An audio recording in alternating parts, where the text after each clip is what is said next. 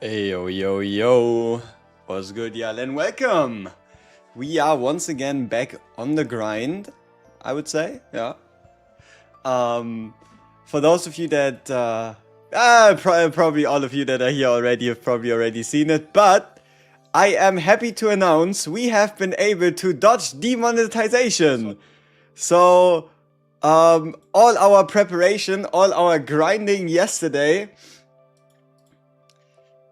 seems to have gotten the job done. So we were able to successfully dodge the plus 18 demonetization with the so-called hide it. So if you can't see it, it is in their technique. Very effective. Very effective.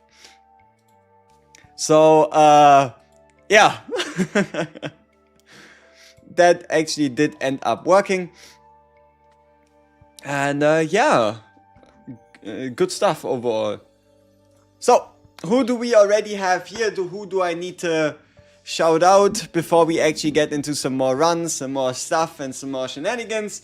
Let's just start from Torricino24's message, and we'll just go the way through, and we'll see how many names I can bang out before I start stumbling over them. So, we have Torricino24, we have Michael J. Bastastas 9183, Babalu, a pigeon was taken. Bucky 6089, Harpur, YouTube, Masashiro Kanzon, Tiri no Irmurder,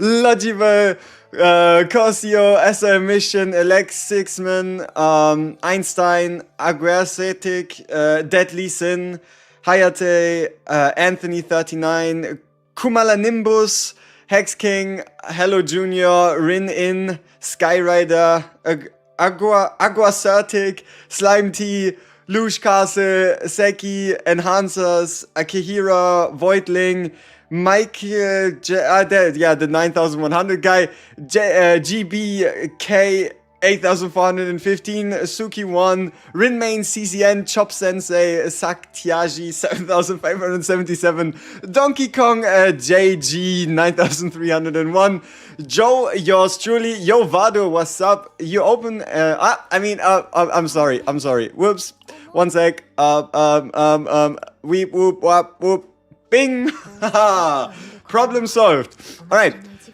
Crystallian, Servant, Shin God, Legonella, MK, my username was, my username with you, ay, holy shit, Polite Cat, Bizanes, hui, foi, murder, what's up, Easy Peasy Games, Hali Diabu, and yeah, Slime Tea once again. So,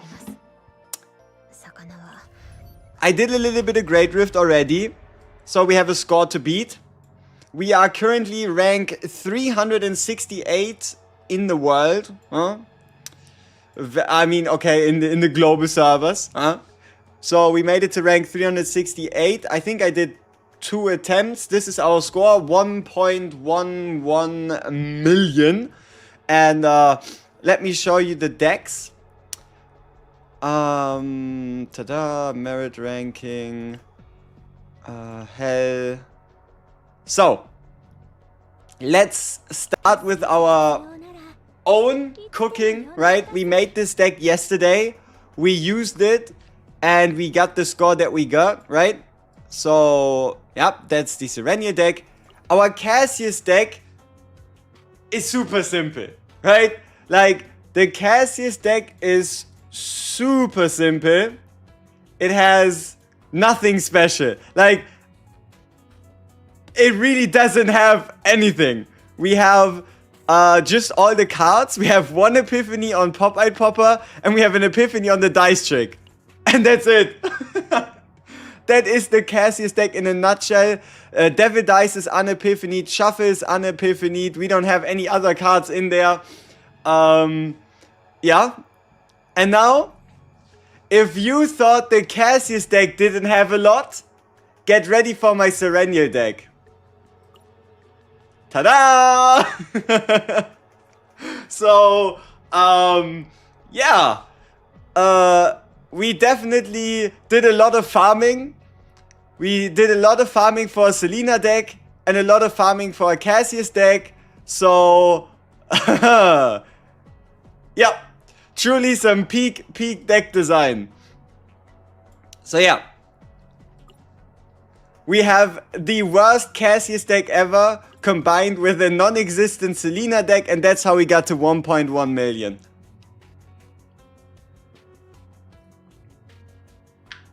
How long did that take? You know, I think it only took me like an hour to make that deck. Wow. Yeah, I thought you're gonna use Selena. Oh, we will. I just don't have a good deck for her yet. So, let me show you what changed since yesterday. We have... Look at this stat line. 821 on 60 on 195. That's pretty high. But we also found another piece, which is this weapon right here. We got that late yesterday. 5.9% crit rate. So if I equip this piece, our crit rate is actually 62%. Right? But the problem is we're lacking a bit of crit damage.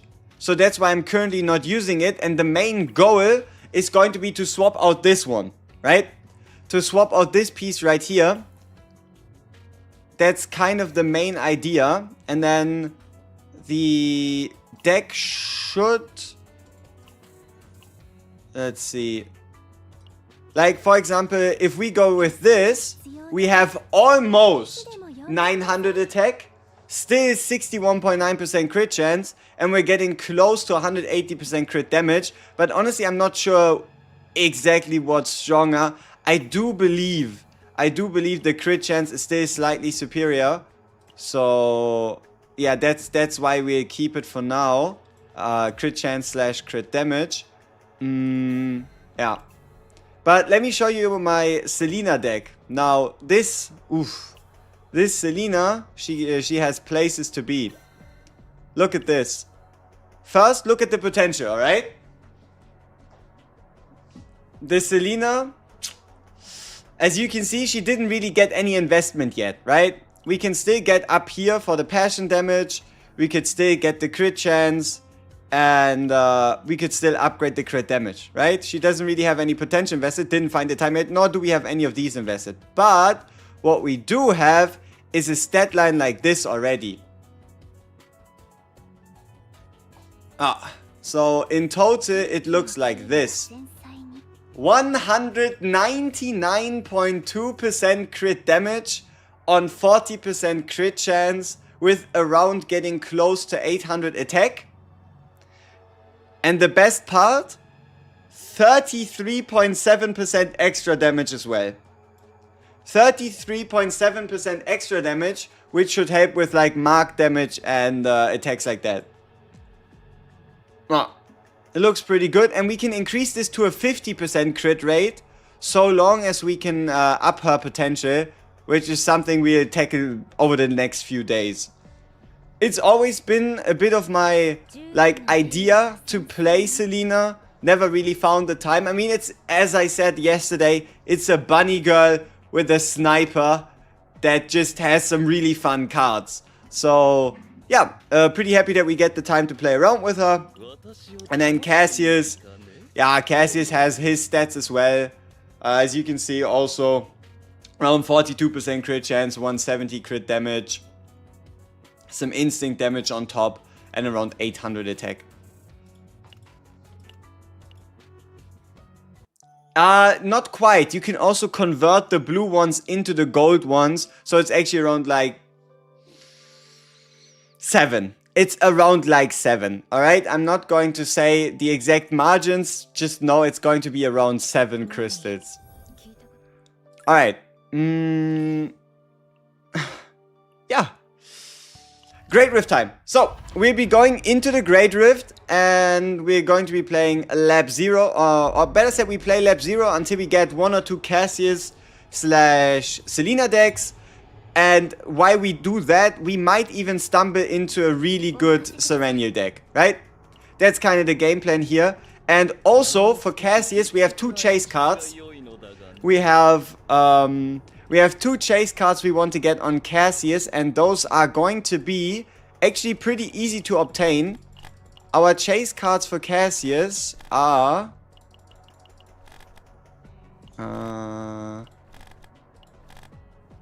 this one, the self-generating experiment, as well as the forced learning apparatus.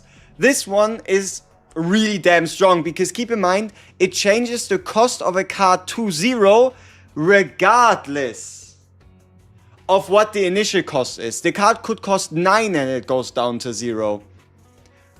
So that's just for like free AP gen. And then this one right here, just for some additional card draw for every single turn. And yeah, those are the cards we also want to try and put into our Casius deck. I'm not really too scared of any debuffs. We'll be taking in Selena, Casius, and Sereniel just like this. And just depending on who we find the cards for, that's going to be the unit we build. And this reminds me of the fact that I might have to work on my Yuri. I do believe... Are you able to sell leveled partners? Does that work? No. Okay. Good. Okay, perfect. We can even bring her to level 50, which is sweet. Maybe 6. Yeah, okay, 60 is a bit too much. But now her stats should look a bit better. Yeah, 842 on 40 on 199. 821 on 60 on 188. And around 800 on 42 on 177. We are going in full DPS, no regrets.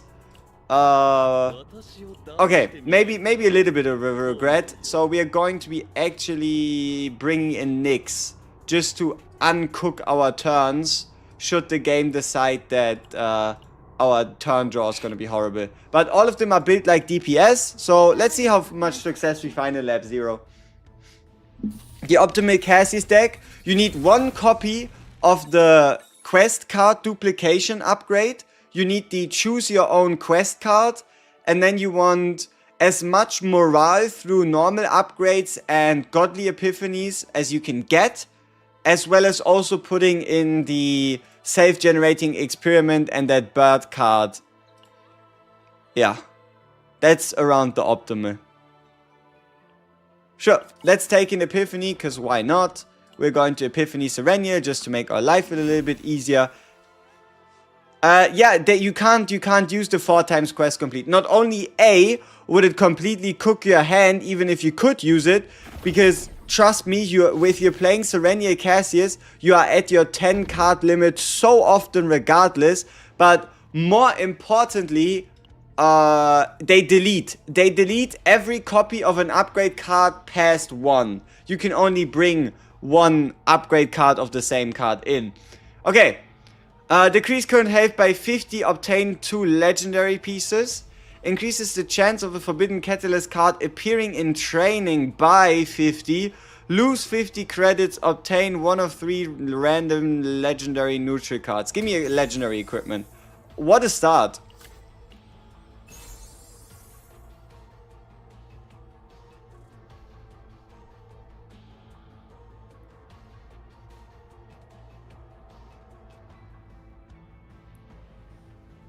I don't have this item yet.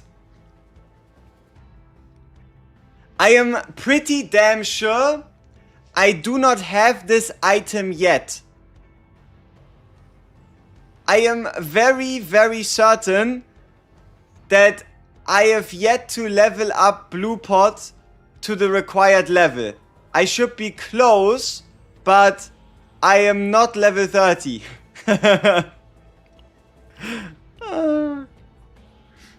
That's a different dice? No, it's the same one. Because you're getting random gear, right? You're getting random gear, which means it can also be gear you haven't even unlocked yet.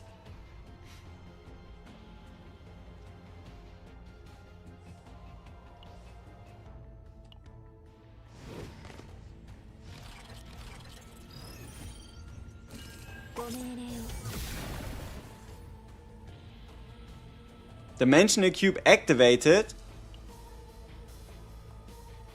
Oh, look, we get a free 10% damage bonus because we're discarding a card at the start of each turn, right? Discard one card randomly at the start of each turn. So we're getting a 10% damage bonus without even having to do anything.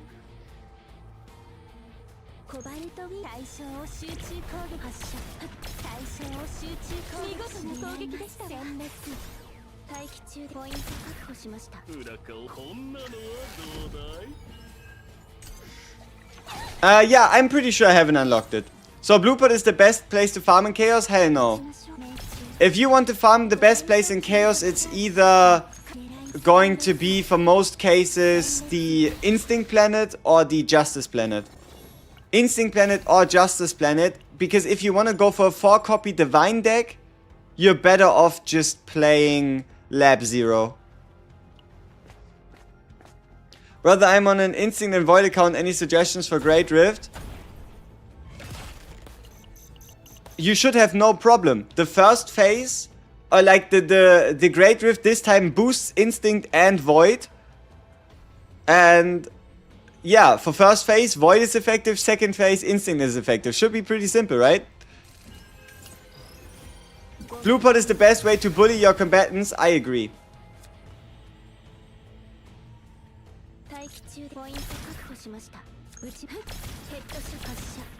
So many shots. Pew.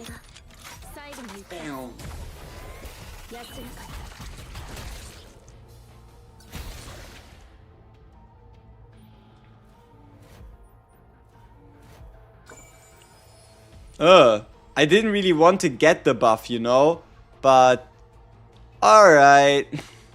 So where's the rift? At the bottom. Okay. Yeah, I think we just continue straight through. Selena uses 2-piece, yes. So let's mark this guy. Attack this dude.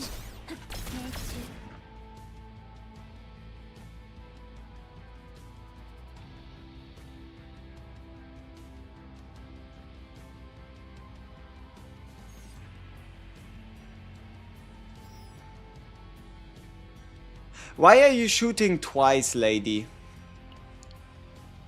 Why are you shooting twice?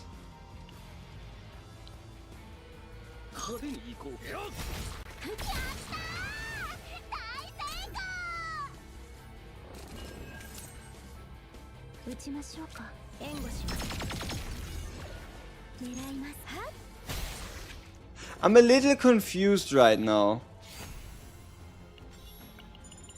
What kind of Selena deck? Obviously the Tenacity Recharge if I can manage it.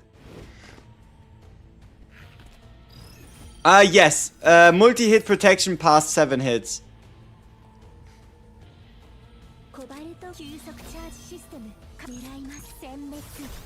There was one mark, but it shouldn't have been a double hitter. Oh! Oh, cause she's E6. Cause she's E6. Isn't E6 like every time you attack a marked enemy deal like 40% damage or something?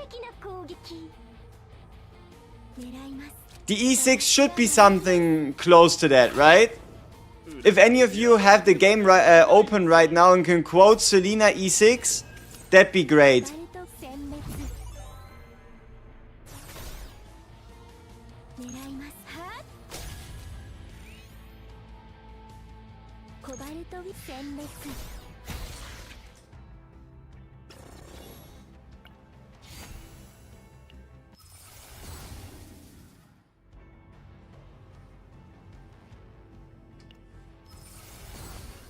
%30 chance to do a double hitter. Alright, alright. The E5? Sadness. Oh, it's the credit chip. Okay, so credit chip means we won't be able to high roll any decks because we won't be able to remove for free. So the way the mutant sample event works is it's a duplicate of this chip. You either get the credit chip or the mutant sample chip. If you find the credit ship, you can't find the mutant sample ship, and if you find the mutant sample ship, you can't find the credit ship. You guys have Selena? I mean, you can get her from the banner that is going on right now, right?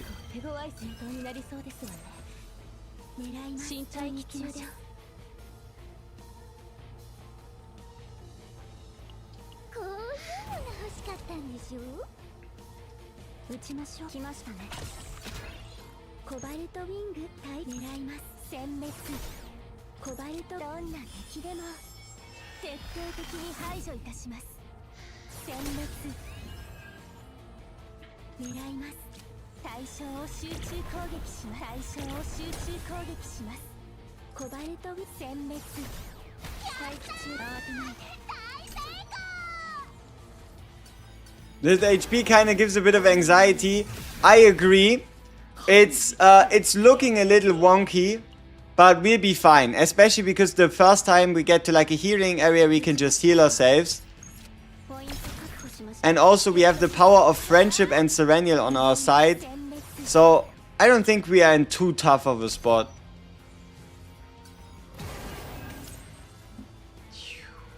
Give me the chat. Let's move that one over.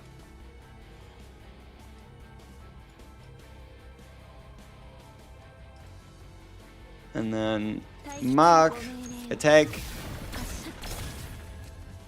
Yeah, the double mark goes kinda nuts. I don't know if it doesn't feel like a 30%. Indeed, the power of friendship and Senmetsu. That is exactly how this goes.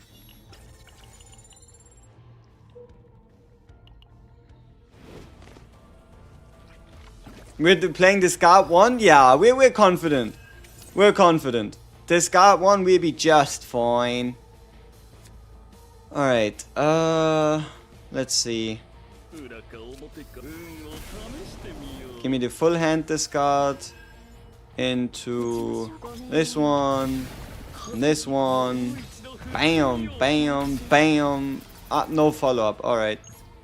And then I guess we just kill here.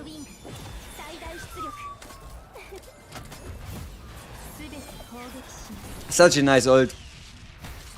Friendships ended. Oh! Cthulhu Lulu! What's up, Cthulhu? How you doing? Let's see if we can get out of him the Tentacle of Chaos. Because if we can get the Tentacle of Chaos, we can put that on Selena. And we can try and make a really good Selena deck. I think that sounds like a plan.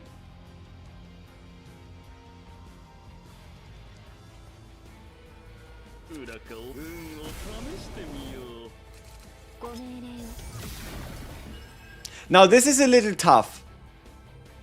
Because we cannot really play the attack cards we have. Wait, what's the difference between these two marks? There is no difference. Huh. Alright.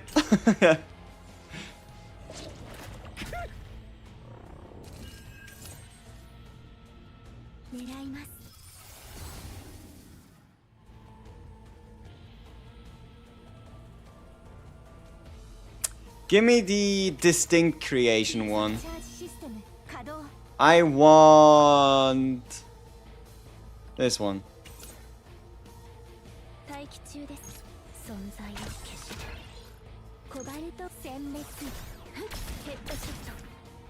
Big damage.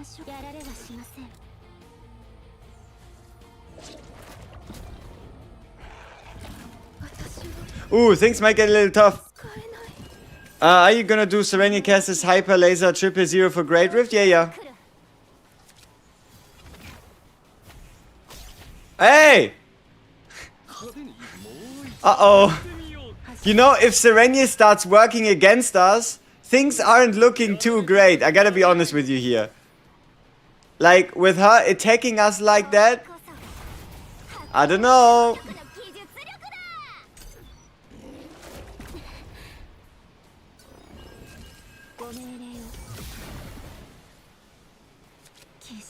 Hey, welcome back. Welcome back, Serenial. It's a pleasure having you back on board, actually trying not to kill us.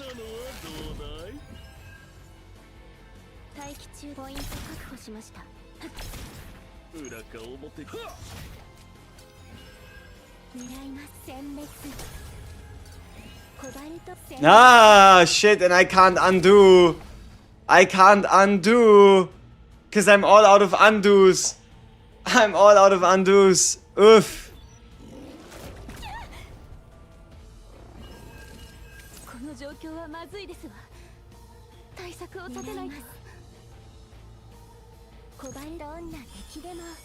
Does this count for Cthulhu? Like her activating other cards? I hope not.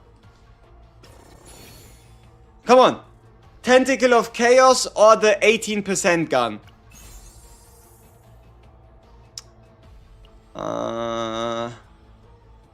I guess we smacked it on Casius.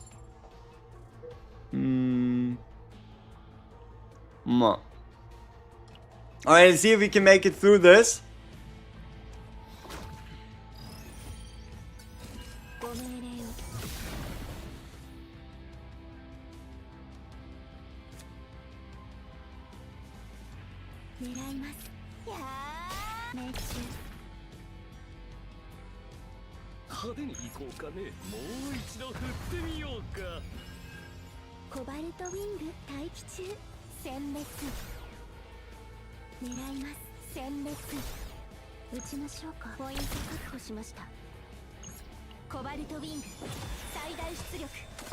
Yep, it's time to re-believe in the heart of the cards. Exactly.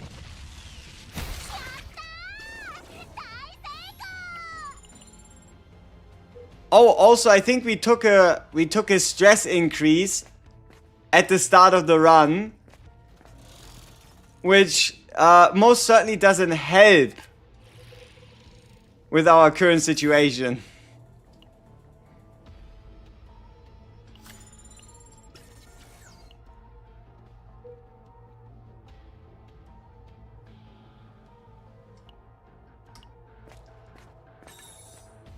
Alright, let's see what we can make out of this.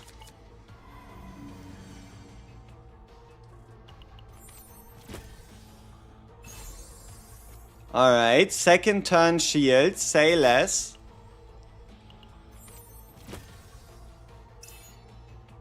Minimal HP recovery, okay. And some credits. Alright, not too horrible.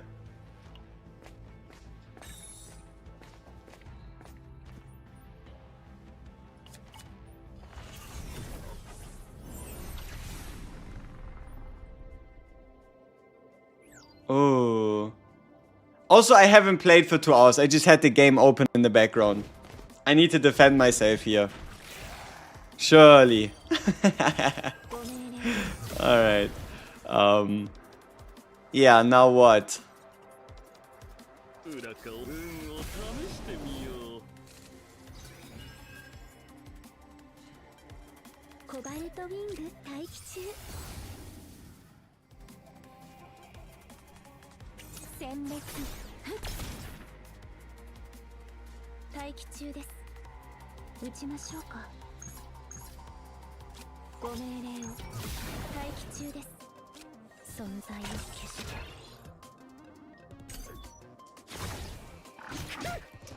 What's the amount of cards to have for a Serenial deck?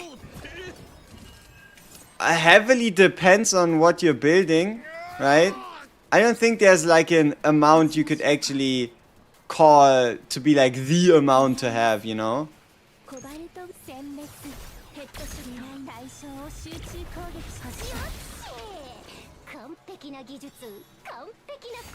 We are still standing, but for how long, I don't know. Alright, last fight before we are safe with the scientists.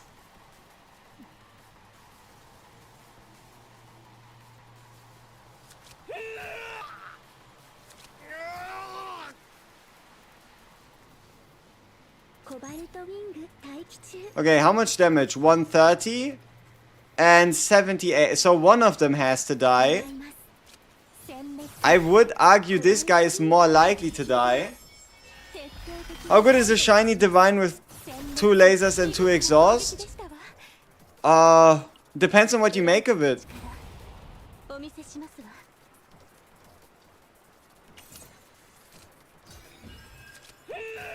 No!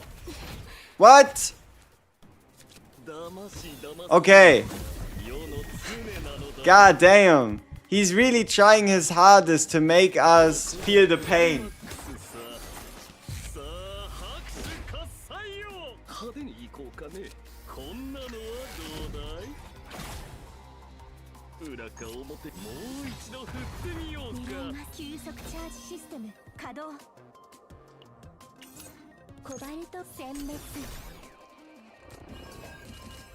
Merry Christmas, keep grinding, love the content. Hey, Faj, appreciate it. Thank you so much. Thank you so much.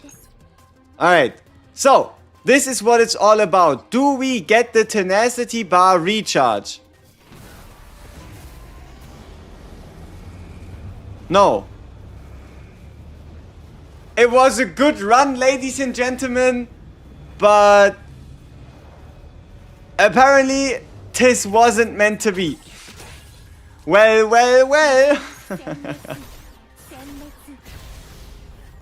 So we talk to the scientists. We see if we get a funny divine epiphany. I mean, maybe we get a Casius deck, right? Maybe the devs decide to give us a Casius deck.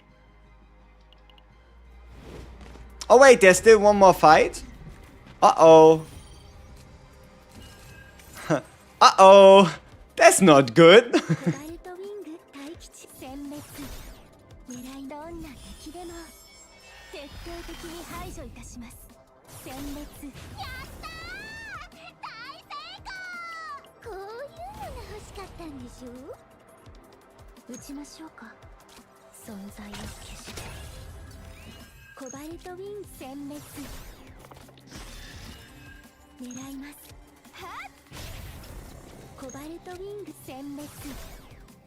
Massive heal.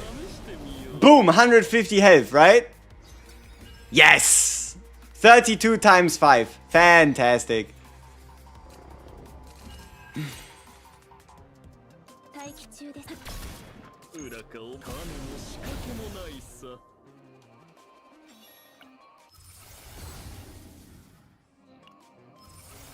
Senmetsu W Casius, indeed. Alright, now. Records of a Toast. What divine epiphany do we get? Would be great if we could get the dice trick, quest card, 1 morale, 1 resolve. That'd be awesome. Huh? Come on, game, make it happen.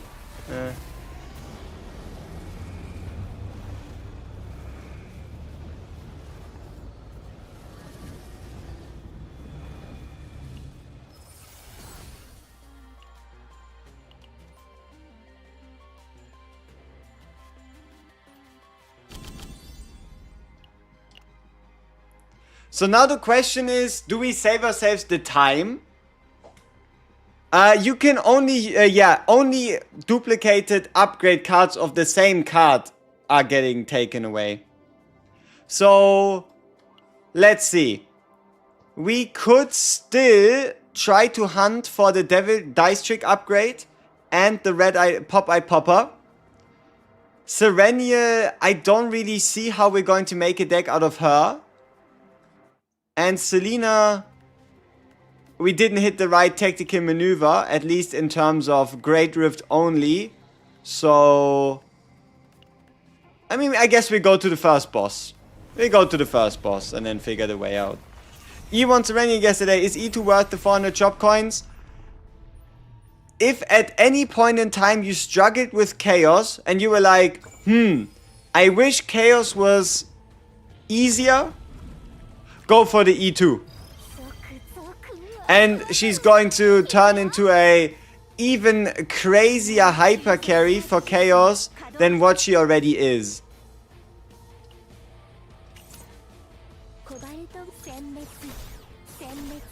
But then outside of that, in terms of like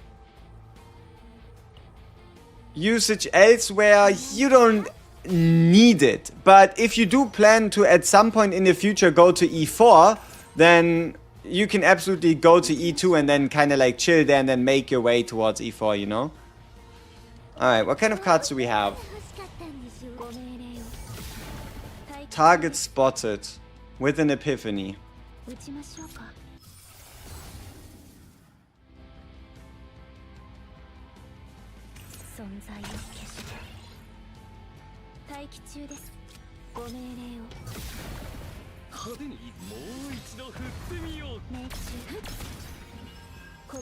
Big damage.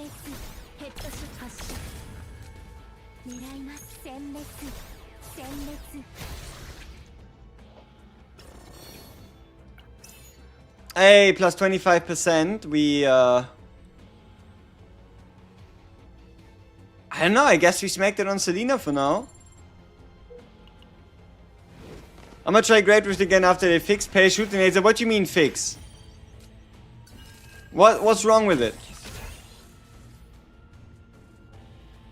Is the cube really good? Yes.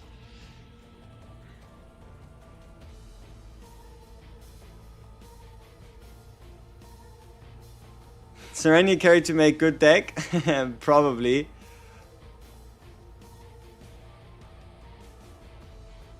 What's Selena's required epiphany for a SERENIEL team? Right here. You want a tactical maneuver that charges the enemy tenacity bar back up. At least that's just for GREATRIFT. Outside of GREATRIFT, you can still absolutely run them together in any combination you like. And Selena's just going to be a bit more of a, yeah, just sub DPS doing a little bit of things in the background. Alright, so let's see if we can get ourselves out of this situation. Give me the create to and discard pile, because we can now attack him. And then break him. Ah, damn, I forgot that we didn't... Oh, whoops. I forgot that we didn't have the double hit version anymore, but we had the buff version. We should have picked different cards, played this in a different order. So, I guess regardless of anything, this run is over. Alright, so, one of the reasons why things went the way they did is because we picked a Fate that took 60% of our health. We refused to go to any campfires. And we started with a 40% full stress bar. Now, do we change anything? Do we change Casius into a more defensive build so that his heals are stronger? No. DPS to the moon. In we go. If I was E2, would have it helped? Oh, absolutely, because E2 lets you start every single battle with 2 homing lasers. Oh. Oh, would you look at this? We have a card conversion. We can convert one of his cards into a card that we're looking for anyway. Self-generating experiment. So we save ourselves a bit of save data. We get the card we're looking for anyway. So yeah, maybe this is the goated Casius run. Right? Maybe this is the goated Casius run, because making a Casius deck really ain't that difficult.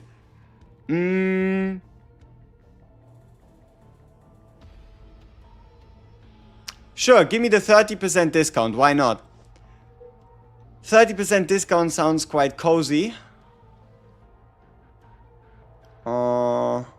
Where's the tunnel? Down here. We could move there, but we could also... Yeah, so 1, 2, 3, up, down, down, down, down, through, down, up. Ha! The perfect path has been discovered. Why no lazy fate? Because we quit after the waypoint. You see on the map? This is how I like to play my lap 0. Make my way to the forbidden tunnel, see what the forbidden tunnel gives me, back out, back in, right? Because if you get past this line of gems, of crystals, that is how you can, yeah, just get any fate at the beginning. Pew.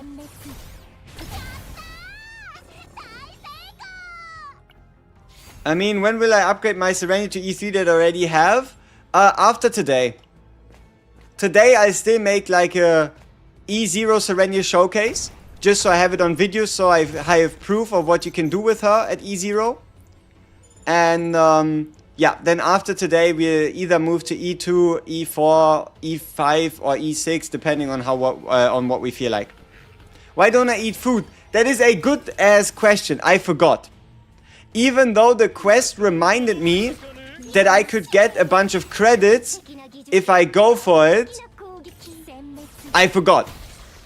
As simple as that, I completely forgot the fact that food is a thing. So we're going to get ourselves the defense and crit food for the next time.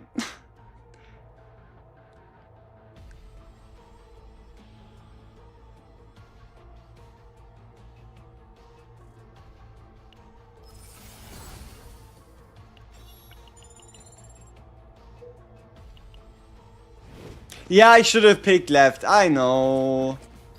I got E5 Sereniel and 640 of the currencies to get our last dupe.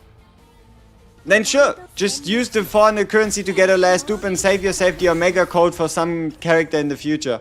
Or save yourself the points for some character in the future. It doesn't make a difference. Think about it like this. You either A, use 400 points, so you lose 400 points, but you get E6. Or B, you use the Omega code, get the E6, but you lose the Omega code. In both cases, you either keep the Omega code or keep the points. It doesn't make a difference. The only difference would be if you decide to go offline after pulling for the character and then only come back after the banner. So yeah, I think that's the only thing that really make a difference. Is it good to give ego boosting items to M2 Sereniel?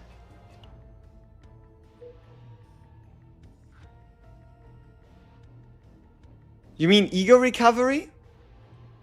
No. You don't need ego recovery on her.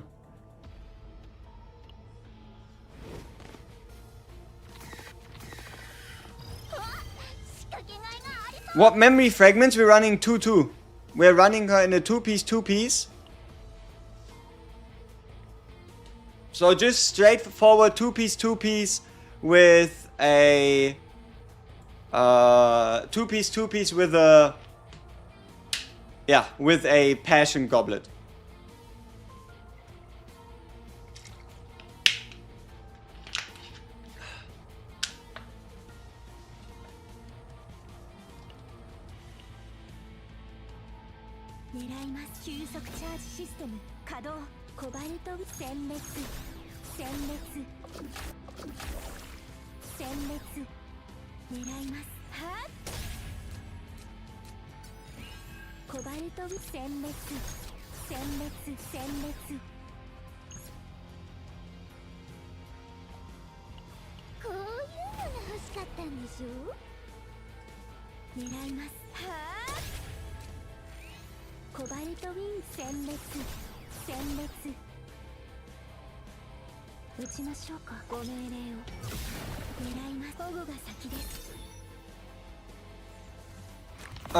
Two-piece basic? No, it's just two-piece. And then some offset pieces. Just some pieces with good stats.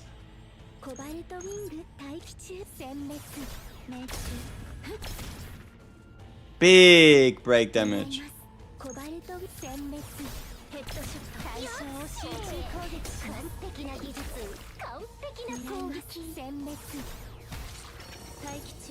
Ooh, monster card.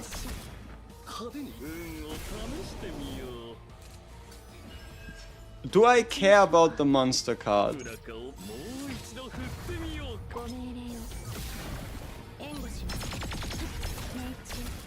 What the hell was that? I don't even know. I don't even know what she just shot there. So, 120 times 2 on the feet times 2 to random enemies. Sure.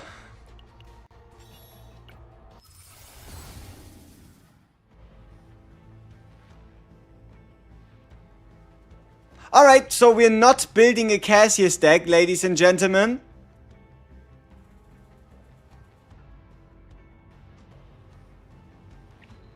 Alright. Okay, why not? So it looks like we're not bidding a Casius deck this round.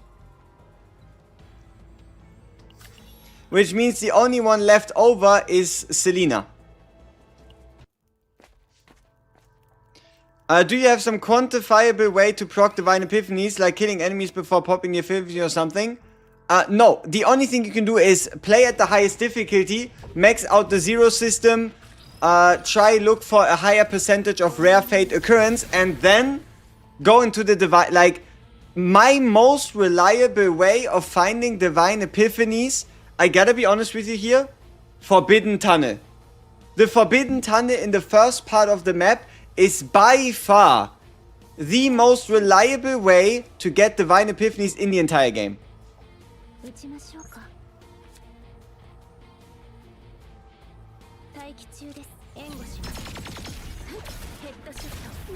Holy!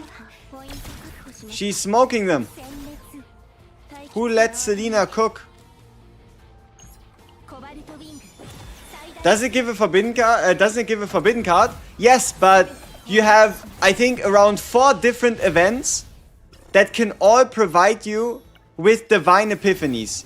There's around 4 different events that all have the option to give you a Divine Epiphany. There even is the best event, in my opinion, and that is you can get a forbidden card, and then there's an event where you can select which card you want to Divine Epiphany. And you get that thing like every second, every third run. It is pretty damn frequent, and you're never going to find a better chance to target Divine Epiphanies in any other way. Should you use your free dupe crystal thing on her? Not if you go E1, only if you go E2 or E4 respectively. I wouldn't really recommend using it just for E1. Best Cobalt Light Epiphany is either the multi-hit one. The multi-hit one has a lot of favor, or the on Ravage 4-hitter turns into 8-hitter. Those are the most used, I guess. Alright, let's see. So this event is a dud, right? But at least we can trigger the question mark boss. So now, for the second, we either get any event of the scientists with a Divine Epiphany, or maybe even the select event. See, it is that easy, ladies and gentlemen. It is that easy. You go into the Forbidden Tunnel, you know what you're looking for, and you get it, right? You just make it happen. So, which card do we want to divine here? We already got the wrong Casius Epiphany, which means give me a divine... Give me a divine...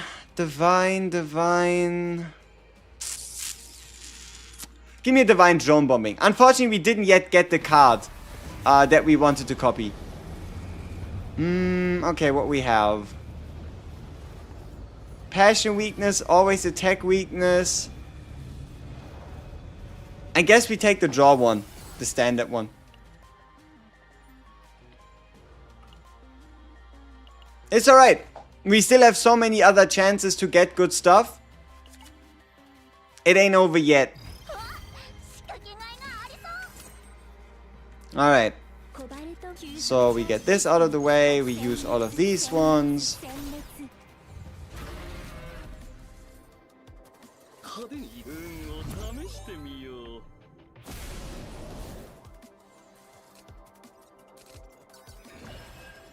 Give me the 0 cost. Which card do I want? The missile? Oh, missile could be enough to break him. Perfect. Ooh, look at this.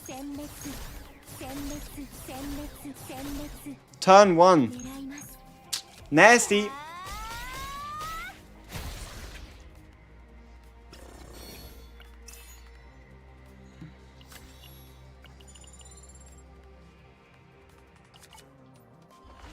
It's only on the first Forbidden Tunnel. Yeah, the second Forbidden Tunnel is always guaranteed to only be fights and then this like triple scientist circle. I don't like the second Forbidden Tunnel as much as the first one. The first one is by far stronger. Do you do difficulty 18 on lap 0 or where you get the best decks? Yes, this is what I'm doing. We are on lap 0 playing difficulty 8 on tier 13 on nightmare mode, so basically tier 14, meaning a cap of 160.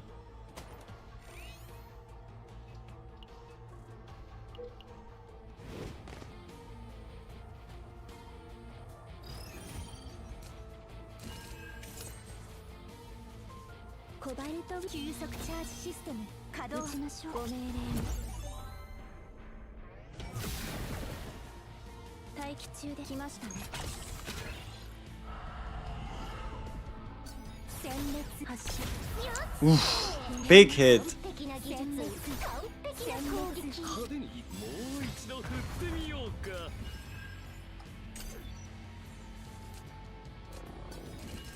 Nine hours yesterday in lap 0 and didn't get a single divine epiphany for homing laser. Then you must have been doing something wrong. Like, there is no way you played for 9 hours and you didn't manage to find the Call of the Void select divine epiphany for one card of your choice. You might, I don't know, maybe you skipped out on the Forbidden Tunnel in the beginning, or you got like unbelievably unlucky. But that's crazy. Hey, divine epiphany on the monster card. Now, ain't that a little something? No, I usually don't go for the second divine tunnel. Forbidden tunnel, sorry.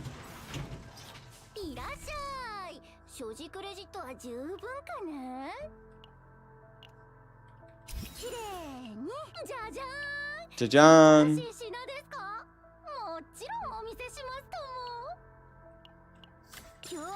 We're buying this headpiece for survivability.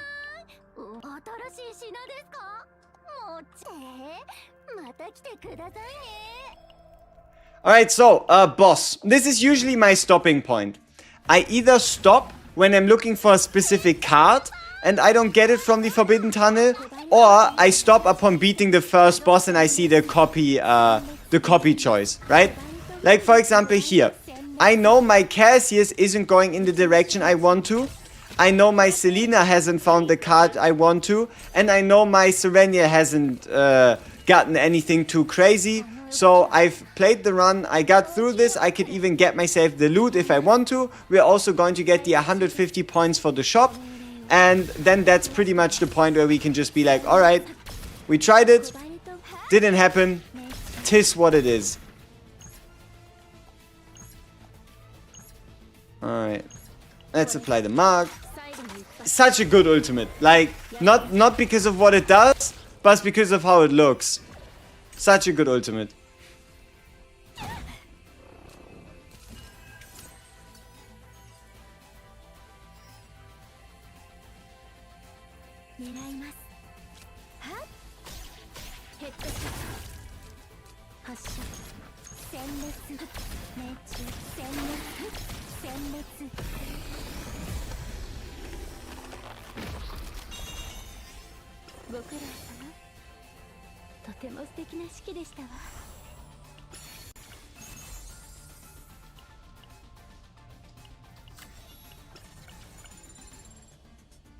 Ooh, another instinct goblet to gamble on. Say less. Alright, and then we continue. The forbidden card, unfortunately, is going to go a little unheard. Is the sealed forbidden card in the interior dimension tunnel 50-50? Sometimes it doesn't appear. It's kind of like, I would say 70-30. In like 7 out of 10 runs, you do seem to get a forbidden card nowadays. What would be the best team for Hugo Renoa? Probably Hugo Renoa Mika. You can never go wrong with Mika, and you're always going to need more AP and solid healing.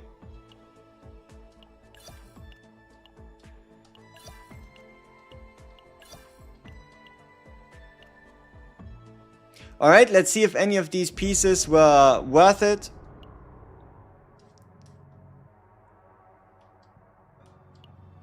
Health, health, and passion.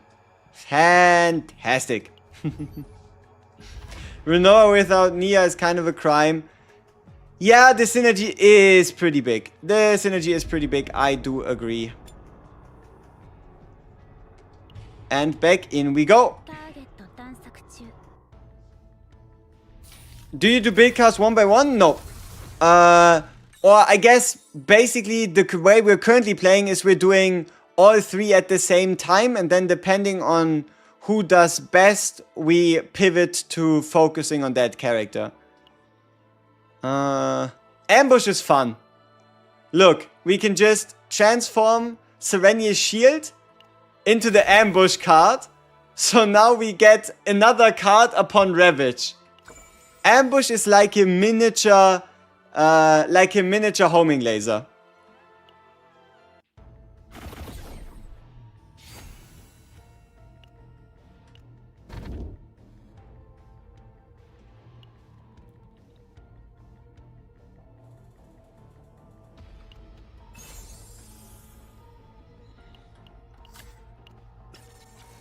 Omega Core, should you save it or should you use it on Sereniel? Only if you want to go E2 or E4, otherwise just save it. Like, there's no point in you having to use it now. You can also just wait for another limited or collab unit in the future. I guess make it based on how much you like Sereniel. Alright, bottom lane seems good. Besides being limited, is Pico really worth it? Yes! She is that good, and not just because she's limited. She's the first partner with a really stacked passive in terms of damage boosting. And she also has, the first permanent partner skill, you could say. It's something new. It's something exciting. And 25% crit rate. Oh my. Like, for example, our Sereniel with the partner skill active has 87.2% crit chance. Now, if that ain't something, I don't know what is.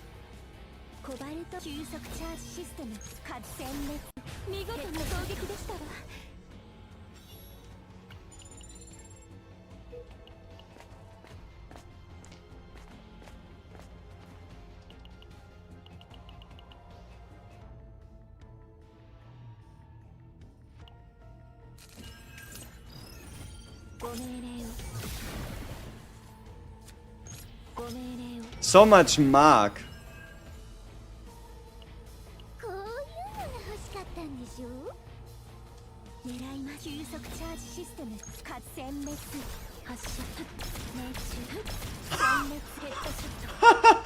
What did she just do? Holy shit. That was a lot of follow-up attacks. I love it. Looks damn impressive.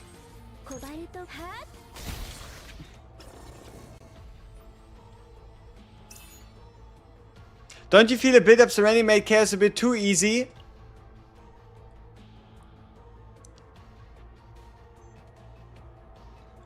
It does certainly become rather easy if you play her at E2, but why not? Right? Like, if you think Chaos became too easy, then just don't use her, right? If you think she made it too easy, then just don't use her, right? It's nobody forces you to use her. You've been able to clear Chaos without her. You will be able to clear Chaos without her in the future as well. So if you think it became too easy, just refuse to use her.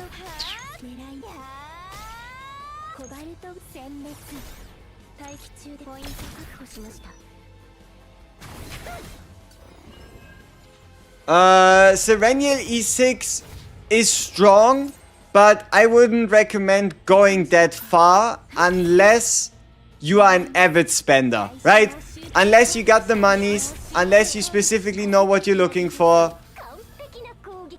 Only then would I really say you should go for the E6. Like, the E6 is good, don't get me wrong, but by no means is it like a must get, must have, get it now. Because even if you are E4, you can just save up 2 Omega codes and then just get it to E6 at some point in the future as well. Like, E6 is 7 copies. That's a lot.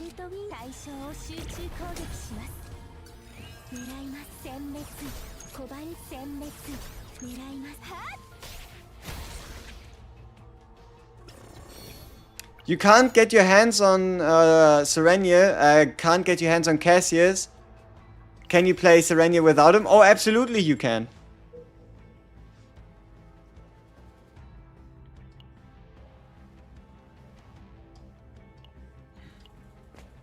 So why Casius here?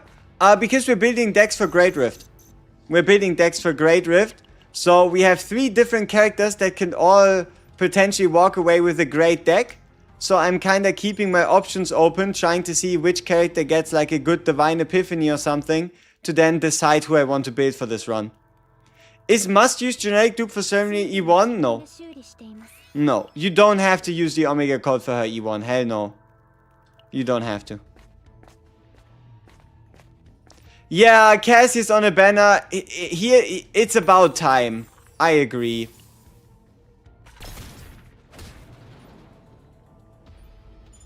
It's weird that Nia is getting a rerun instead of Cassius being on a banner.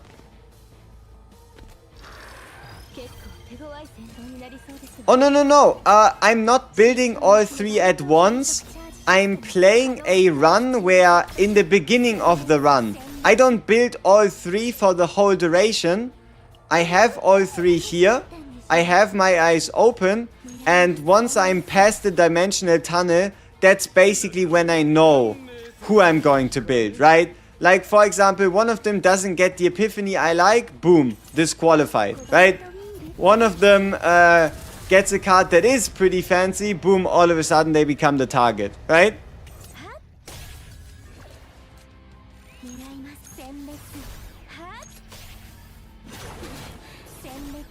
You used your my code for E2? Sure. Why not?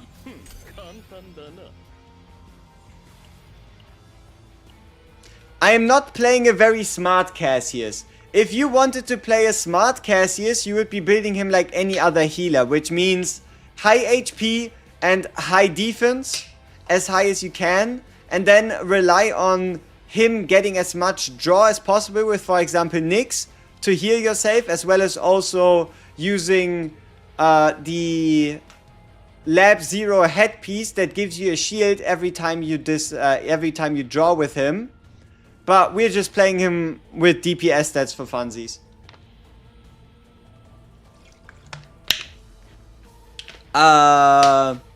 No. That's too low, my guy. Popeye, it's not just 500 bucks to get E6. That's a little too low. Okay, let's be real. It's off by quite a bit.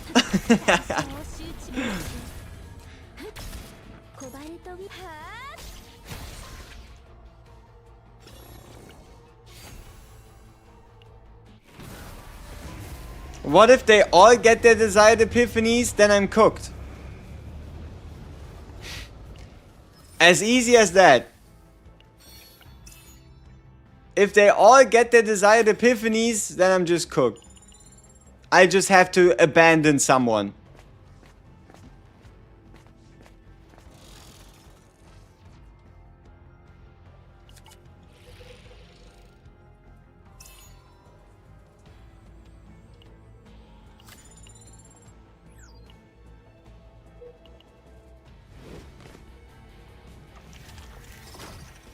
You make every controller sub DPS?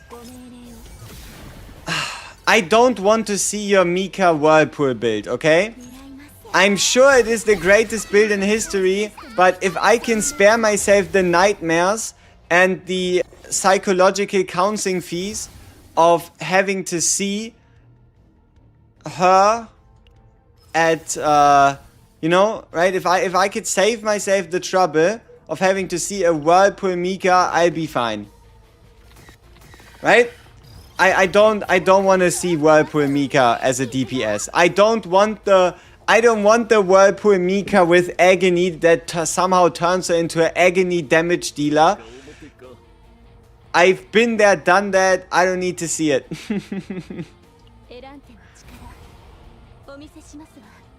At minimum, it's at minimum 1 Omega code per season. They didn't ever quantify how many it's going to be and if it's always only going to be one, but it's at minimum one, but it could be more so long as the devs don't tell us that it's guaranteed to never be more than one.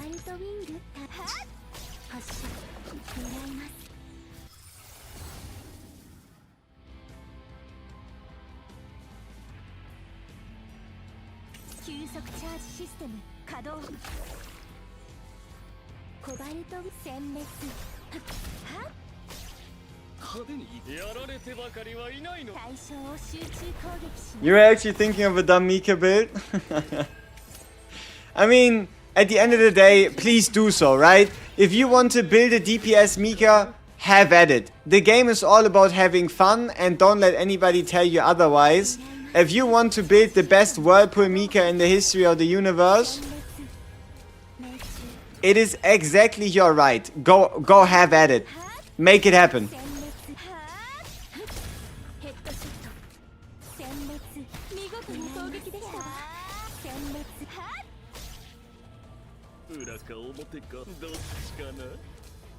Look at this ambush card coming in clutch. Such a sweet card. What does Mark do? Mark is a debuff on the enemy that so long as you play a single attack card leads to an extra attack based on extra damage from the unit that plays the Mark debuff.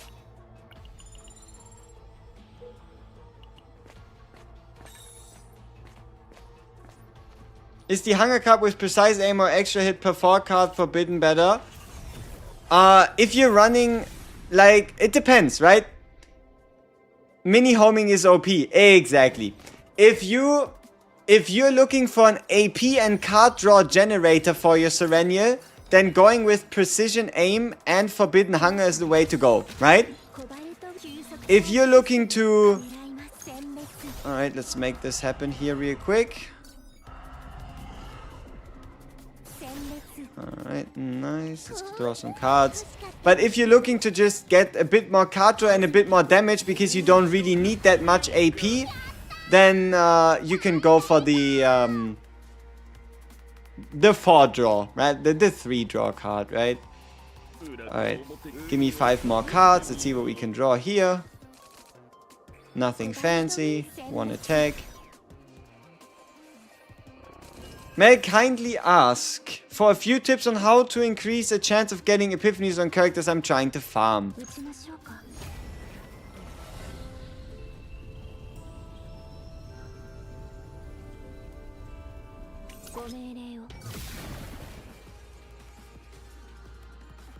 Pretty good. My best tip is play the highest difficulty you can, right? Play the highest difficulty you can, especially if you're playing lab 0. Look for a chance increase, like the rare fate chance increase. It's a bit more superstition, but it might help. And also, yeah, make sure your zero system is maxed out, right? Make sure your zero system is maxed out. 800 damage with a mark? Selena, what are you doing?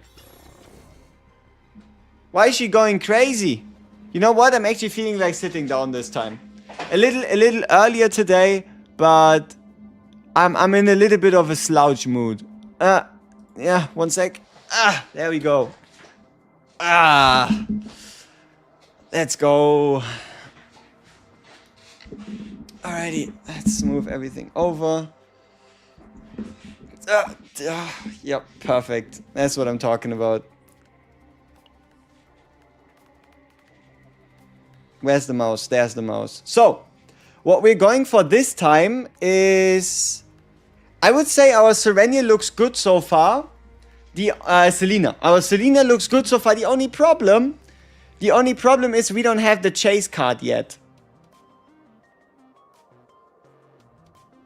We're still playing Watcher occasionally, but I'm planning to like make like a, you know, big comeback 2026. At least that's what I'm telling myself. That's what I'm telling myself.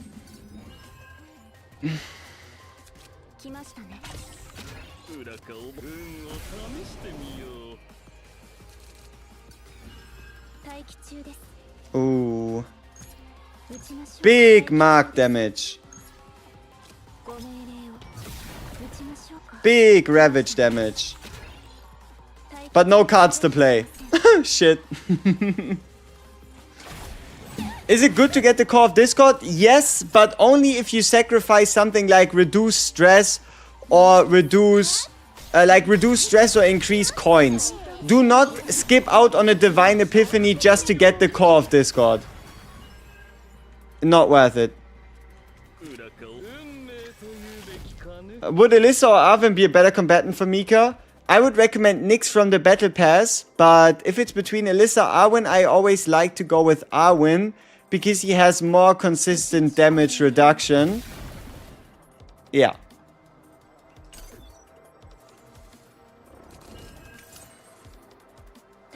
What would I mean by Zero System maxed out? Yes.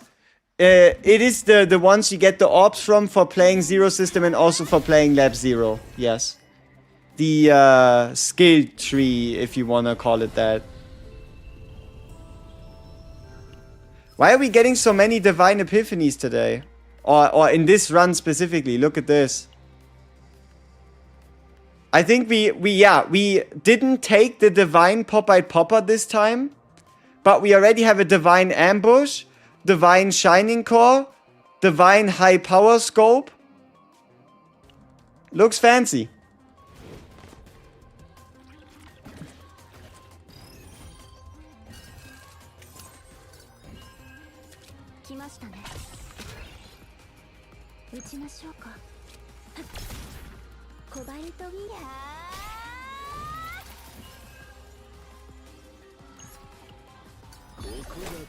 Could I get a quick save data review from you in the Discord for your Ray deck?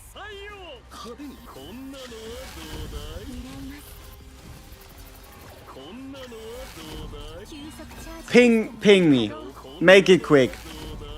Go to the Discord, general, any chat, whatever. Send your thing and ping me in the message. I check it out after this fight.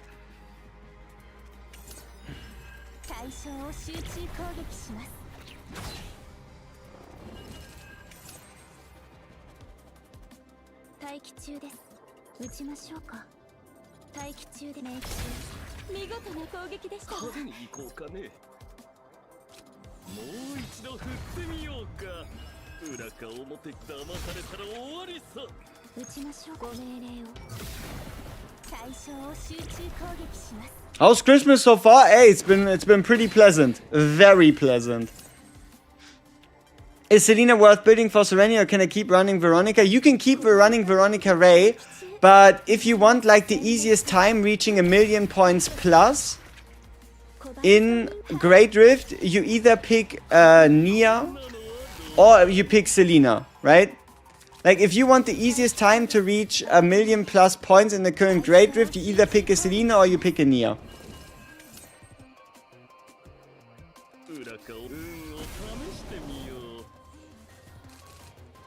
Yeah, our Casius is balling as well. Yes, he has some decent gear, but he has DPS gear. Yeah. Are you not looking for the weakness bar reset epiphany? What if I tell you I'm trying? Does that change anything? What if I told you I wanted to? What if I told you I'm trying? Right? We just didn't get the card yet. And yes, we are pretty much playing 3 characters at the same time. For example, if I get the right card on Casius, I commit to Casius. Get the right card on Selena, I commit to Selena. Get the right card on SERENIEL, I commit to SERENIEL. That's kind of what we're playing, right? We're just keeping our options open.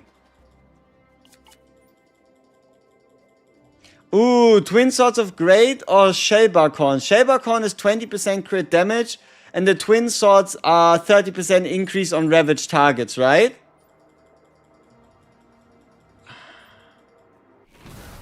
Probably pick the Shellbarkhorn thing.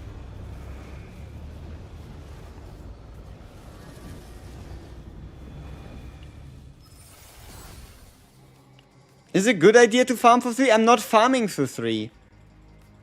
It's a You could say it's a way of playing chaos by maximizing the fun you can have. Because nothing is more frustrating than running the same Veronica Mika team every single time and having to quit the moment you don't hit one very specific epiphany. I just don't like that playstyle, right?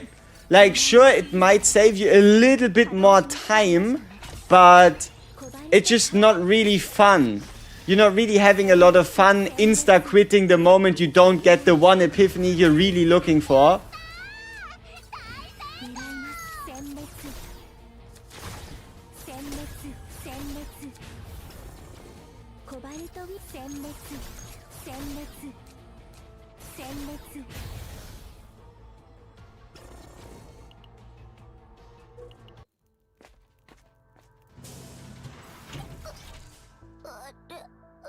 Exactly. Like, if you put yourself too much into a corner, you run the risk of burning yourself out on the game. And let me tell y'all a secret, okay? If you're burned out and due to that not playing the game, you're not getting any decks. Isn't that crazy, right? If you're burned out or bored from the game, you're not getting any decks. So how about you just take things at your own pace, have fun, and you're going to get your decks. Like, the odds of you getting a god deck while being burned out are exactly 0%. They are exactly 0%, so yeah.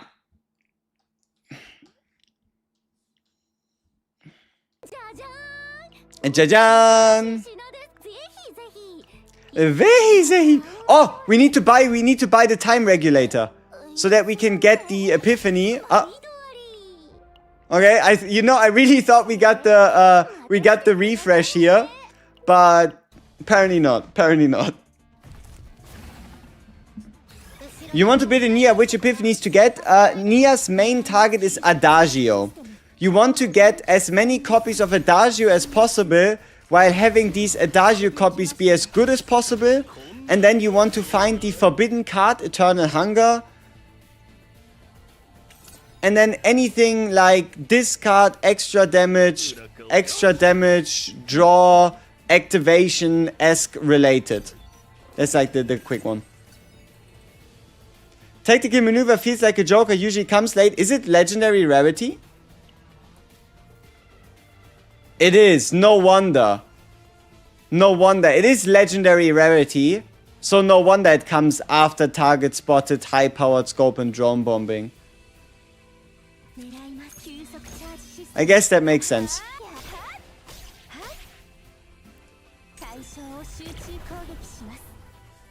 Is Casius better for Serenity than Nia? It really depends. If you're playing Dimensional Cube, right? If you're playing the cube that increases your damage based on the card amount discarded, no. But if you're not playing it, then yes. Ooh, big break.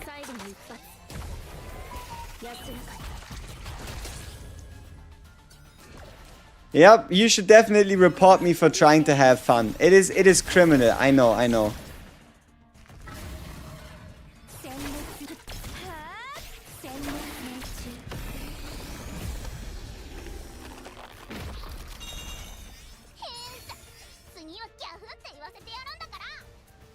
Did she just do 1,000 damage per mark? This Selena is doing things. Holy. How many hours do I play CCN in a day? It depends on the day, but probably like 8. But yeah, I lost my train of thought because of the damage.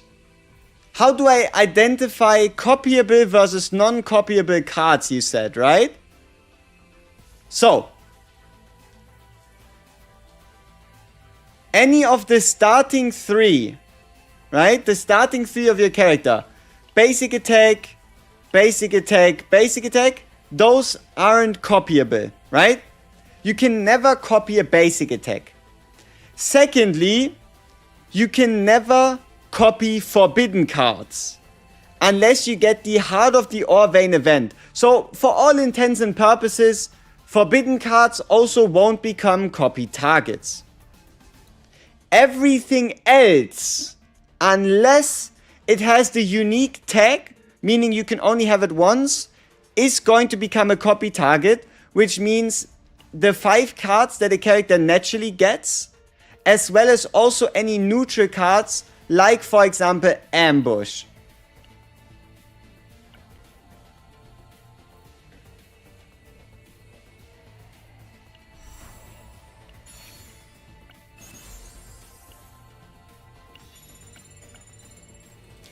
Alright, let's think about this. Which deck, is there still a deck we could build here?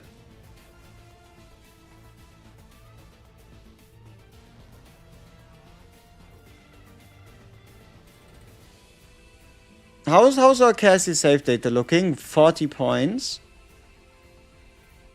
So, for Selena, we could still get a 2 copy or 3 copy break bar restore. Or we build Casius. Right? For Casius, we need to find the dice trick and get the upgrade card Epiphany on the dice trick. So, we still have 2 decks that are alive. And does extra damage also count as base damage? No. Extra damage only boosts things that specifically mention extra damage in its description. So yeah, Casius or Selena are both very much still alive and breathing. So let's see what fate has in store for us. We're actually going to take the Forbidden Tunnel this time. No. So give me the mark. Give me the attack. Give me the double discard.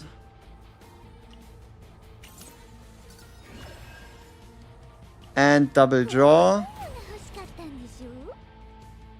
Combined with a 0 cost shot that reduces all our cards to 0. Nice. Okay, now what? We increase mark damage.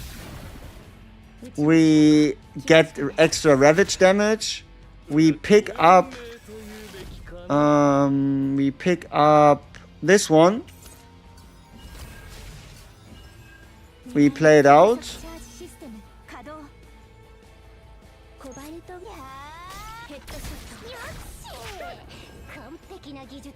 1.5k? Okay, Selena. Alright. Why not? Why not? I'm here for it.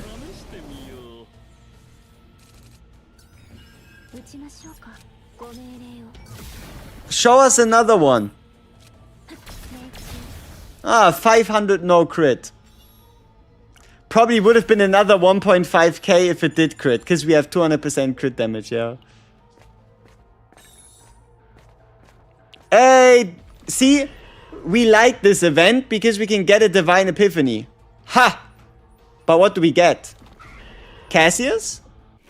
No. Oh. Not that important. But hey, we take some extra tenacity damage, but we're not really building SERENIEL anymore, so it's just good for, like, I guess, run security. Is this SERENIEL's optimal team? SERENIEL doesn't have an optimal team. Wanna know why? Because every team that has a SERENIEL is her optimal team. Like, if you ever wanted a character that fits into any team like Mika on game launch did, it is currently SERENIEL. You can run her with absolutely anybody in any combination, and the higher... Ooh, tactical maneuver, welcome. And the higher your investment, into your Serenial, the more true that becomes. Alright, so let's see if we can break him here.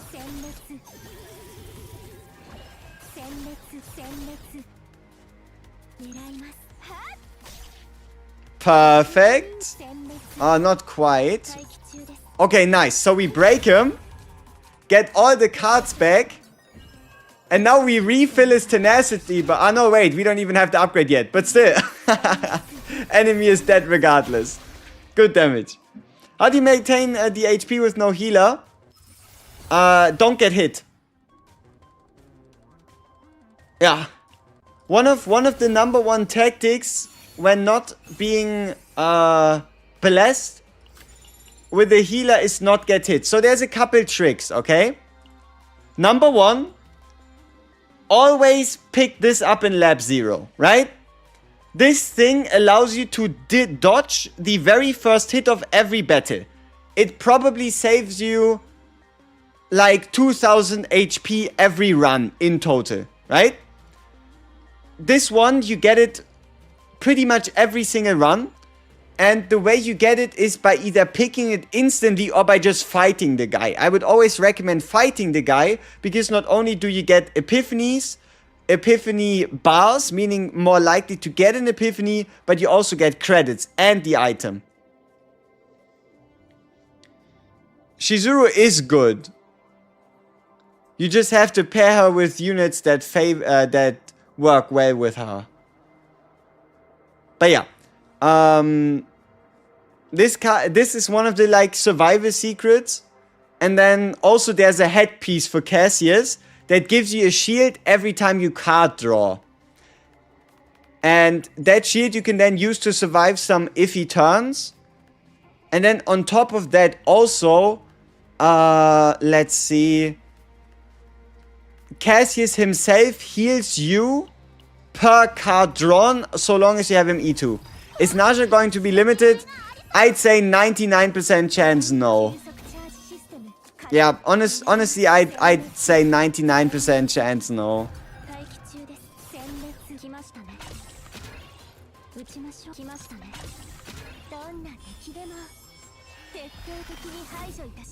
All the big buffs and adjustments are Season 2. If you're wondering, okay, where's the healing buff to all healers that aren't Mika? Where is the Yuki rework? Where is all these other things? February. February 4th, to be exact. So the way this works is we are currently in the last week of Season 1. And then on the 14th of January, we start the Season 2 pre-season. So you know how we had Haru in Season 0, and then we had Season 1. We're going to get Naja as our Season 1.5 character, and then Season 2 is going to start in February with all the big upgrades. And Tower is January 14th. Tower comes out with Naja. Tower mode is just too, let's see. Tower mode is in 18 days. Tower mode is basically when Sereniel's banner ends. Is Selena a big boost to Sereniel gameplay? For GREATRIFT, absolutely. And in Chaos, it's just a fun combination to play, but you do not have to play it. You do not have to build a Selena just for this. So, what we are going to get here, mark my words, we are going to get ourselves a tactical maneuver godly epiphany.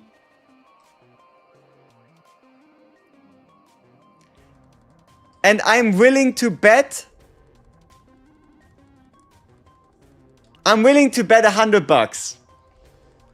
I'm willing to bet $100 that we're about to get a tactical maneuver divine epiphany.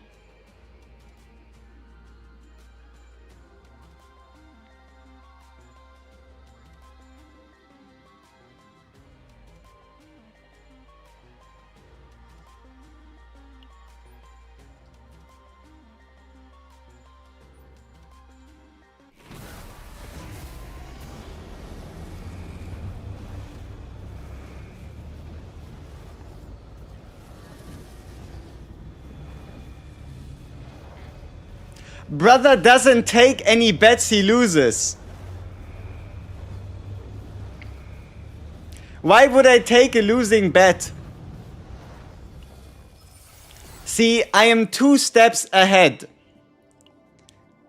It was a bet I couldn't lose. Look. Pop-Eyed Popper Epiphany. Shuffle Epiphany. Devil Dice Epiphany. Homing Laser Epiphany. Shining Core Epiphany. Plasma Missile Epiphany. Ambush Epiphany. High-Powered Scope Epiphany. Target Spotted Epiphany. And Drone Bombing Epiphany. There was never any chance that I could lose. But yeah, at least it looks like I know, eh?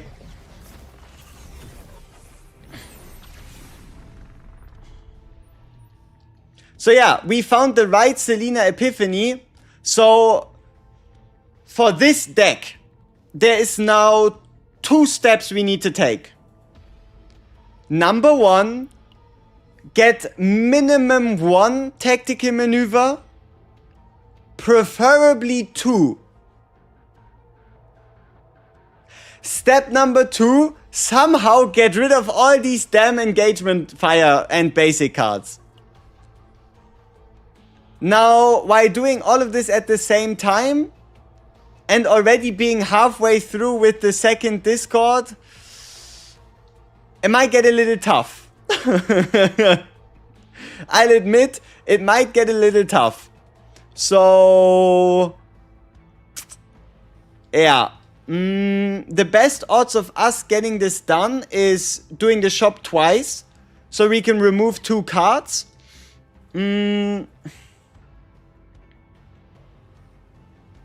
Alright. Let's get the epic pen thing going. Alright, bang.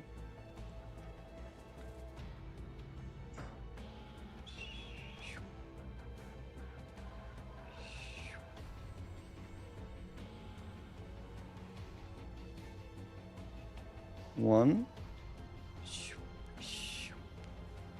2. Okay, 1 sec.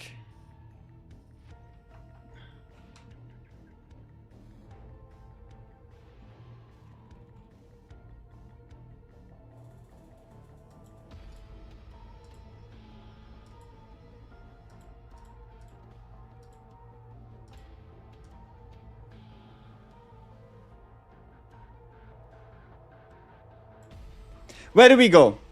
1 or 2? In both cases, we have 3 question marks in our way, which means 3 chances at getting the Divine Epiphany. Where do we go? I'll make a poll. 1 or 2? Where to go? Ta-da! Alright, where to go? 1 or 2? Like, technically speaking, we do get 1 more question mark on 1. So how could this even be a question? You're not wrong.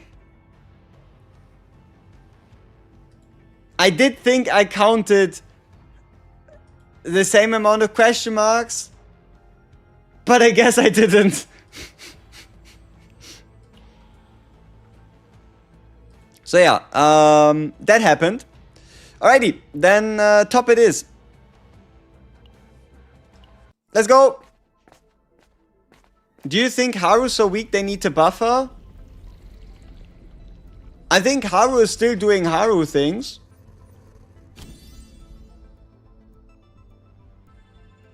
Yeah, exactly. Two would at least still also lead to the shop. What about a gear from the elite? He could only give us rare and legendary gear anyway. The best thing we could hope for is like a Cthulhu invade.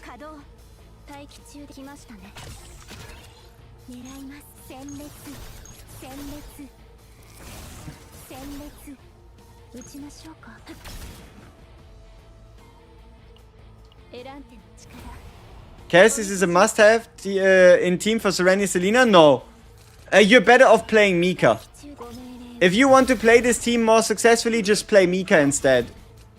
Easy. It's not even close.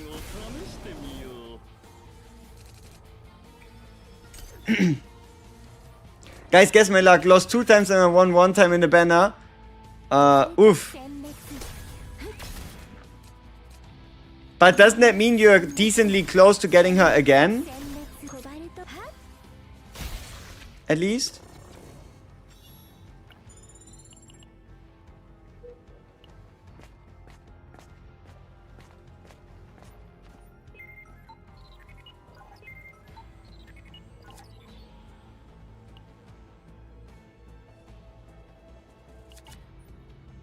Is this a real Christmas hat?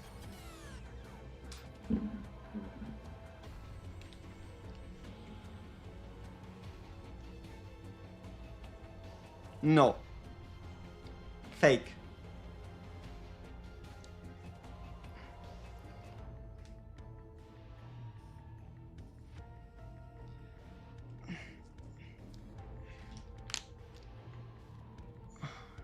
All right.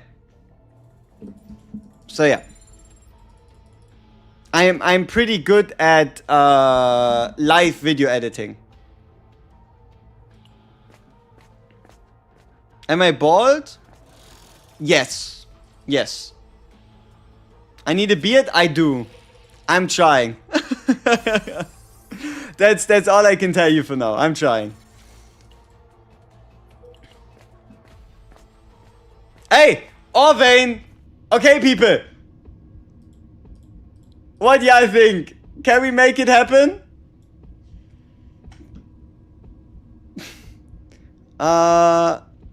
Alright. Selena recharge copy.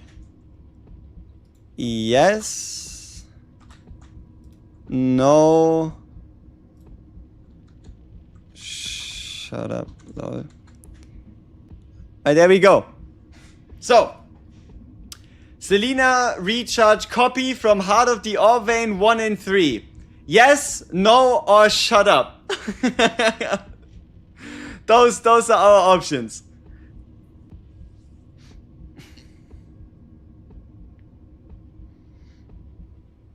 Alright, we have a bunch of believers. Let's see if we can make it worth it.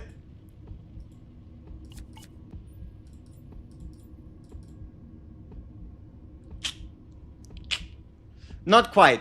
The big issue here as well, there is no point to us picking target spotted because it doesn't do anything for us. It would get removed anyway. So I guess we're doubling down on the devil dice. Yeah. A big oof. A big oof indeed.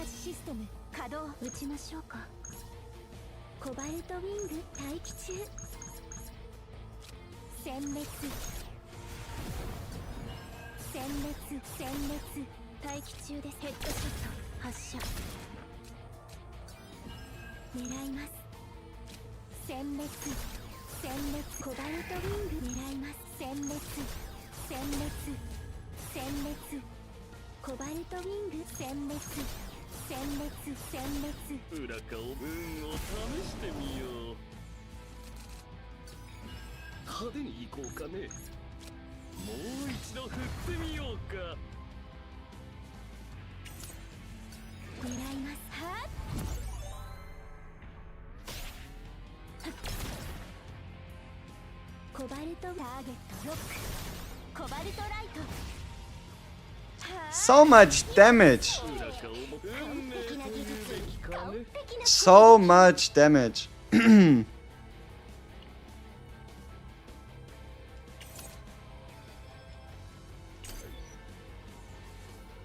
A pay shooting star, decent copy. Pay shooting star is a decent copy, yes, but it's even better if you have a E2, E1, right? If you have an E1, it's even more valuable, but it's not a bad target.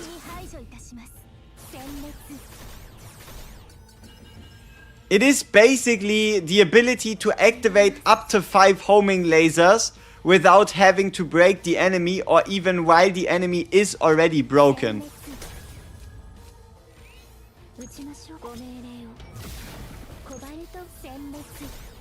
Cthulhu!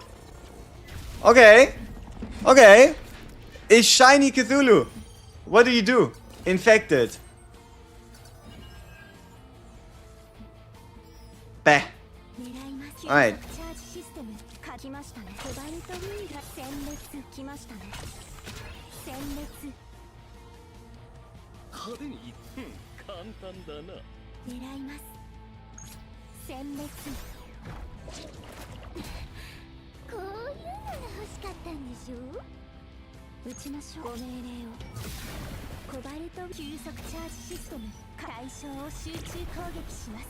Watch him get the armor, I hope not.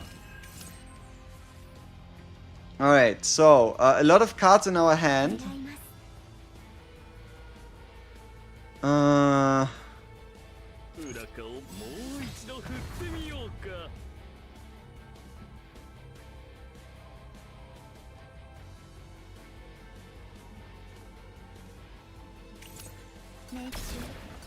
1000 damage mark, that is what we're here for.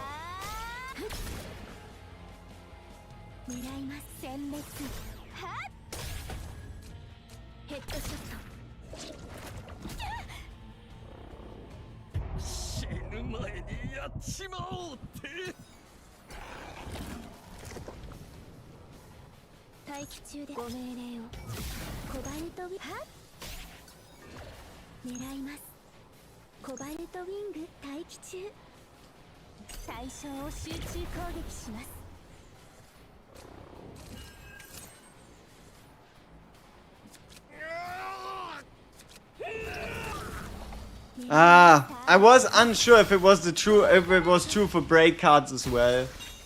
All right, give me the tentacle of chaos weapon. Ah, not bad. All right, and then double shop, and then we hope for 1 copy.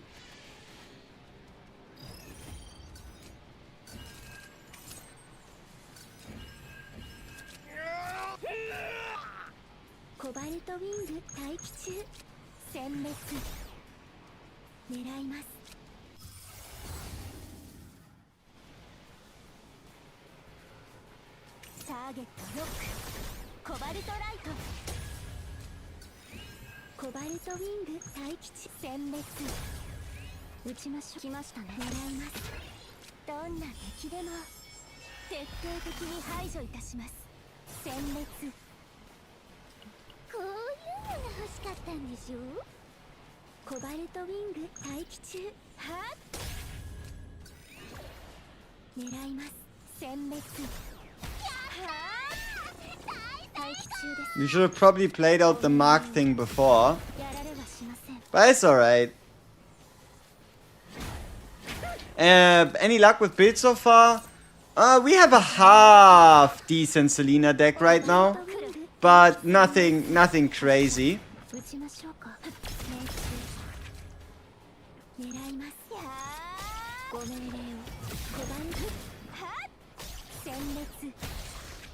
Yeah. Which do you like to pair more with Sereniel? I mean, our Selena currently is quite on fire, but I still like Sereniel Shizuru.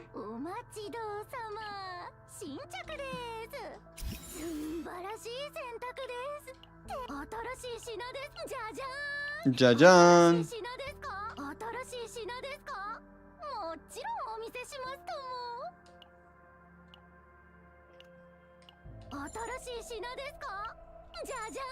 Jajan.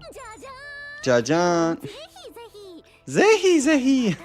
I don't even know what she's saying, but I like the Zehi Zehi much more than I like the Jajan. Zehi Zehi. Whatever it means, surely it's something good.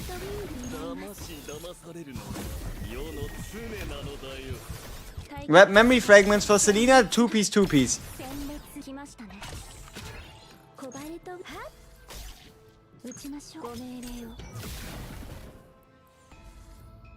Jijan is goated. Maybe. Senmetsu. Yeah, maybe that one's the true. Maybe that's the true goat all along. You like the shop VA, but your surroundings don't? Aww.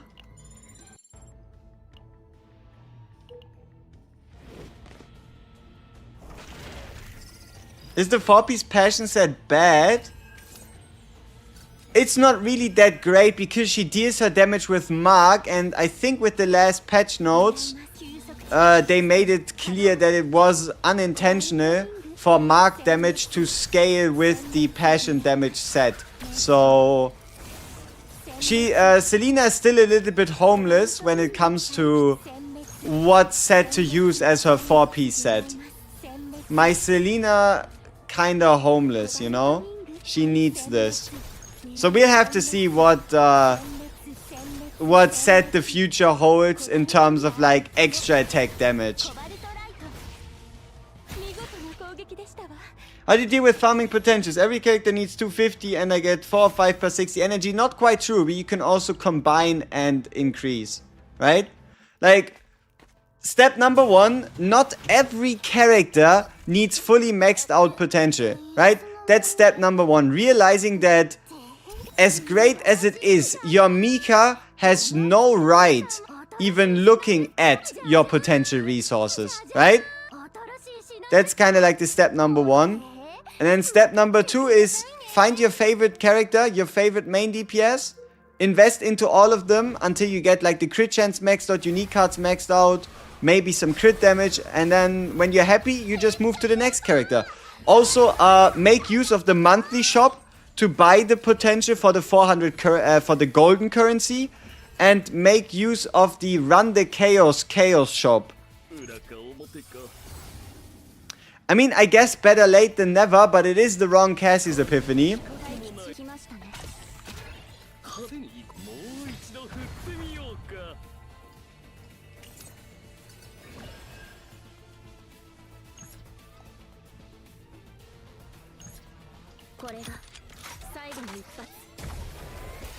Mika deserves all the base. She doesn't need those. Also, basic card upgrades are so cheap. They cost you like, what, 6 or 7 big crystals? Like, the basic card upgrades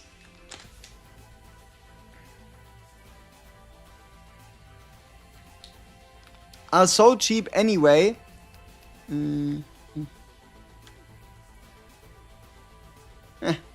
Whatever. I'm sorry.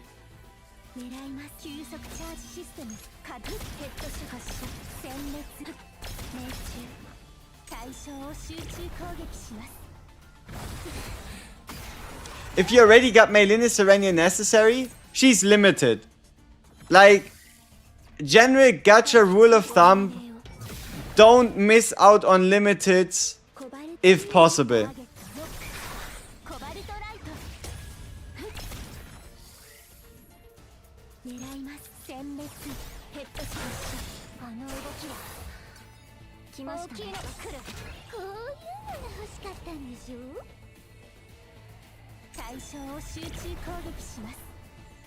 Is it worth using 2 times the pot in this chaos for the card and events? Only the first one.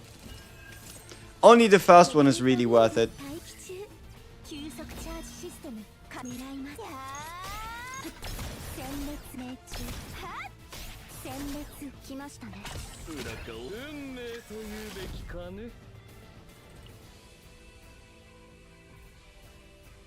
How much AP do we have? 1.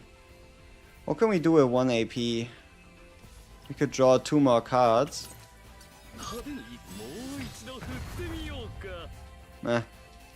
Very useful. I'm done with SERENIEL? Was I? Since when?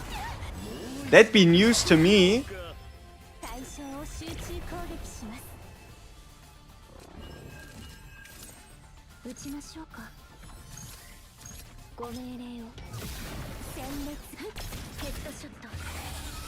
Shotto.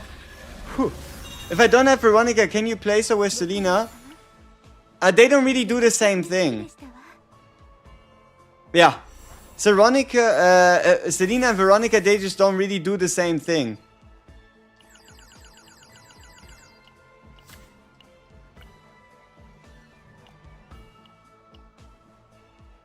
Alright, so this run, I don't really think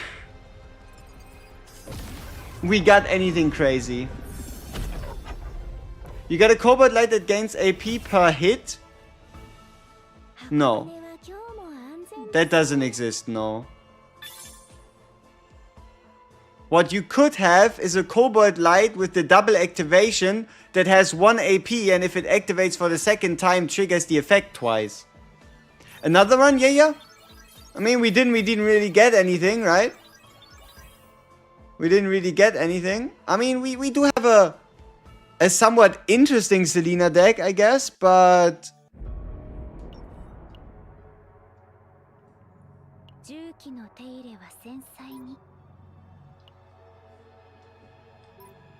we can certainly do better than this.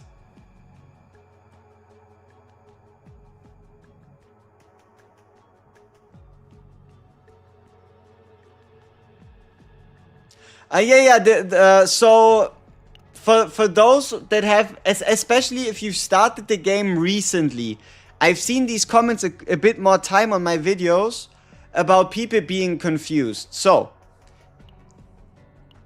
there exist even more epiphanies than they are being shown here. So for example, this homing laser apparently has 5 epiphanies, but that's not quite it. There's also so-called standard epiphanies, basic epiphanies, common epiphanies. There isn't really a term for those, right? There isn't really like a dedicated term, but what those refer to are like options that every single card can get regardless of what the card does, right? Regardless of what the card does. And these epiphanies are based on card type, like upgrade, attack, and skill card, and type and card cost. Like, for example, this Cobalt Light right here. It is the standard Cobalt Light that you have once you get it for the first time, but it has an additional effect in that this time it draws 2. The reason why it says draw 2 is because I believe once a card costs 2 or higher, they have access to like these draw 2, get 2 AP as start of the next turn, and epiphanies like those. What's the highest terabyte deck I've ever gotten? I haven't really been hunting for anything crazy, but it's probably on my Mika.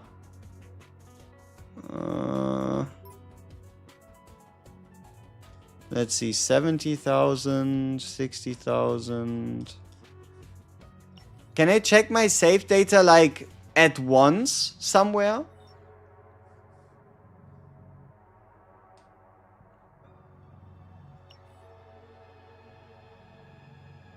How do I get to that menu where it takes you once you have too much save data?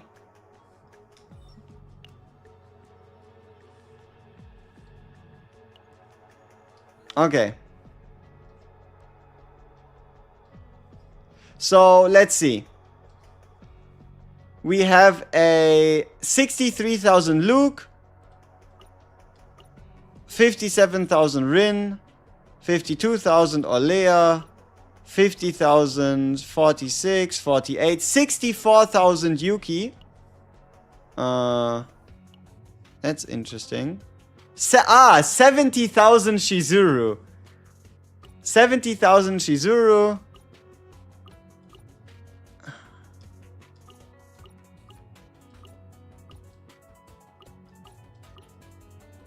$60,000 Casius. Alright, let's have a look at that Shizuru deck. How does this one look? Oh, 76. This might be up there. Yeah, 76,200 Shizuru. We have a triple gear bag. We have triple gear bag. Forbidden ecstasy. Double Tsukuyomi. And 2 basics removed, I guess.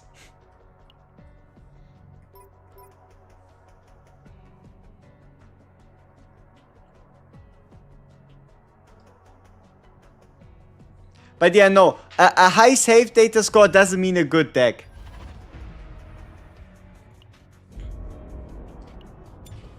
Oh damn, we beat the Chaos, didn't we? Which means we need to refresh. Let's see if we can find tier 14.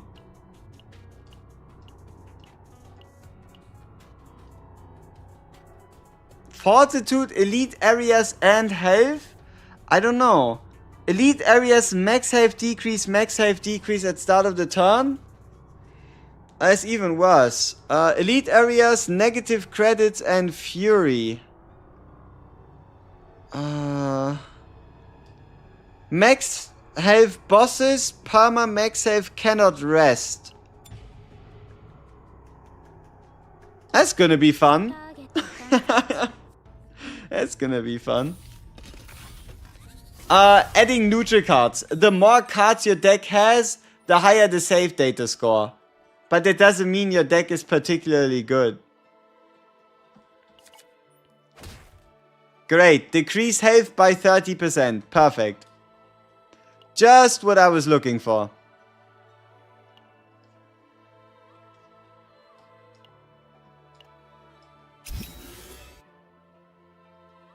Wouldn't a higher chaos level mean more save data? Starting from difficulty 8, the save data tier is the same, but the enemies just become more difficult. I'm not entirely sure why these higher difficulties exist. The only reason they would exist is for you to, I guess you could say, challenge yourself.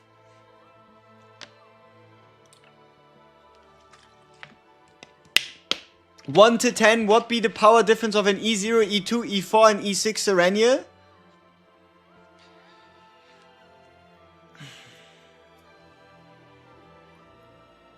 Like, let's see.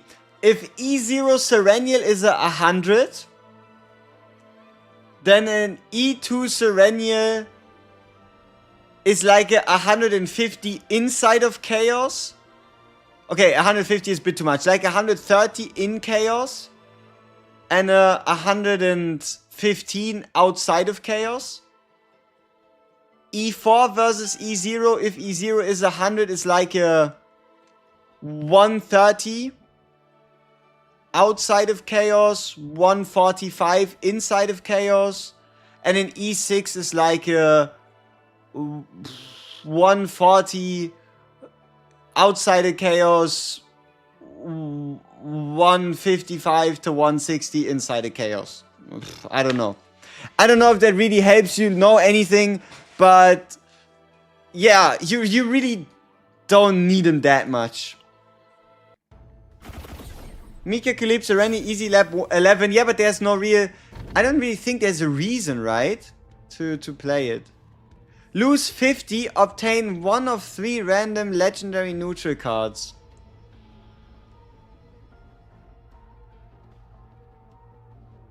Nah, give me the damage amount.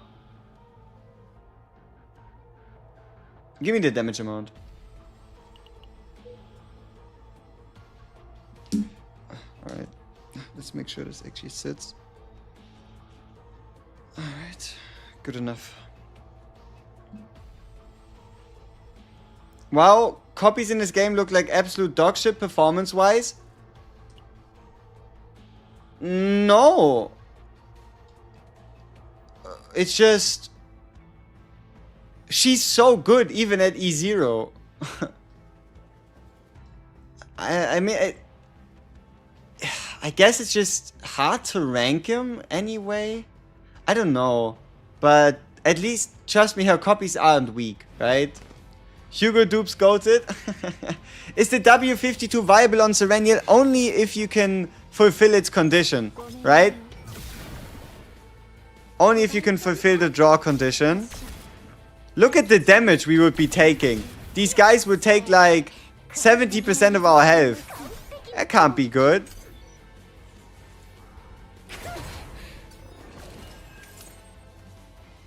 Would I rather get the Foggy Crystal Ball and have no armor, or get the armor that has the discard and draw at start of battle on your Sereniel?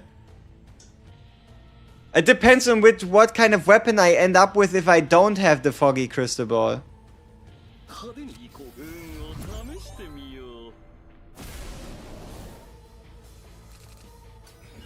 Yay, 120 healing. Goat Casius. 30 heal. He is him. Maybe another heal? No, okay.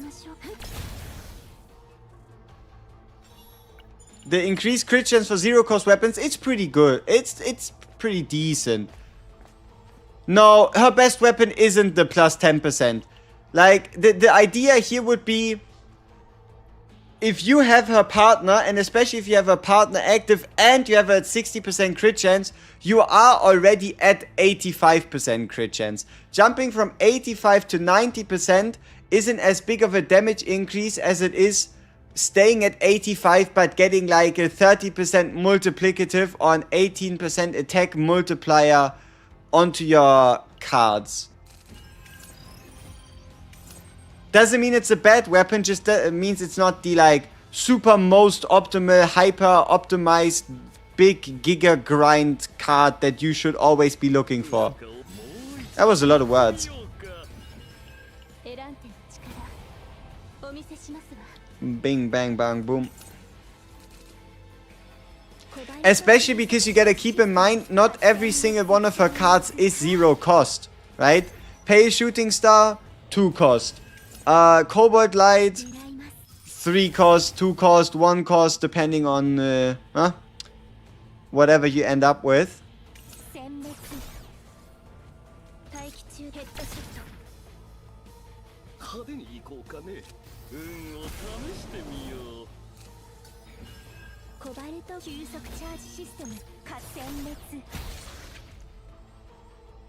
Got E2, do you try to get... Ooh.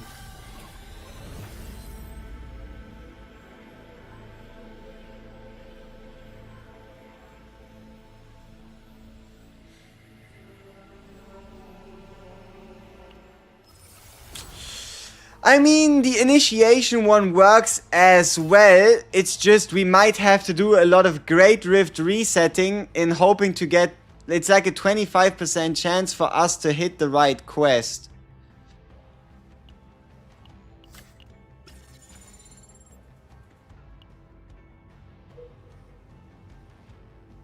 At the end of the day, it's still more than what you gain from the crit chance, usually.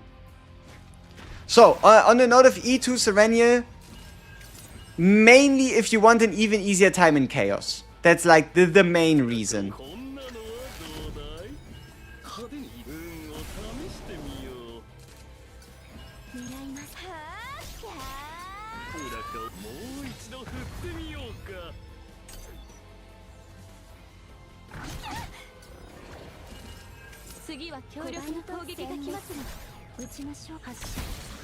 Do not underestimate a Cobalt Light 10 hitter because you have a bunch of missiles in your hand, right? Selecting Create Shining Core any good? I would say so.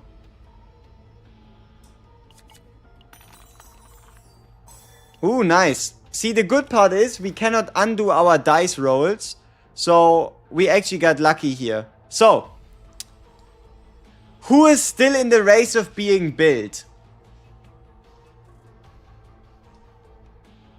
We could put all our trust into Casius and just be like, okay, sure, we might have to restart every time we don't hit the 000. Or we bet on Selena.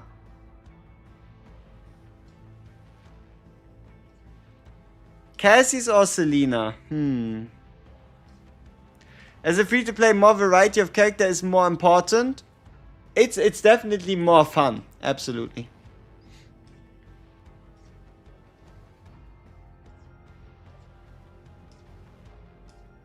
During a cast run, we're watching and both of Serenia and Semetsu at the same time. Nice.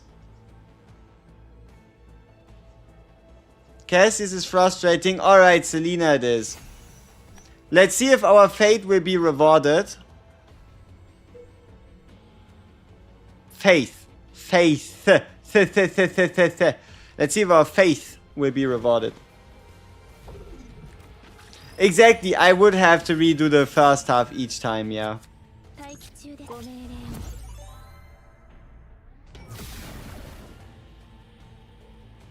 Hmm.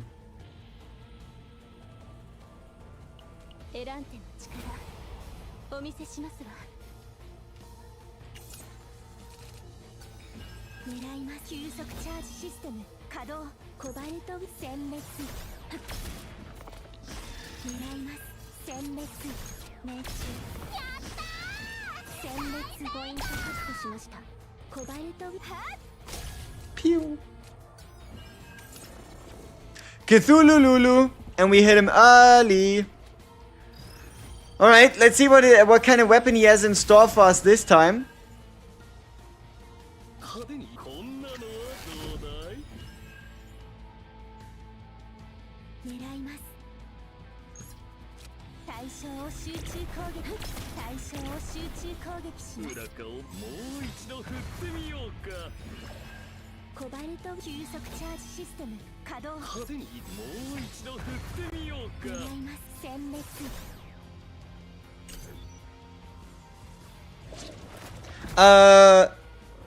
Description.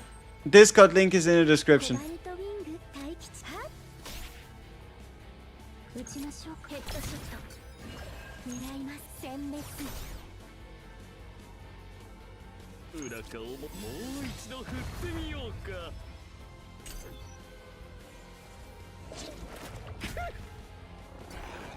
Oh, I forgot to say, thanks for the opinion. I took the weapon since with E2 I don't think I need the hand fix as much. Probably. Okay, so give me the mark. Give me the hit. Give me the drone bombing. Give me the shuffle for the big heal. So we just shuffled, which means...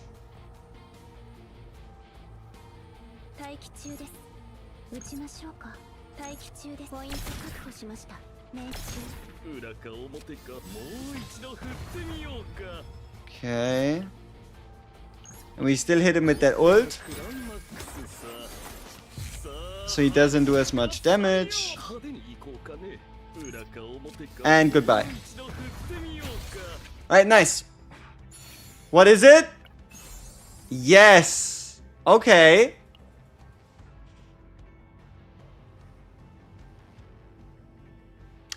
Like, I don't think we're getting too much out of our SERENIEL. So we might as well... Or we could still go to Casius. We could still go to Casius. Technically.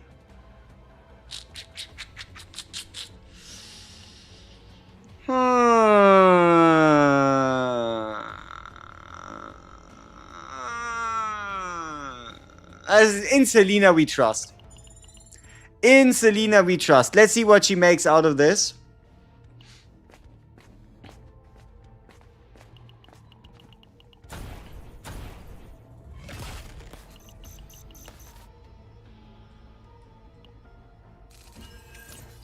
What's her attack looking like?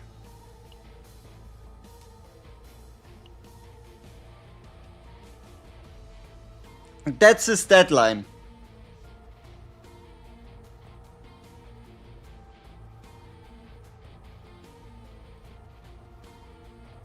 Not bad, not bad.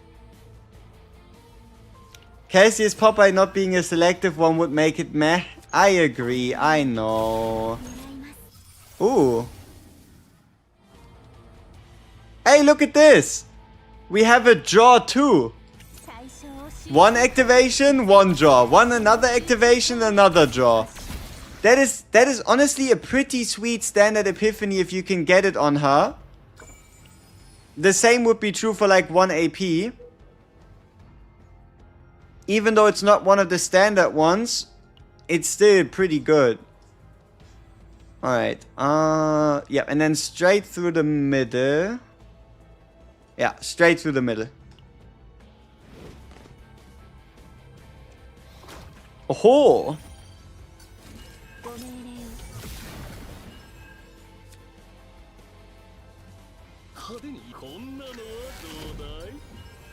The double cast cards are so fun, indeed.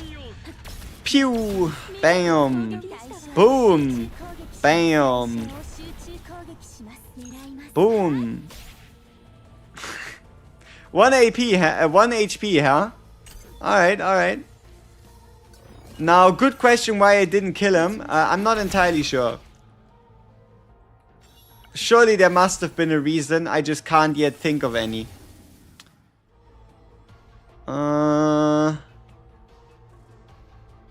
Do we have it confirmed that the high power scope, the leftmost one, only works for her? Like, I've heard a bit of mixed opinions and I didn't yet have the time to personally test it myself. Does the leftmost one really only work for her own attack cards? Because it does say when using an attack card, not own attack card, right? Yes, on Selena. Okay. Tried it a while ago. Only on her cards. Alright, alright. So then we're picking the rightmost one then. More mark damage. No. Ooh, self-encroachment. Not bad. Which means we can remove... Ooh, do we... Hold up. Do we remove engagement fire here? We might be better off saving the save data cap, right? Just in case we get like a divine epiphany for the golden card. Just in case. We're probably better off saving the save data space, meaning we delete a card from somebody else. Probably Devil Dice.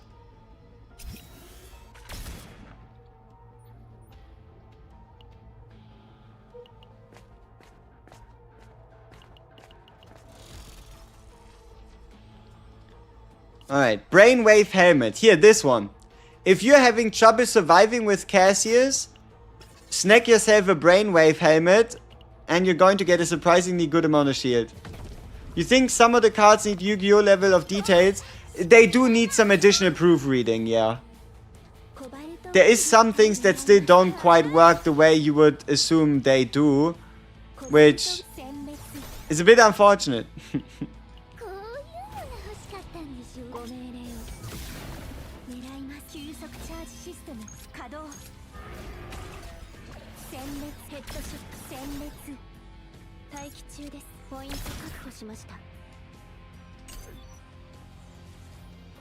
A quick question, so if the enemy has one stack of vulnerable and we hit him with the SERENIEL card that activates 3 lasers, would all 3 get the damage increase? No, it should. It's only going to be the laser itself getting the damage increase, and the ones coming after aren't getting them.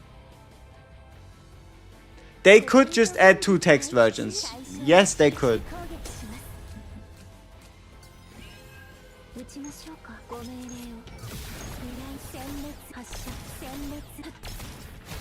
Not bad. Okay. Ooh, 1 morale. Should I choose between Shining Core, select homing laser with own epiphany?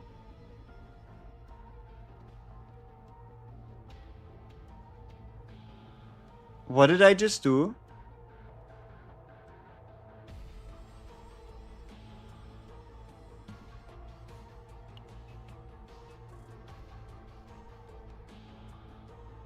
There was nothing there, right?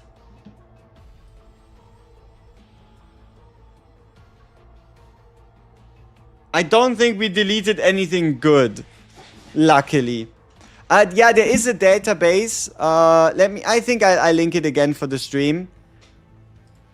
There's one that a lot of people are frequenting. It's probably gonna get a bit... I would assume it's going to get even more known as long as time goes on. But let me put it up again.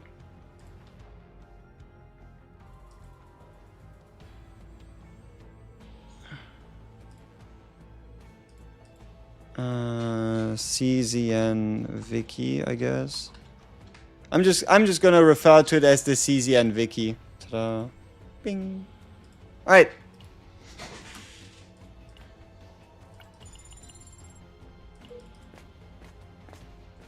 $1.1 million to get top 3%.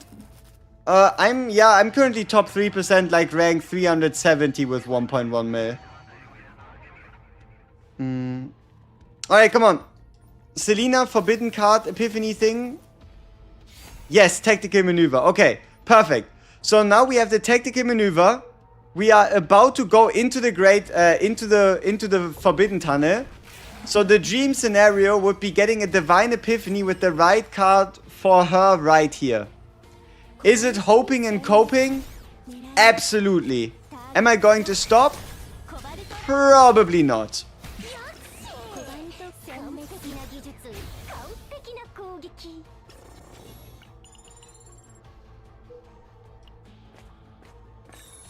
Also, this is a pretty late dimensional tunnel, don't you, I think?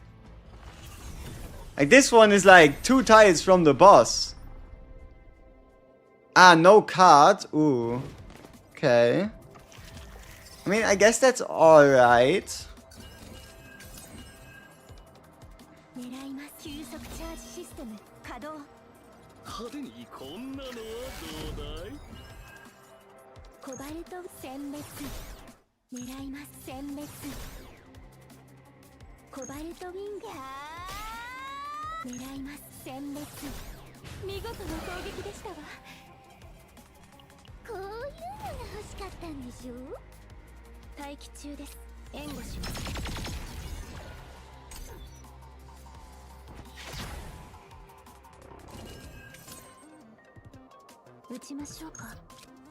Alright, you get 2 mark and you get shot.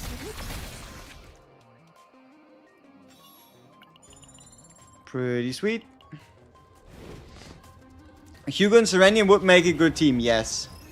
Am I going to keep Sereniel either throughout the Rift mode? No, I'm going to upgrade her within like the next couple of days.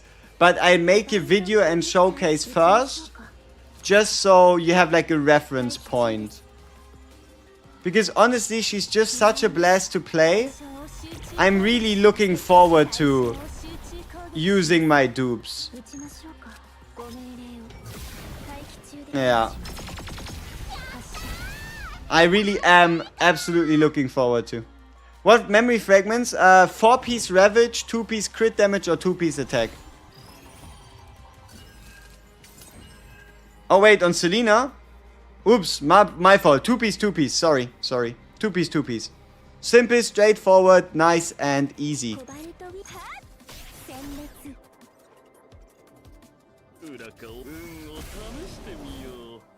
How many copies would a Selena and a Casius need to be? For this team right here, you do kinda want E2 Casius. Right? Just for the team. For the team, you would want E2 Casius. Because he can heal you, right? For the team itself, you would want E2 Casius. But in general, Casius doesn't really need any of his egos. If it in terms of GREATRIFT or like performance. Like outside of it, he doesn't really need any of his. And Selena, I mean, the more you get, the more damage she deals. But none of them are truly super significant. Alright. What are our odds of getting a Divine Epiphany tactical maneuver? We have 1, 2, 3. Oh, it's a 1 in 3. Hey, that's pretty good. We can hit a 1 in 3, right? Okay, it's 1 in 4 actually. I mean, 25%? 25% is 25%, I heard.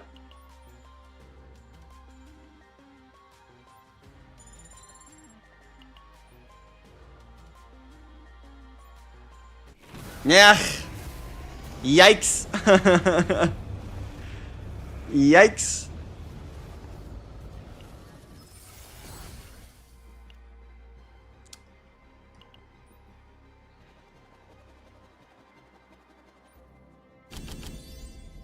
You were 40 HP off of killing GREATRIFT in 4 turns. That wouldn't have helped. There is no advantage. It would have been an achievement, nonetheless, but it wouldn't have done anything.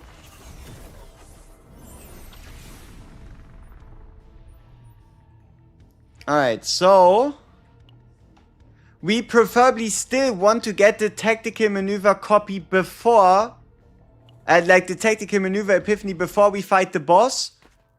But it's looking increasingly more unlikely. So it's time we sell a Casius card again. Probably the quest card.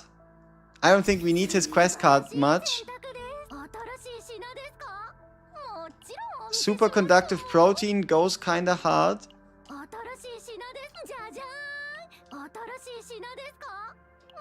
I've seen a lot of people run negotiate on Selena.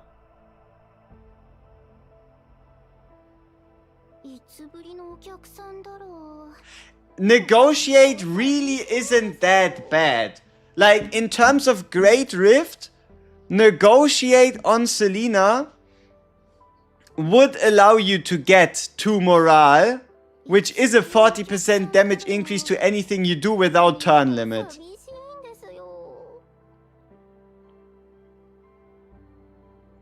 Why is Cassie's quest card not unique? Because there would be no point to having multiple of it. Like, the card effect itself doesn't need to be unique for it not to be stupid, but I guess it would make farming decks easier. I agree. It would be a good change.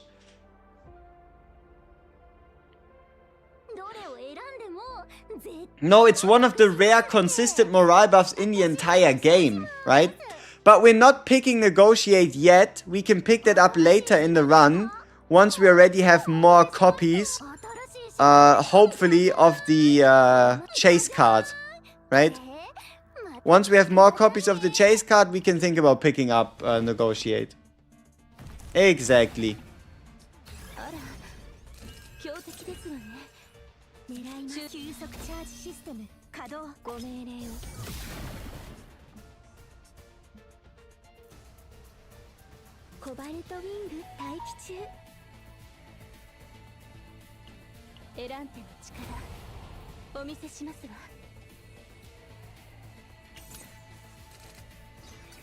Nice. More mark damage.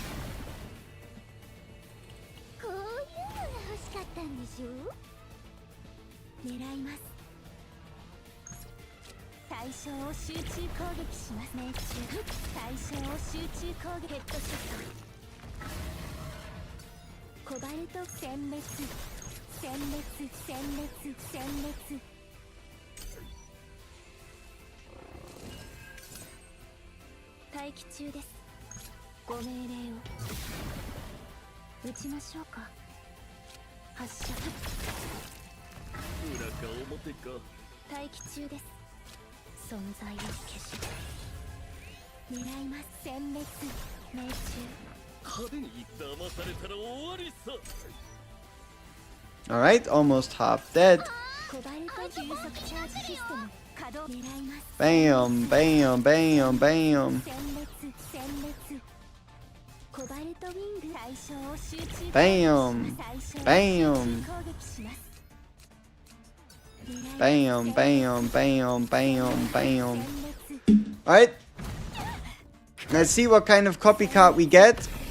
Maybe tactical maneuver. The problem with tactical maneuver is we would have to hope we get the right copy twice. But as you can see, we did not get tactical maneuver at all. So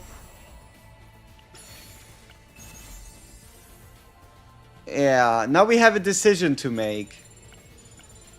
Do we continue or do we pack our bags?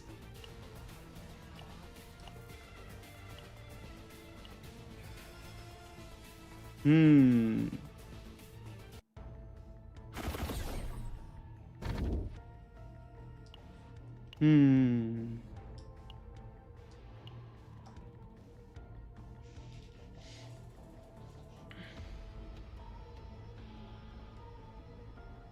The problem is, we still have so many epiphanies to get for Selena. Like, look. So many.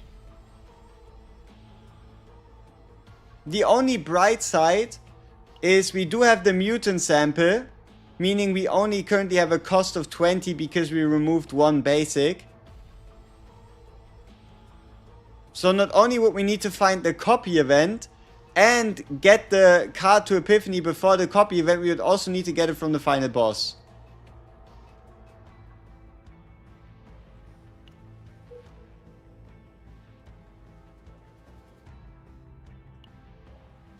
And we are lab 0, yes. But we do also have the weapon.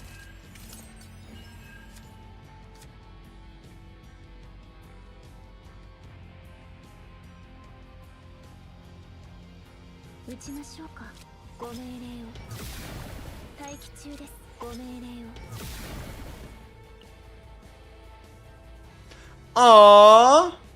Look!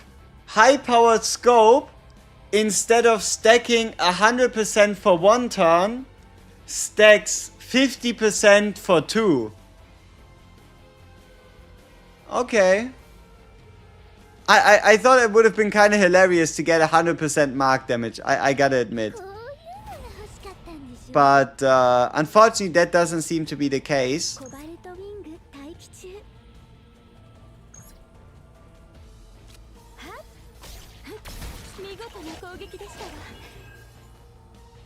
That's a big hit though.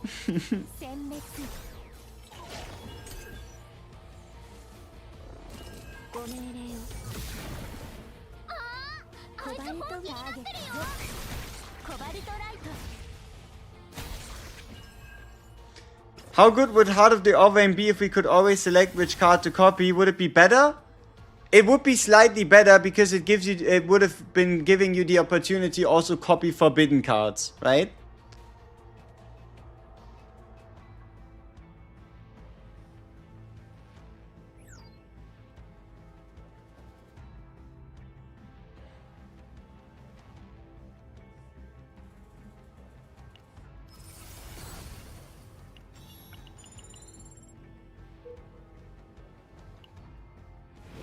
Difficulty 8.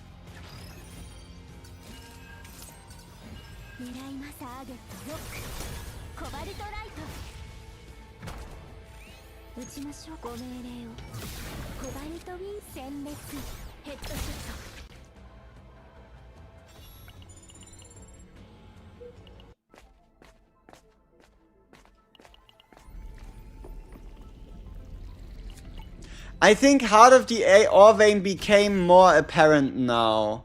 Like, Heart of the Orvane became a lot more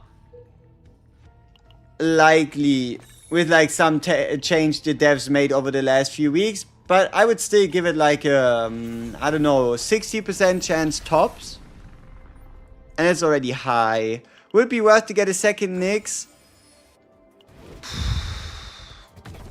Honestly, I don't know. It's not like you can do a lot with the second Nyx, but sure, getting a Nyx and or also just putting the second Nyx into the first Nyx and then seeing what happens in the future isn't a bad idea as well, because there will be another battle pass where you could pick somebody else.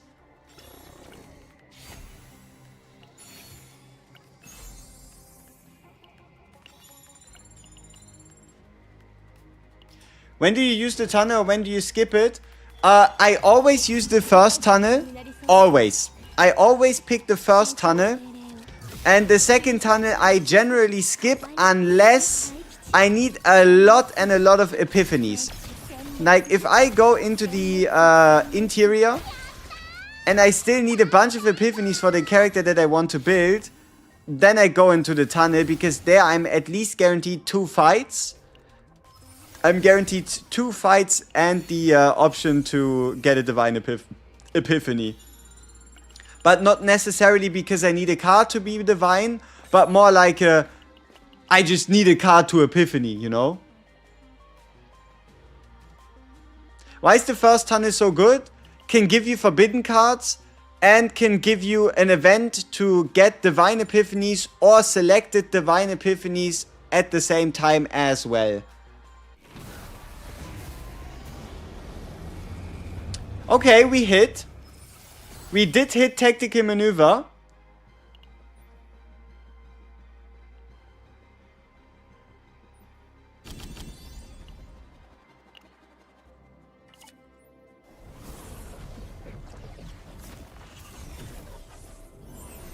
So now we really do need a Heart of the Ore Vein.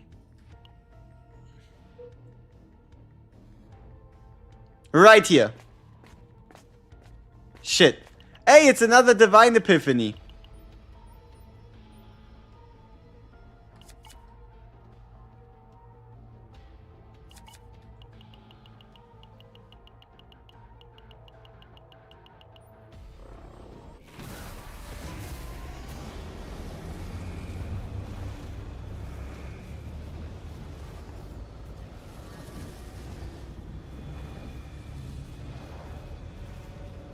I guess we go with the upgrade card, so that we can't draw into it again.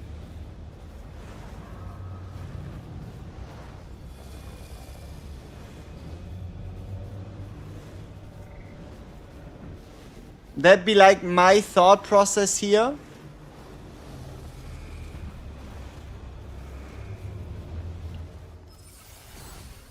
Just the fact that we wouldn't be able to draw into it again, and we at least get a little bonus whenever we play a Selena card.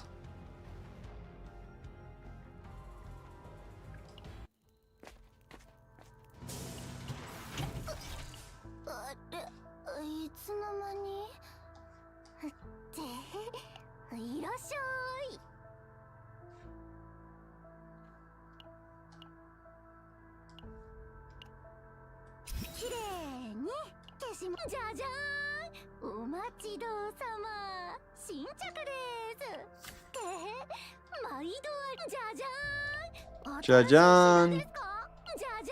Jajan.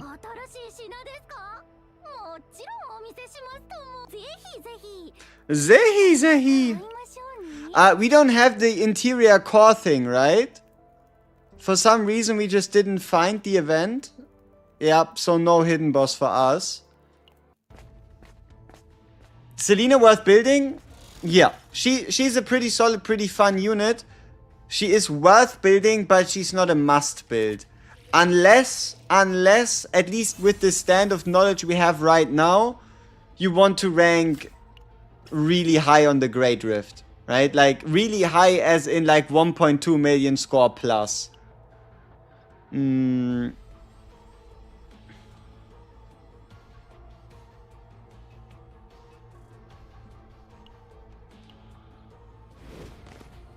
Everyone in the game is worth building? Yeah, but some characters are like, I guess you could say slightly more worth building than others.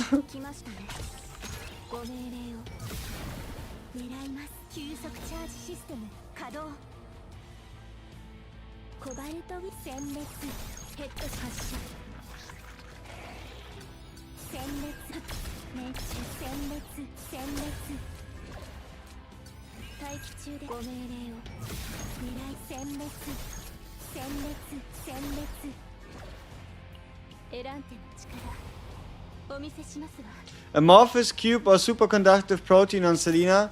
Probably superconductive.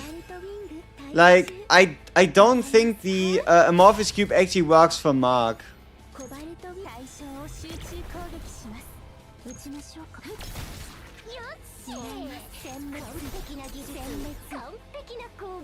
They nerfed that thing too much? Maybe.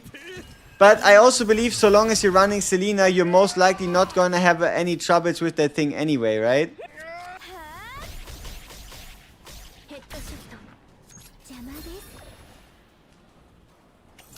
Poison. No, despair. What is despair again? I don't know.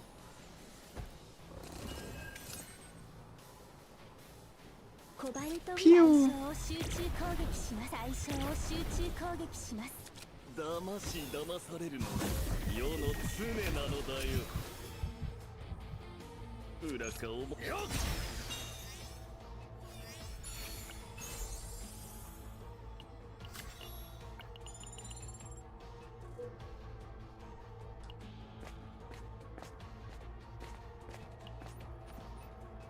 Okay, we have two more question marks in front of us. One of them needs to be the Heart of the Ore Vein, preferably in Legendary. You know, preferably in the rare version.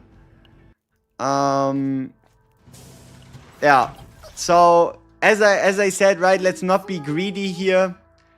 It's not a lot to ask for, I would say. So the game should definitely be able to deliver.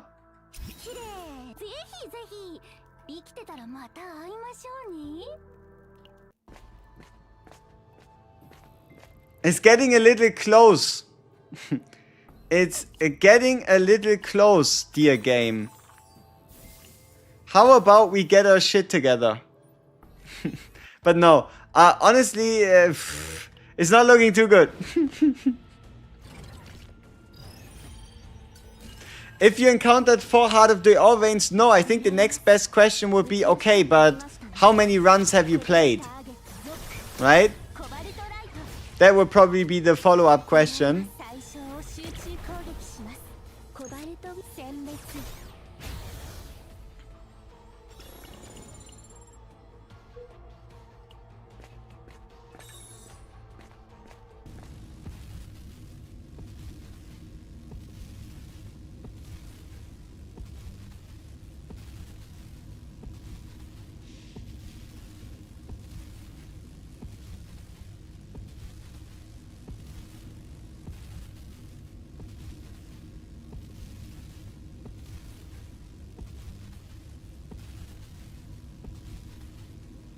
That's pretty good.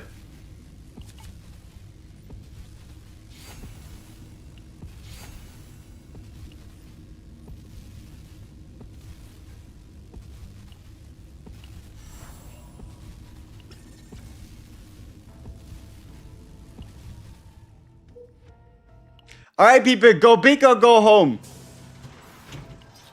Option A. Remove another card to increase the odds of tactical maneuver. Option B. Remove the final basic attack off of Selena.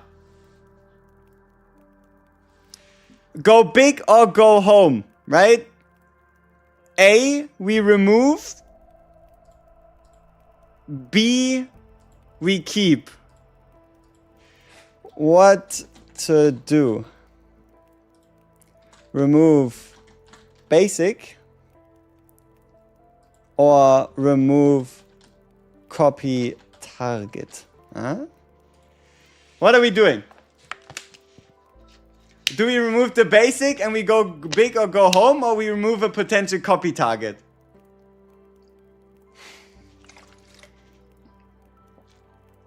%? Yeah, I just want to watch me suffer.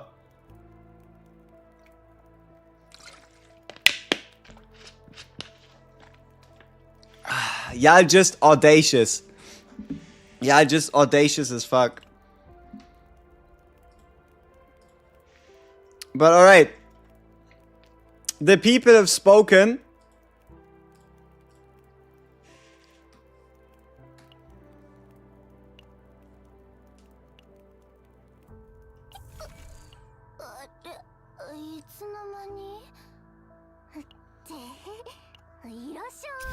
There's so many fucking cards in here.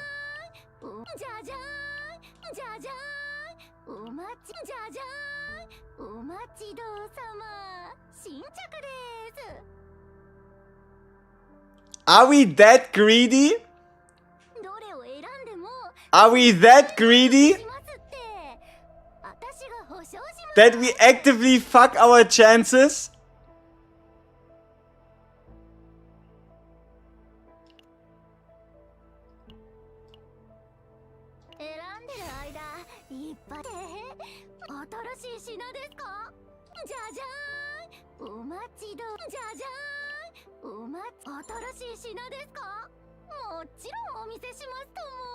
Alright, let's see if I gamble too much.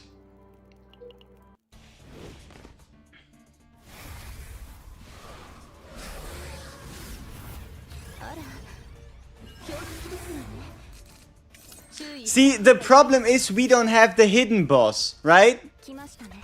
And because we don't have the hidden boss, that means we cannot buy him after, right?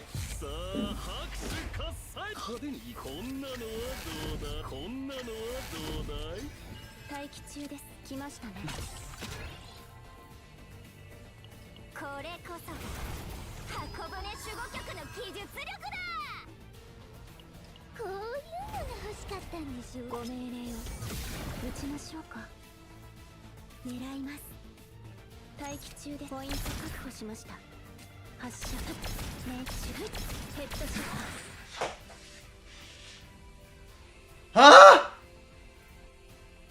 What did she what did she do? What was this? What just happened? Huh? Run that back. Oh, what? What?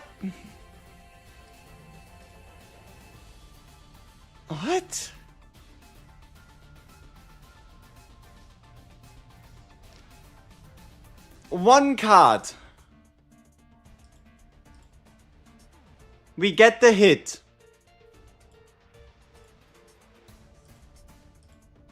We get the first mark stack with the double hitter. The second mark stack with the triple hitter? I don't know. I don't know. I am as clueless as can be. I have no idea.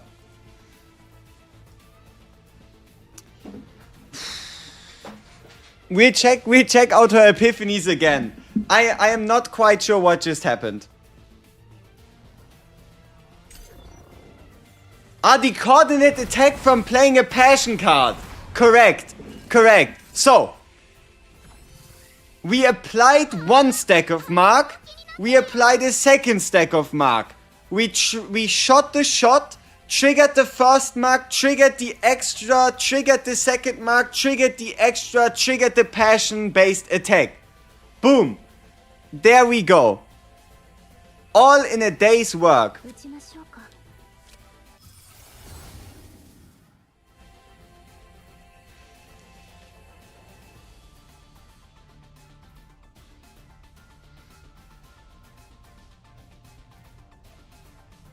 AP or mark? Probably AP, right?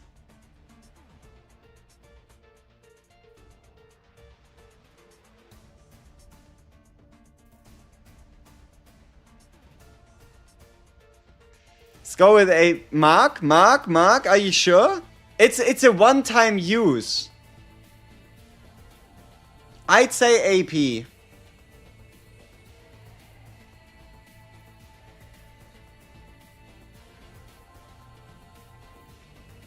Yeah.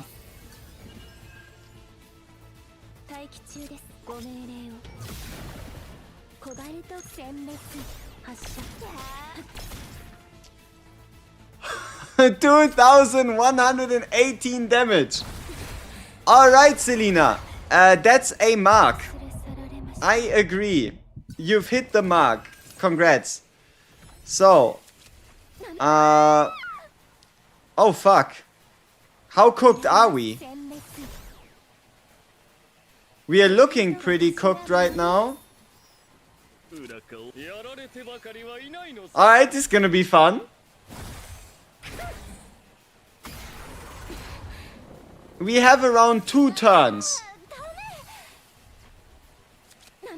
We have around 2 turns to kill the guy. I guess, realistically speaking, 1 turn. Alright.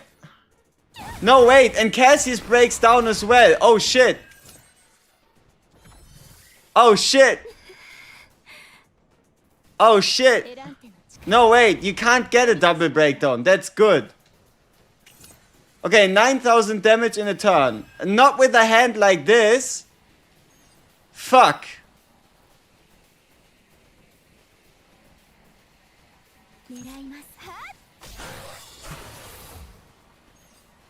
And he doesn't change into anything more. That's... Oh, that's unlucky. Oh, that's cursed. We don't even have any undos. Oh, that's cursed. Oh, that's bad. God damn. Ah, fuck. That's not good. I guess it was worth picking up the card because we're not getting another copy anyway. Oh, shit.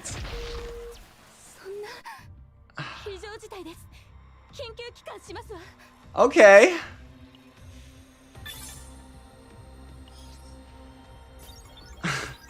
All right.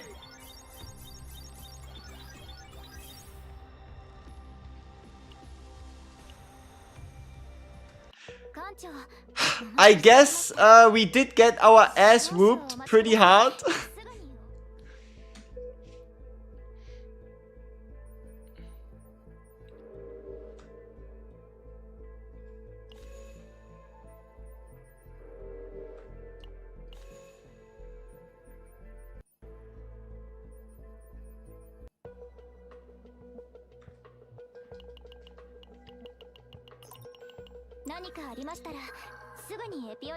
If we had egoed Sereniel, yeah, if we egoed Sereniel, we probably could have won. But I guess that's besides the point.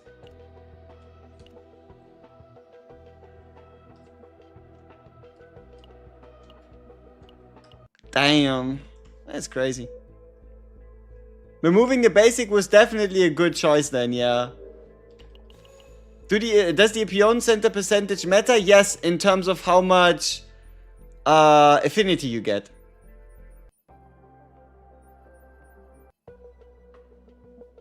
I guess the big problem here was boss at 40%, us at like half health. Alright, alright.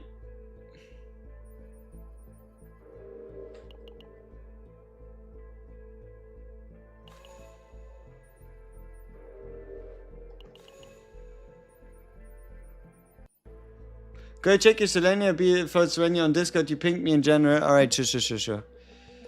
Let's do it quick. I remember I forgot somebody else pinged me as well. He wanted me to rate his deck and I just forgot. Lol.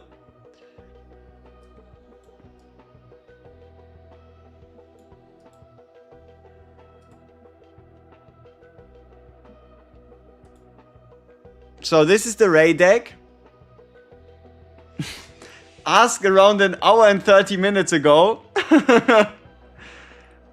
Select one card to gain healing, damage, increase, whatever. Reduce cost 3 times. A double morale with a double draw, exhaust with the 1 cards or less, and the basic attack damage increase. I guess it's okay. It's okay to like do this alongside of the Sereniel. And then this one, right? The best deck I got for Sereniel? No. For Selena. Quadruple tactical maneuver. Ravage target spotted.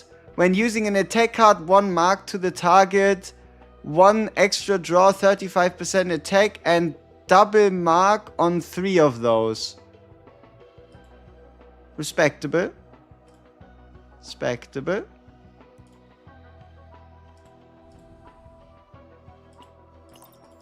何かありましたらすぐにエピオネセンターにお越しください。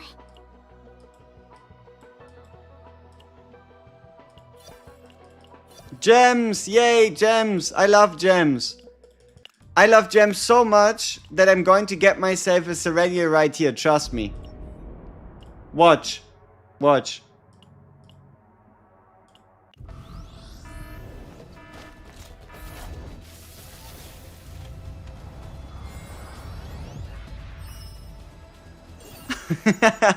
Alright, so we hit around 20 early. Which is good, I guess. But we were guaranteed. We were guaranteed and around 25 away from pity.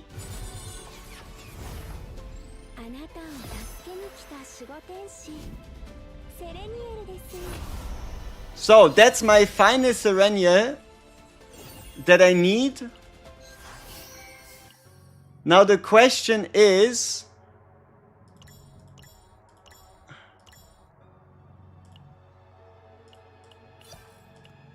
Alright, now I don't need to summon anymore.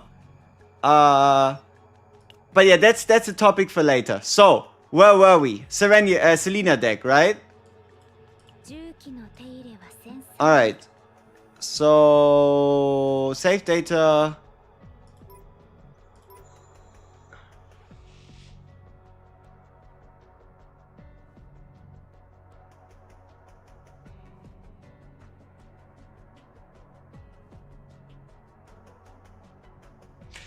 I guess it's okay.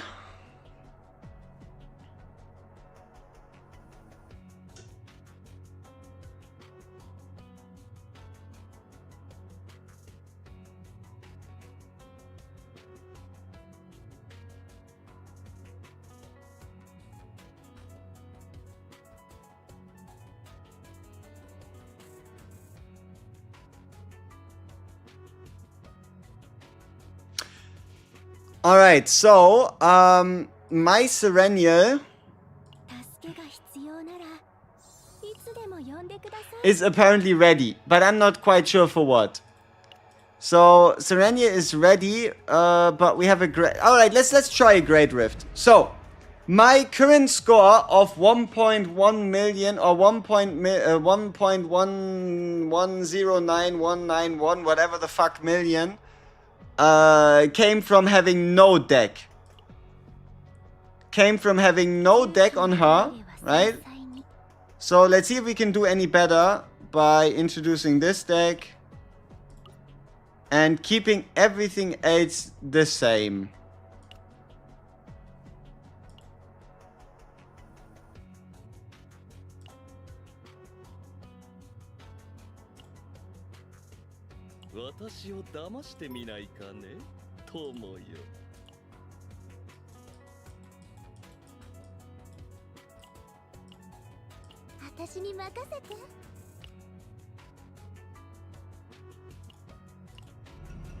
Alright.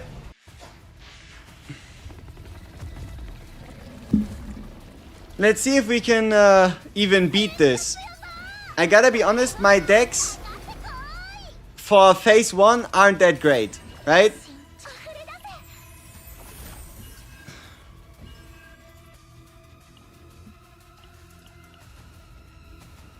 Alright.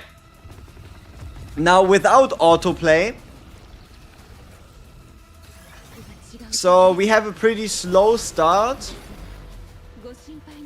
in just getting triple shadow reload out.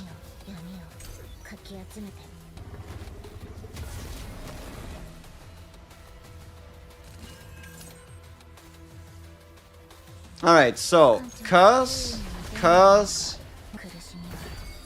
morale and card draw, AP, a little bit of a heal.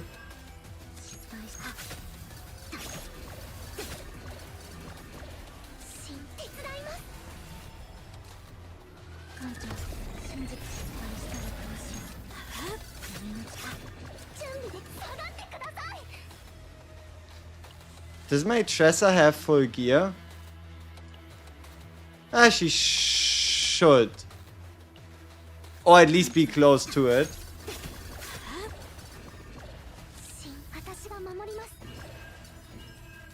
Yeah, I think self-regeneration is actually kind of a shit card, but hey, it's better than nothing. Alright, so Curse again, Gear Bag. What do we draw into? Curse Gouge, perfect. Now we can substitute draw. Alright.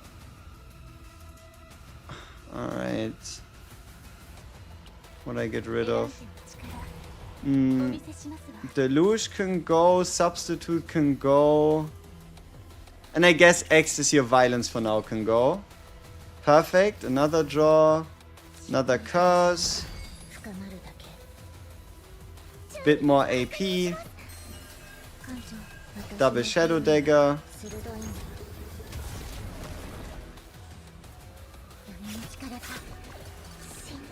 Heal.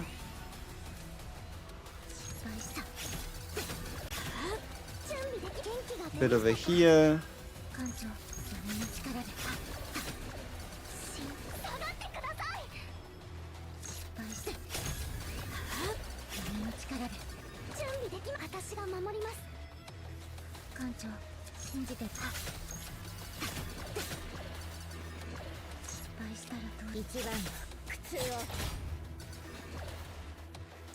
Alright, that's decent.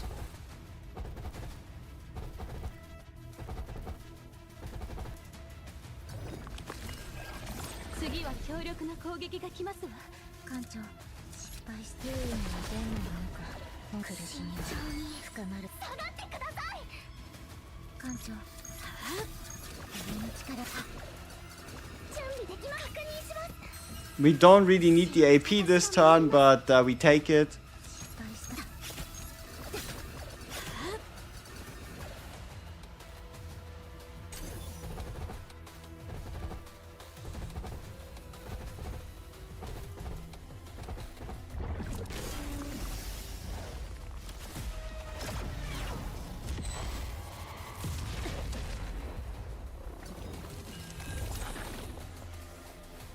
I think we did something wrong, right?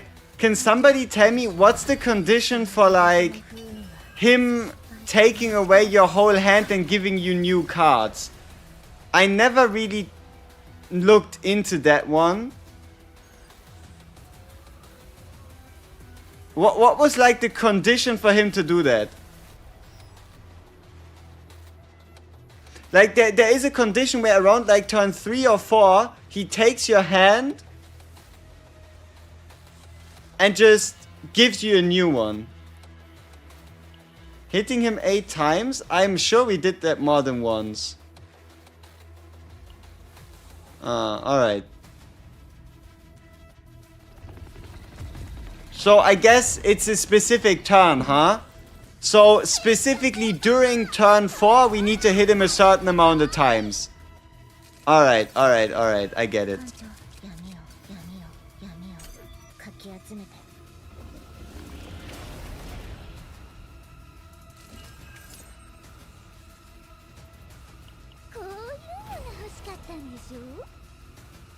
So curse, gouge. I guess we can start with Source of Water already. Reorganize. AP, Water Barrier. Dagger. Some more daggers. And 2 turn draw next turn at least. It's alright. Alright. So give me that one.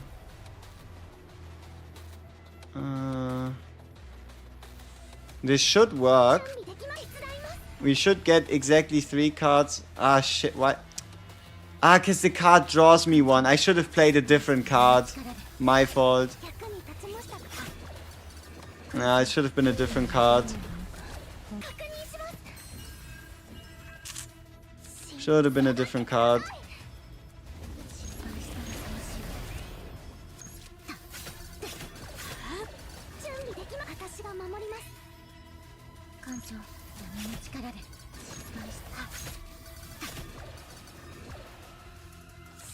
Okay, so I do think it's turn 4. So let's save the ecstasy of violence for that turn.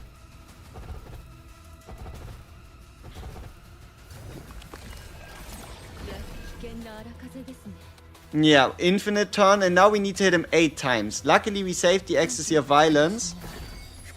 So we should be able to hit the hit count this turn rather easily.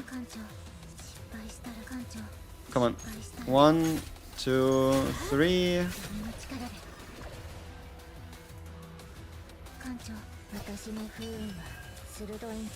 4, 5.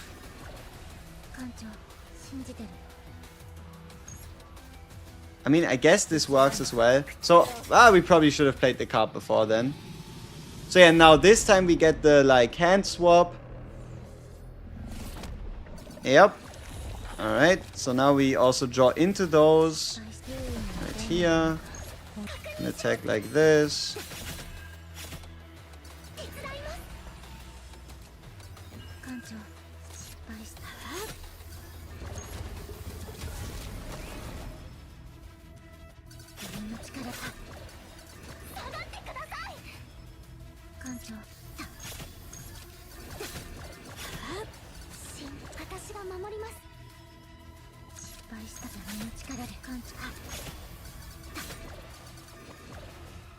It's gonna be close.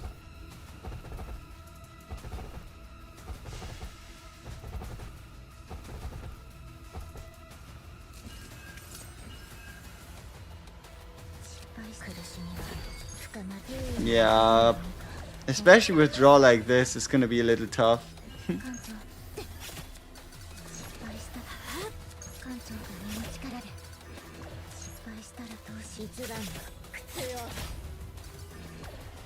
Nah. So I guess we need one more turn. Oh, really? 367, huh? You fucking bastard. So we should have definitely used the card before, right? The 9 cost ecstasy of violence. Should have definitely used that one before. This time we get him surely.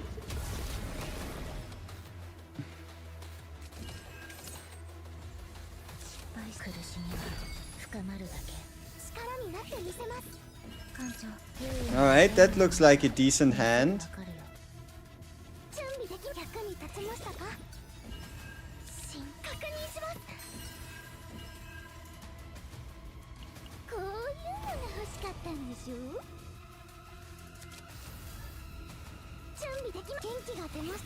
Yeah, this should be a really good turn too.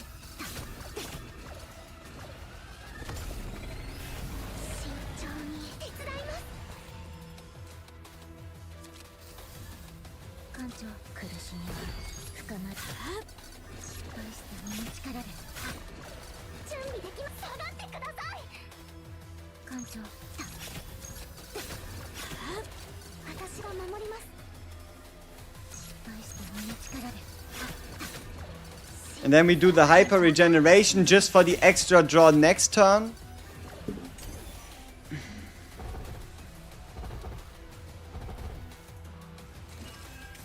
Yeah, alright. So, Cursed Gouge, Curse, extra AP, Source of Water, attack, attack, attack.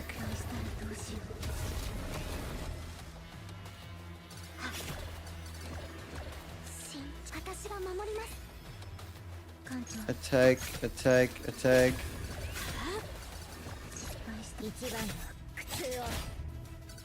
But we're still gonna hold on to the ecstasy of violence.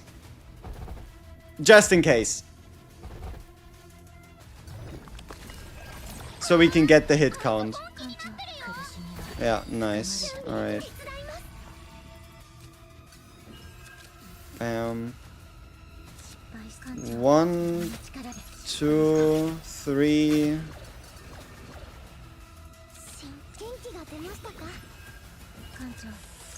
4, 5, 6.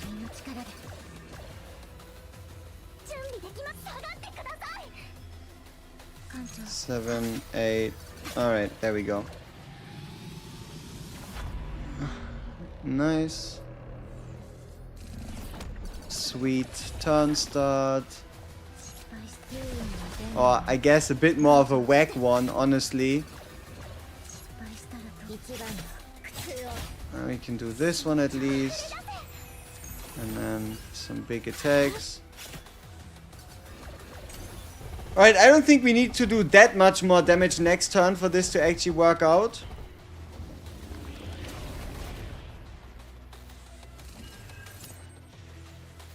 Well, alright, let's see how this goes.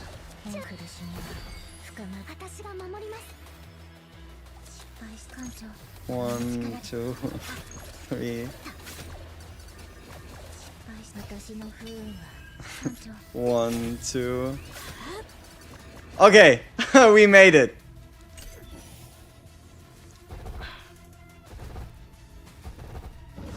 Okay, now for the difficult part. Playing this deck. Because the amount of cards we're going to get into our hand is going to be kind of insane.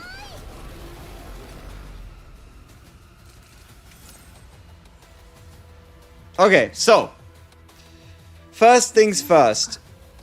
Get the 0 cost card upgrades out of the way. Then get the Shining Core.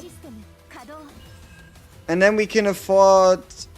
Oh no, wait. We get ourselves the Casius quest card.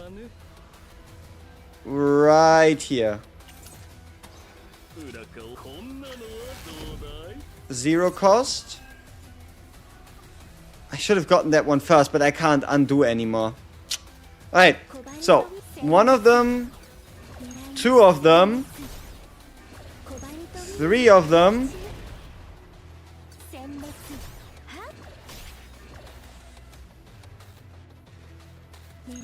4 of them does not kill, which is great. And then, how many cards do we get back on hand? 4 more? I think we're fine. So we can actually play this one. Yeah, see, it's close though. And then 1, 2, 3, 4, 5, 6. Alright, and then bang, bang, bang, bang.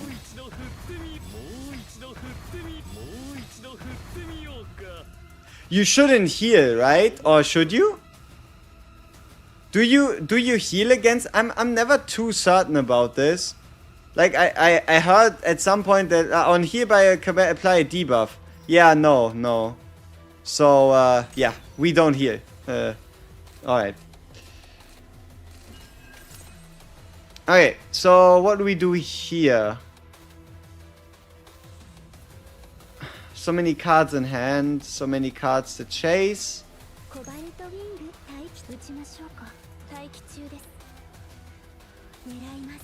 Let's do 1,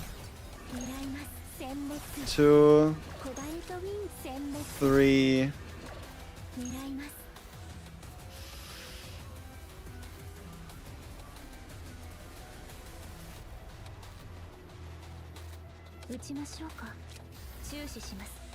Give me the AP.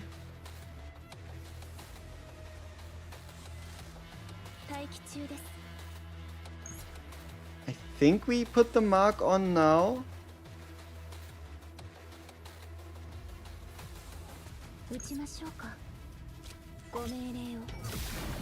Just to make hand space, and then we break. Alright, perfect. Let's see what we draw.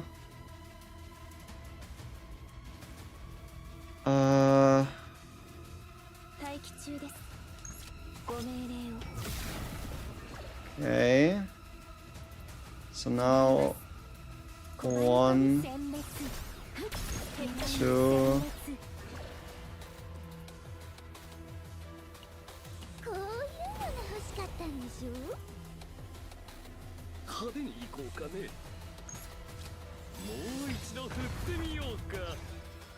I was kind of hoping for the quest card, you know?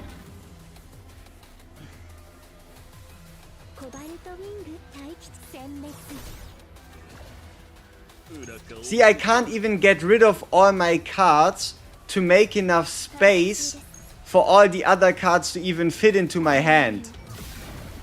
Like, that's one of the greater challenges with this, is like making enough hand space so that you can actually fit all the cards.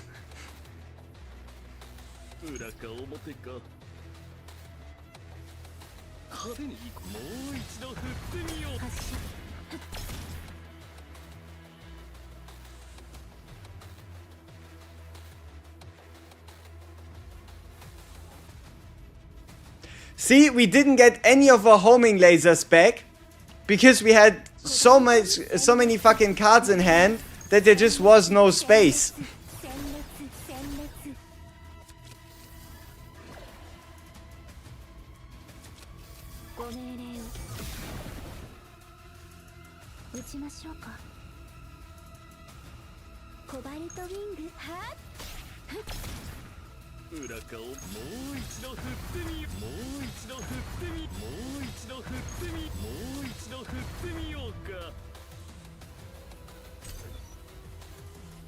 The game is fun as hell, yes. Halfway through, give him tenacity? What do you mean?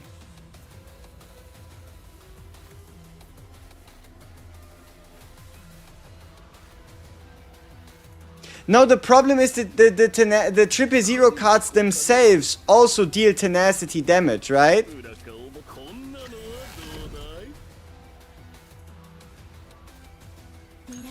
You just use it when you get it. Yeah. Exactly, that's also what I do, but sometimes even that isn't good enough, right? Sometimes even that just ends up being not good enough. Alright, but this should have been fine. Yep, barely. 1, 2... No, not quite. Because we broke with the card itself, so we didn't get it back.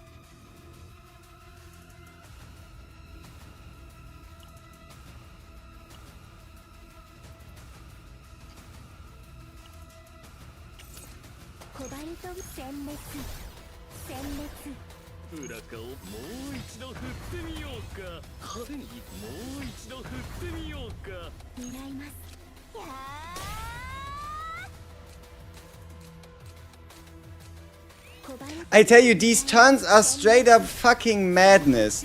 Like, the amount of bullshit that is happening every single or in one turn, right? Like, this is insane. Like, what even is going on at this point, you know? These turns are straight up madness.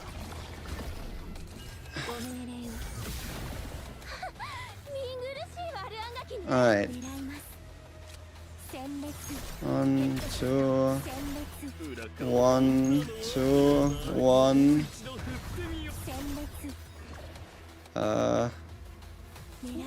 1. And now all our whole hand gets eaten.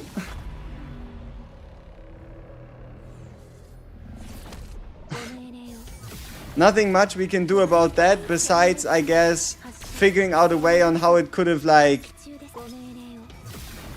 eaten us not as badly. So I probably made a misplay there at some point, somehow. But I don't have any undos, so... And look at this shit, we still have 7 turns.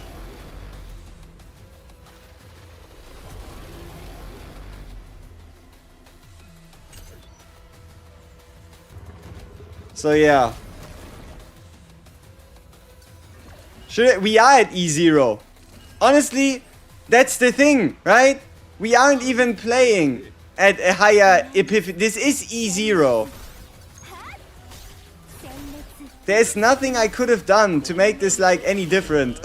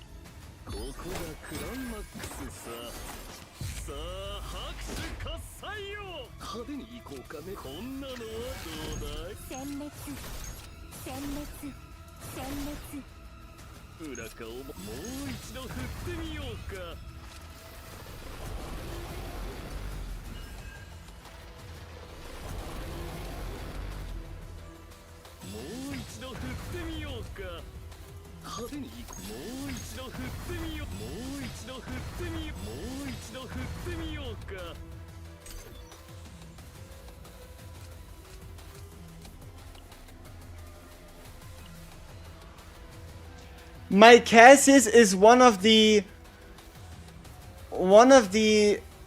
smallest Casius decks. Like, this deck is as easy as it can get, right? This card is as easy as it can get. It has exactly 2 epiphanies. Pop-Eyed Popper and Dice Trick. And that's it. This Casius deck is minimal levels of investment. Right? This Casius deck is as easy as it gets. And this Selena deck has just 2 tactical maneuvers.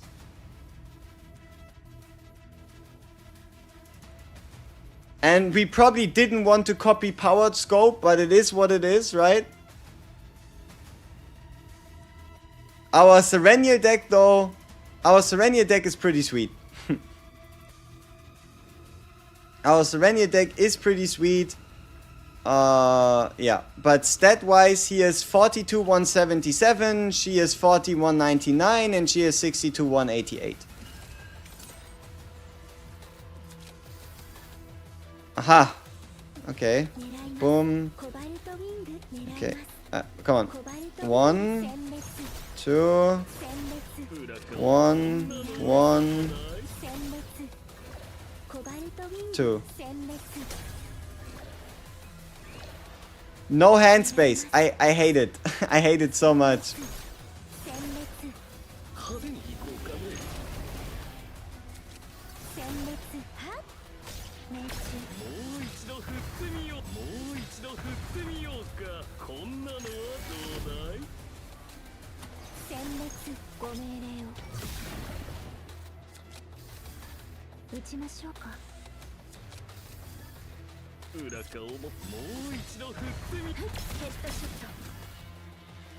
But yeah, no, I don't know. You need like a damn Harvard degree if you want to like do this properly. Alright. So 1 000 away. 2 3 4. But now it's the hit count again. And he eats all our cards. Yeah. I guess, you know, I guess. Why not? But yeah. Homing laser here. Cobalt light here.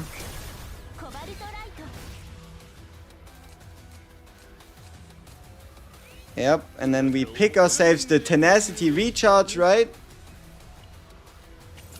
So we can tenacity recharge this guy. So that we can then go 1 2 3 4. I don't fucking know.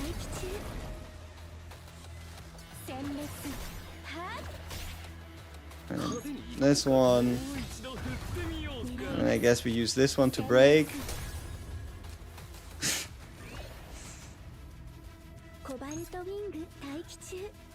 Then we draw. And then we do one of these. One of those. One of these. One of those. One of these. One of those. And then we do one of these. And one of those. And one of those. And one of those. And then we do one of these. And one of those. And one of these. Yeah, I don't think we should play the 111, huh? Or maybe we should, I don't even know. But, Jesus.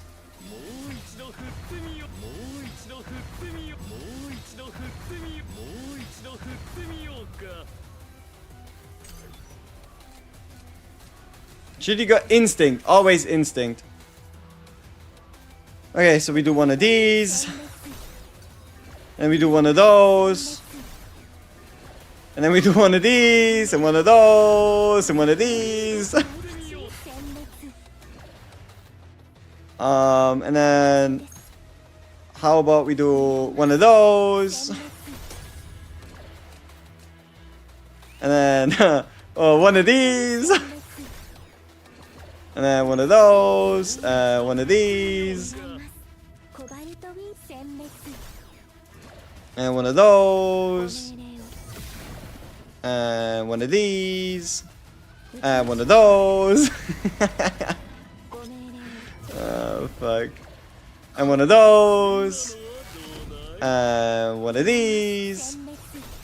And one of those. And then he dies.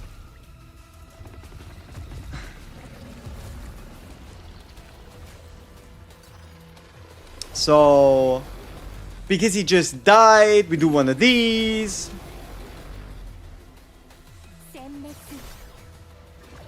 And then one of those. And then one of these. And then one of those.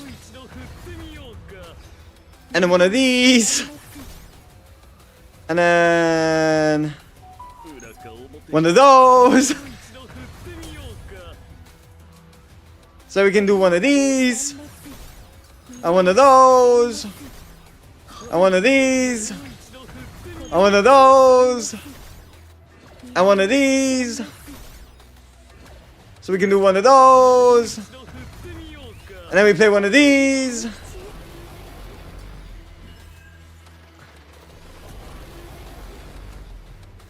Oh, and then we activate the partner effect. Right here. So then we do this one.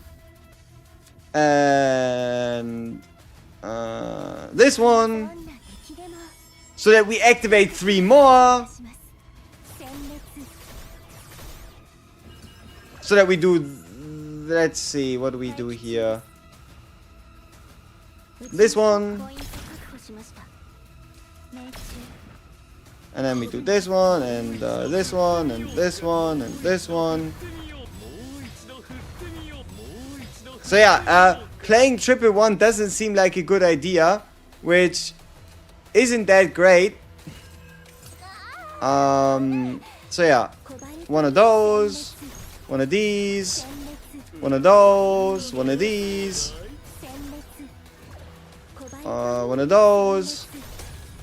We're probably gonna die, so we play one of those, and then one of these, and one of those, and we're dead.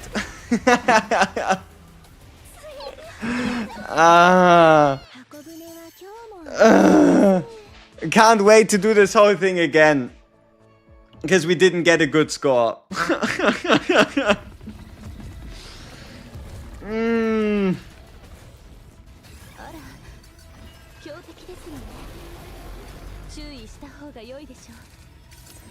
Alright, we do 3 shadow reloads.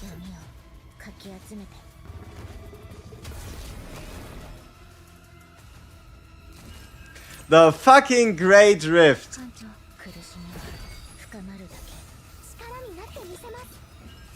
You know, in comparison, playing fucking Tressa feels like a vacation. Right? Like, in comparison to that bullshit, playing Tressa, it just feels like a vacation. Feels like a nice evening trip, you know? It's like, ah, yeah, that's pretty chill.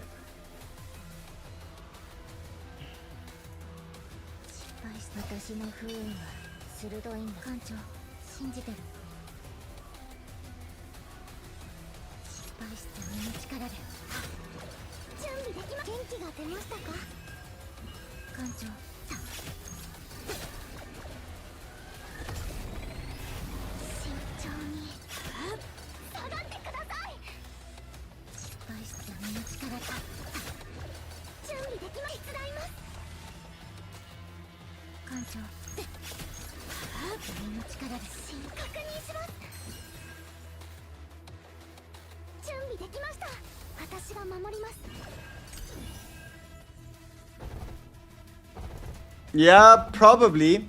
I mean, I guess I had the game open for 5, but I was also getting myself like breakfast and stuff in between. So it's not entirely like just the game, but I guess we're getting there, right?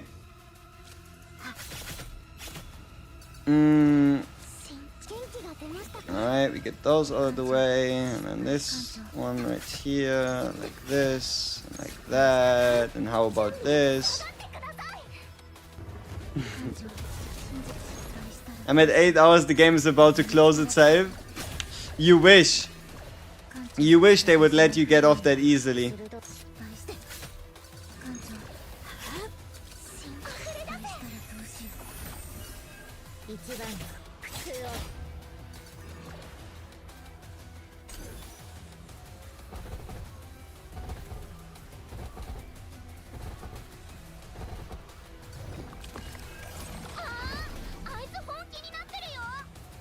Alright, we're cooked.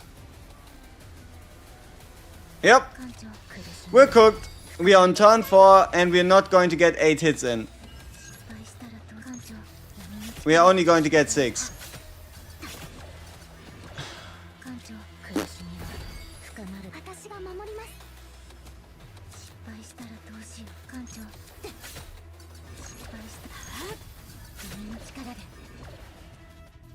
備できました。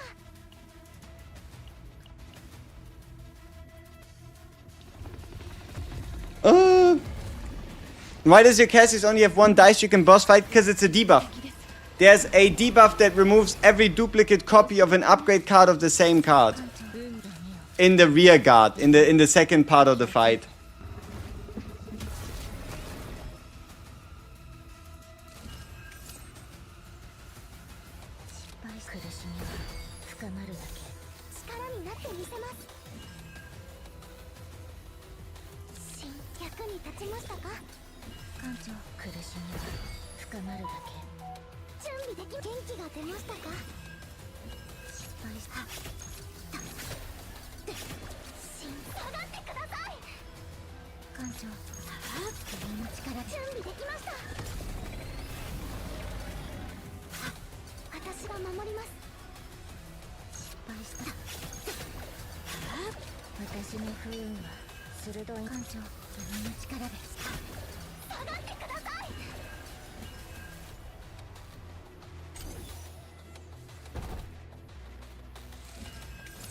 Alright, so we can get ourselves a card here.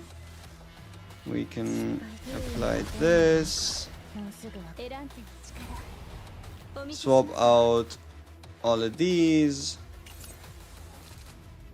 Play out this one, play out this one. Yeah, I think the safety forbidden access here violence really isn't that bad of an idea.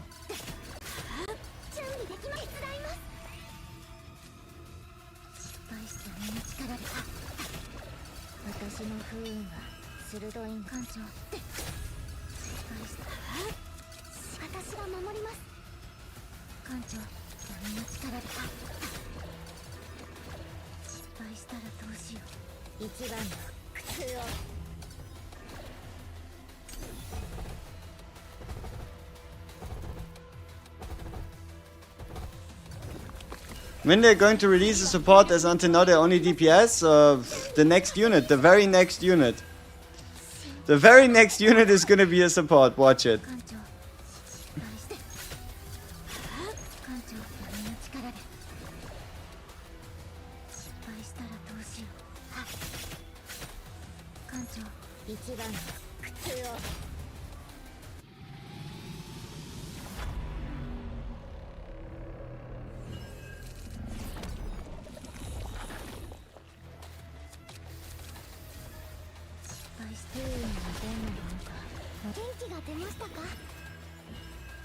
Hui, hui, hui. Or a shielder, potentially.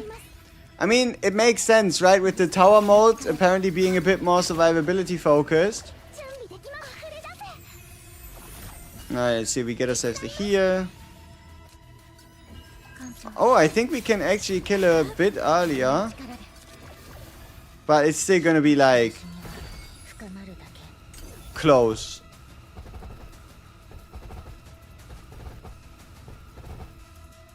Yeah. Alright, let's see if we have enough.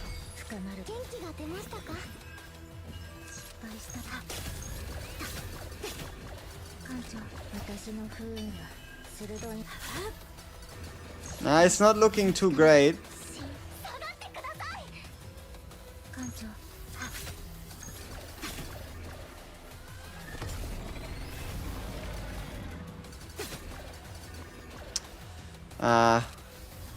Sag.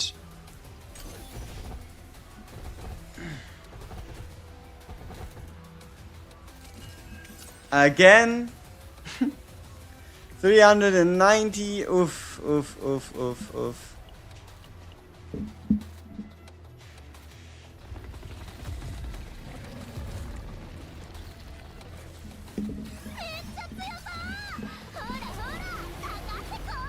Why not use Veronica? Too many annoying cards.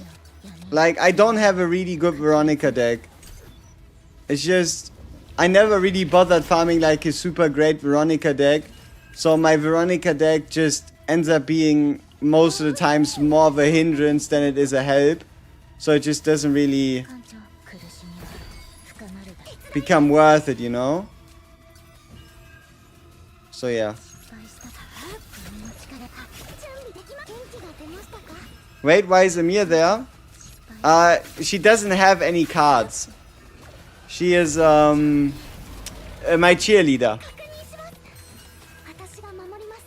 Amir is there to cheerlead my team with the power of friendship.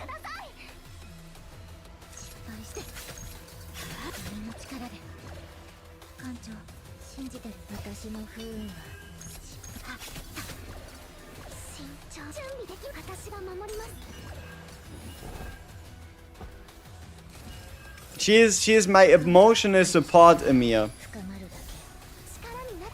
Totally worth it. People pay the big bucks for their own emotional support, Amir, trust me. Everybody wants to have it, only the fewest people do.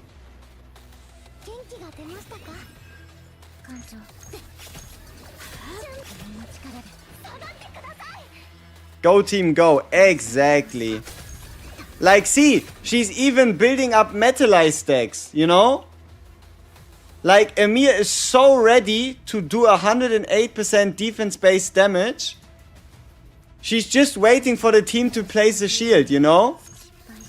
She's just waiting. And waiting. And waiting. And waiting. And waiting. And praying. And begging. And hoping that at some point there is going to be a shield played.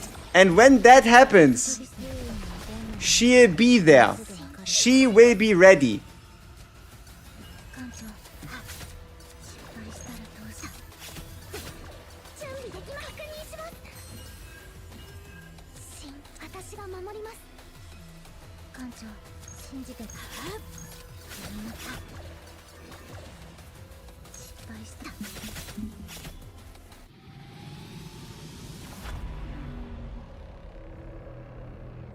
Is the instinct weakness or the grade 3 better? Usually the weakness one. But for the Great Rift, you don't get any value out of the weakness one because the enemy is already weak to the damage, right?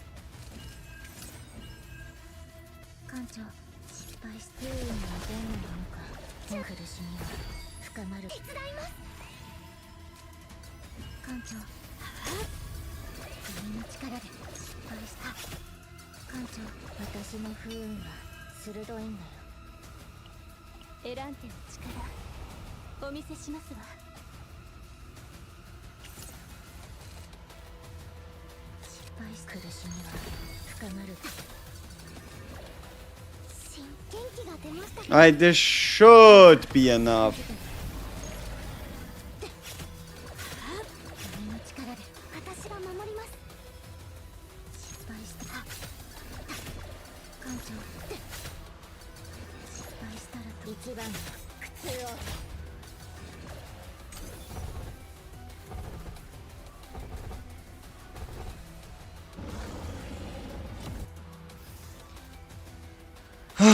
Alright. Are you ready? Are you ready, people? Honestly, I am really wondering how the hell do you make this entertaining? What is about to go down, you know what I mean? Like, holy, this is gonna be certainly something. So, we go in, right? We pick a 000 quest, as it just makes sense. We get the unique card out of the way, we get the other unique card out of the way. We start with the upgrade card. And then we just... I mean, I need to do a run, alright? I promised the people I was gonna do a Great Rift run. So that's what we're about to do.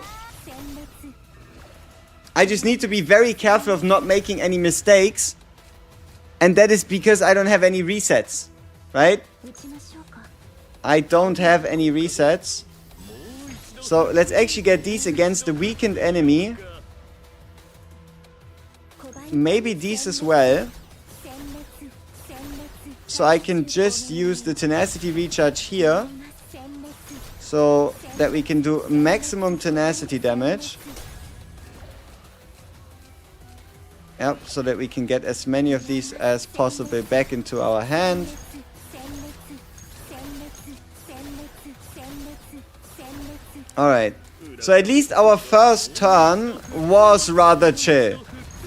Right? Our first turn was rather chill, rather tame.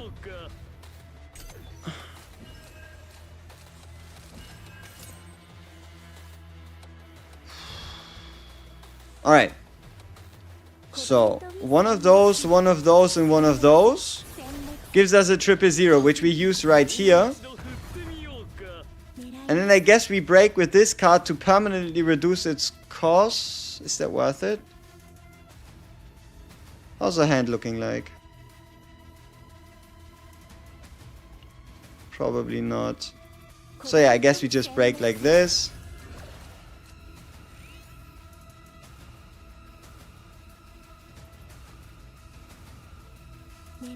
Okay, 1, 2, 3. One of those can go. I'm not entirely sure for what kind of hand I'm looking for.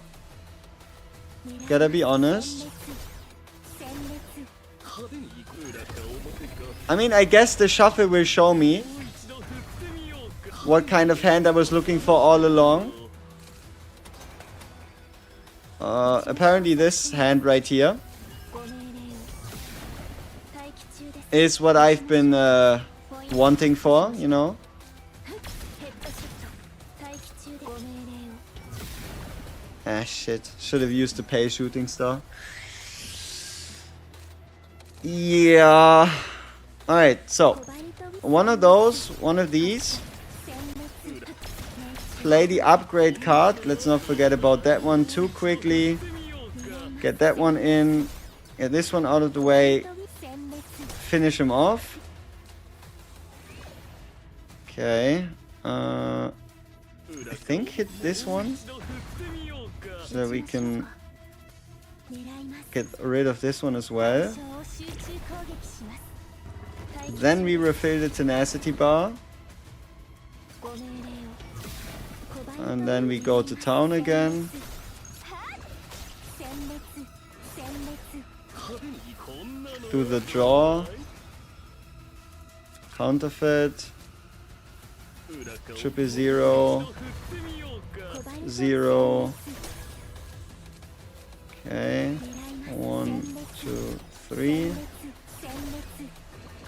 殲滅 One draw. Usage. コバルト殲滅 High powered scope. 狙います Is this GREATRIFT just pick 2 teams that will kill the boss quicker, or you need some heals or shields like the last one? The first team is kill it in 5 turns, as you're used to, and the second team is deal the most amount of damage you can in 10 turns. 待機中ですコバルトウィングは狙います殲滅殲滅殲滅こんなのはどうだい？ご命令をもう一度振ってみ。ヘッドショット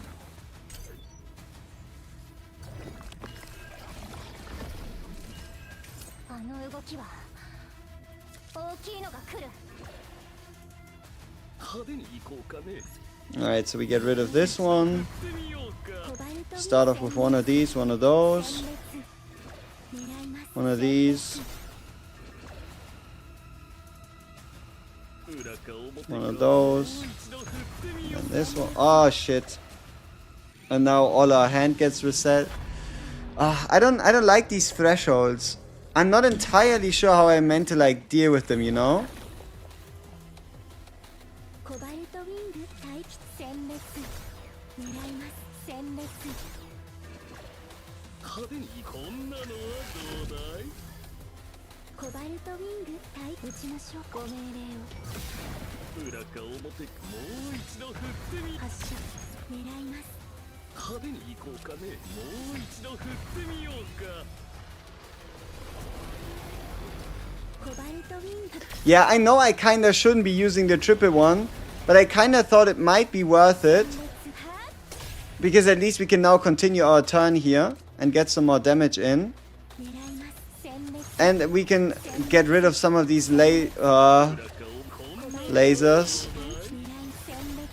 滅 while doing so. 殲滅コバルトウィング殲滅殲滅裏か殲滅もう一度振ってみよう。殲滅派手に行こう。 Okay, what's the best zero cost card we could get?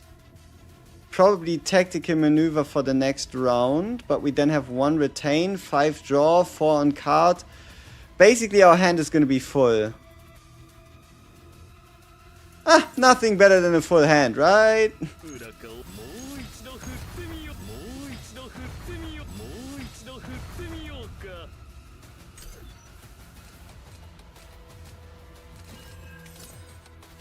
The fuck is this hand? The fuck is this hand? 殲滅派手に行こう。もう一度振ってみよう。殲滅コバルトウィング殲滅狙います殲滅コバルトウィング殲滅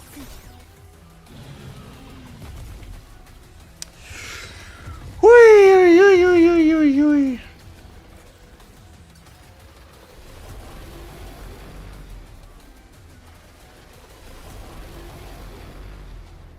Alright. Bam, bam, bam, bam. 殲滅殲滅裏か表かこんなのはどうだい。待機中ですご命令をコバルトウィング殲滅 Senmetsu, exactly. 殲滅はぁ殲滅 That's what I said. Senmetsu. どうだい。裏か表もう一度振ってみようか。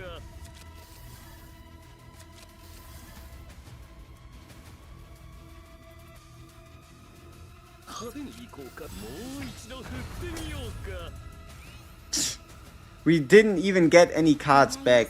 殲滅コバルト殲滅狙います殲滅殲滅殲滅裏かこんなのはどうだい。コバルト殲滅狙います殲滅派手に行こう。こんなのはどうだい。裏かをもう一度振ってみようか。コバルトに殲滅狙いますどんな敵でも徹底的に排除いたします殲滅派手にこんなのはどうだい。ご命令を裏かをもう一度振ってみ。命中もう一度振ってみようか。こういうのが欲しかったんでしょ撃ちましょうかご命令を待機中ですポイント確保しました撃ちましょうかご命令を派手に行こう。もう一度振ってみ。ヘッドショッもう一度振ってみ。ト発射もう一度振ってみよう。もう一度振ってみようか。コバルトウィング殲滅裏かをもう一度振ってみようか。派手に行こう Ah, so close. 振ってみようか。 So close to breaking him another time.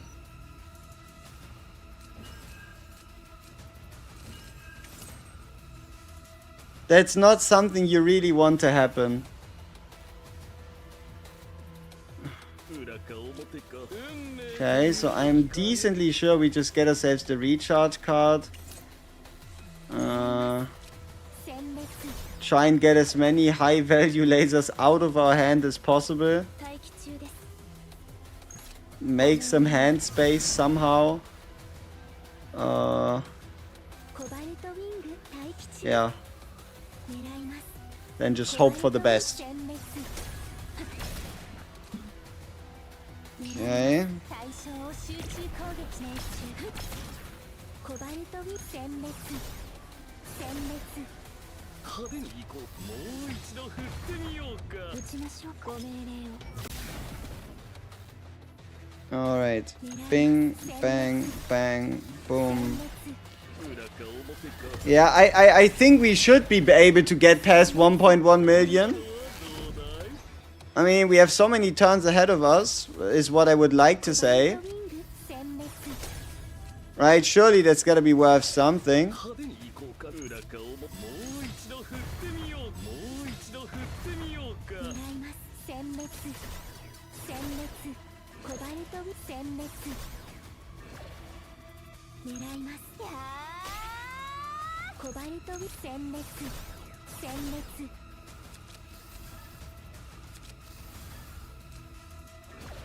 派手にこんなのはどうだい？狙います殲滅殲滅裏かをもう一度振ってみよう。もう一度振ってみよう。もう一度振ってみようか。 At least it finally stopped.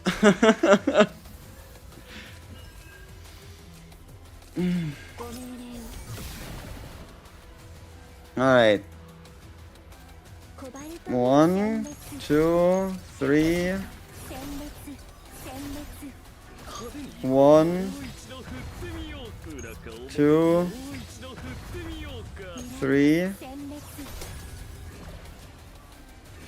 待機中ですご命令を We probably should have used the コバルトウィング laser thing before. I mean, who knows? 殲滅 Who knows what we should have done? 発射殲滅コバルトウィング 派手に And they give me the morale, 殲滅 the attack. 裏かを Let me break like this. 振ってみようか。狙います And we have this one and this 殲 one. 滅派手に行こうかね。裏かをもう一度振ってみようか。待機中でポイント確保しました撃ちましょうかご命令を I guess if possible, we would like to draw into. 狙います Oh no, I think we can kill him actually. That's great. こんなのはど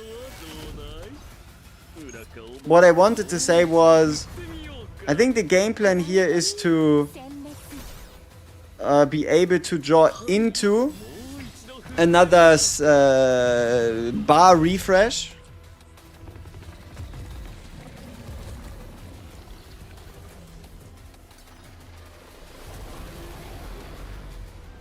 狙います殲滅殲滅殲滅こんなのはどうだい？コバルトウィング殲滅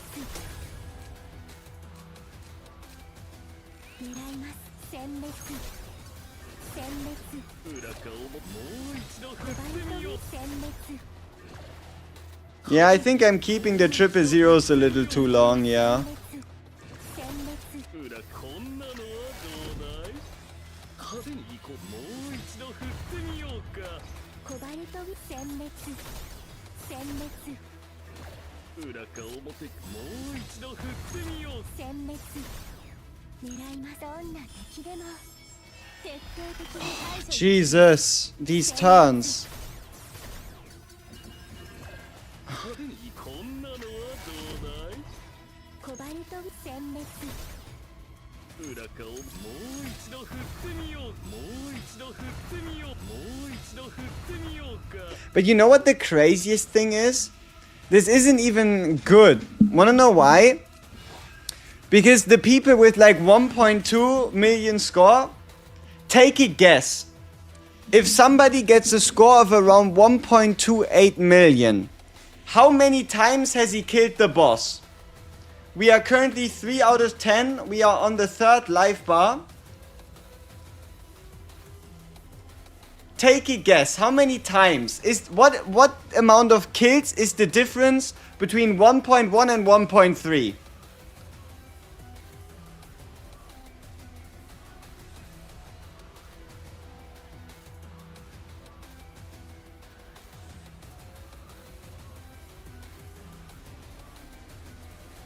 So yeah, basically the difference is around 8 plus, right?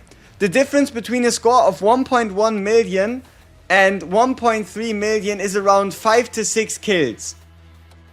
5 to 6 kills more. Like if you look for people that have like 1.2 million score, they have like a 7 or an 8. Or maybe higher on the X count. And shit is crazy. Yeah, exactly. Exactly. Like what? Where does all this damage come from?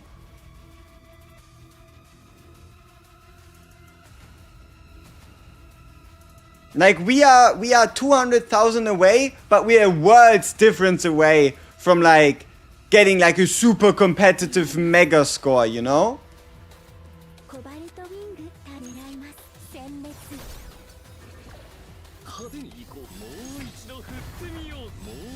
Oh yeah, ours is E0, right? One of the score differences is the fact that we have an E0 Serenial right here, right? But no, it also has to do with like how many times can you break bar reset a guy in one turn, right?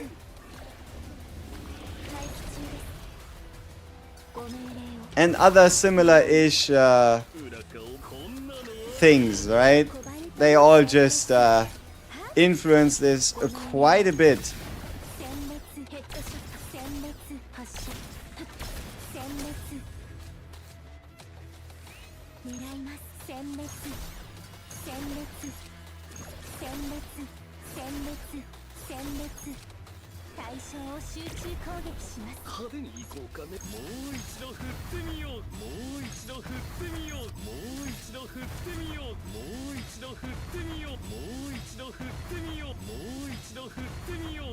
Like, it's not uncommon for people to play turns where their fucking Casius hits like 9,000% damage, right? Like, this shit is just ridiculous.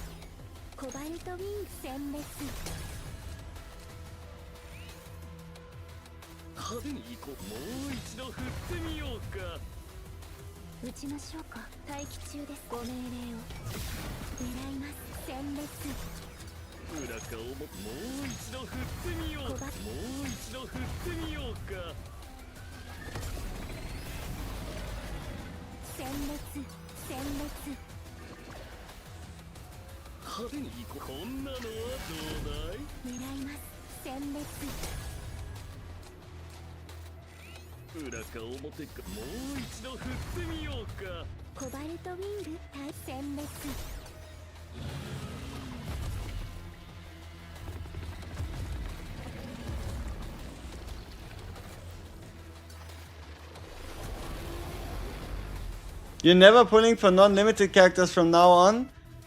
It's a GREATRIFT. Honestly, it's a fucking GREATRIFT. It's tailor-made.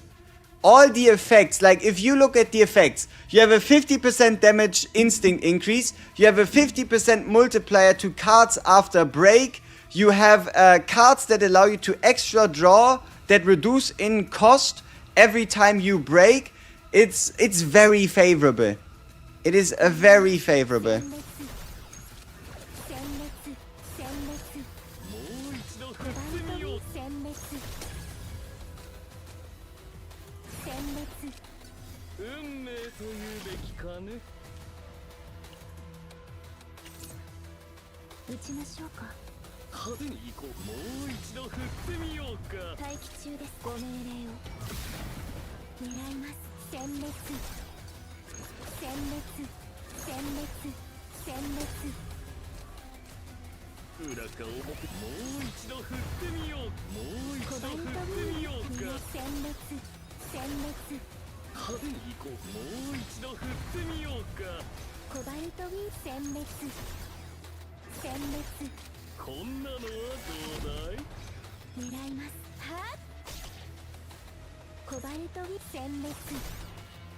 狙います。どんな敵でも徹底的に排除いたします。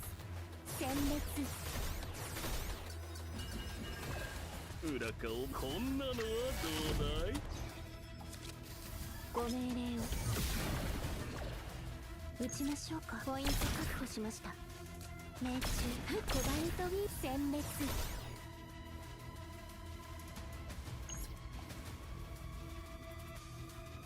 派手に行こう。もう一度振ってみようか。裏顔も But what the fuck do we do with these triple ones? 見ようか。 Do I just let them... Okay, they exhaust themselves right at the end of the turn. Okay, luckily. So I just keep them. Alright, last turn. Oh! 狙います。殲滅。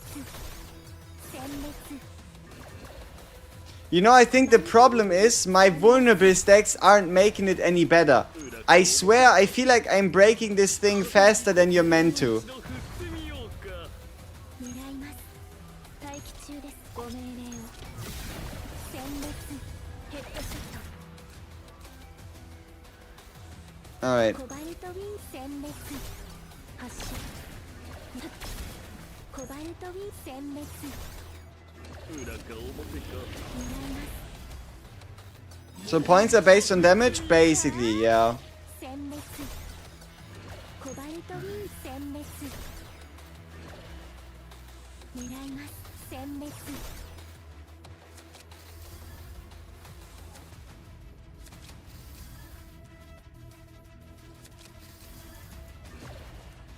派手に行こうか。もう一度振 Alright, time to clean our hand. ってみようか。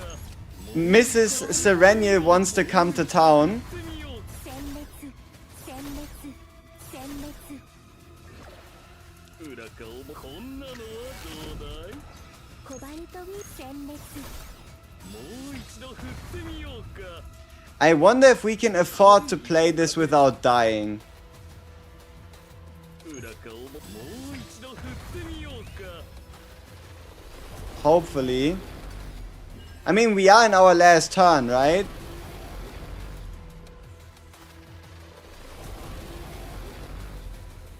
But I guess we're getting he's putting as much shit as possible into our deck. That's for whoever said you can always play a turn 1 without dying. Fuck you. Fuck you. Sin Cleric 5762. Fuck you. You robbed me of like 30k score. Fuck you. What you mean I can always play turn 1 without dying? Fuck you.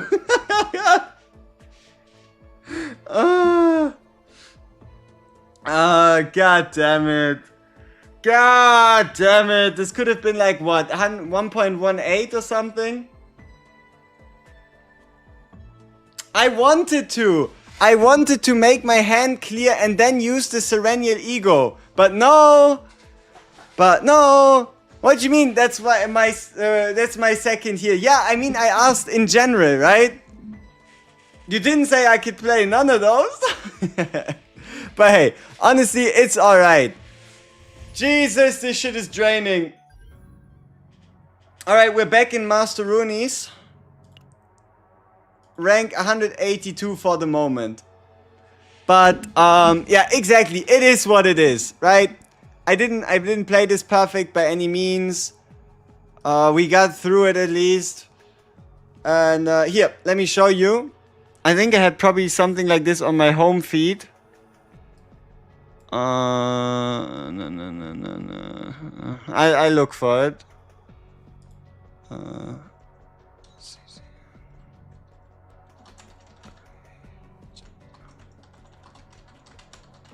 I think a couple days ago, somebody like showcased his 1.2 million score.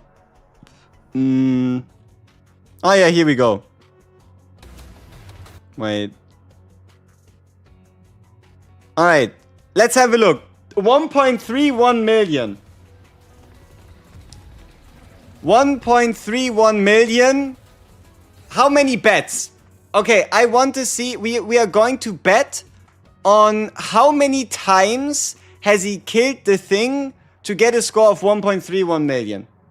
I'm going to pull up the poll, and let's see if we can guess how many times he's killed the thing to get the score he has, right? 1.31 million.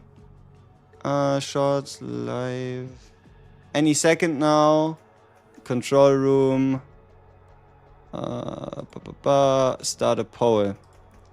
How many boss kills for 1.31 mil score? Let's start with 5, 8, 12, I don't know, 15 plus. No clue. I have no idea. Let's pick 5, 8, 12 and 15 plus. I don't know. I have no idea how many times this guy has killed him, but these are going to be our options.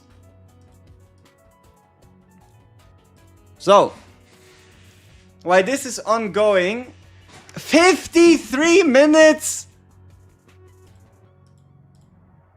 They need to do something about the length of a single run. Like, this can't be it. You know? Fucking hell. And this is just the second phase.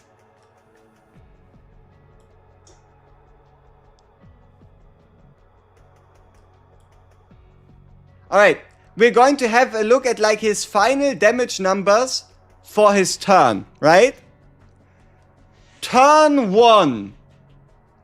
Turn 1, the end of the turn. What kind of numbers does his 000 have? A reasonable 2400%, alright? Hits for a casual 10,000 damage each. Huh? Understandable, huh? Makes sense, right? Seems totally normal. Perfectly balanced, right? The boss is half dead turn 1. Now, when the fuck does his second turn end?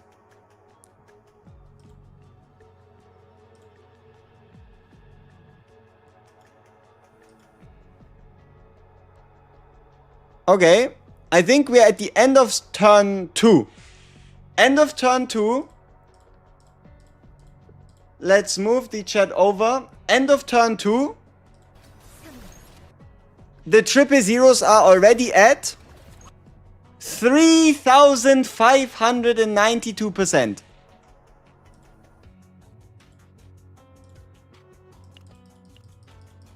Alright. 3,592%, and they're going to hit for 8,300 no crit, 16,321. Mop. So this is what you're fighting against, right? The guy is at 969,000 by turn 2. And he caps out at 1.31 million.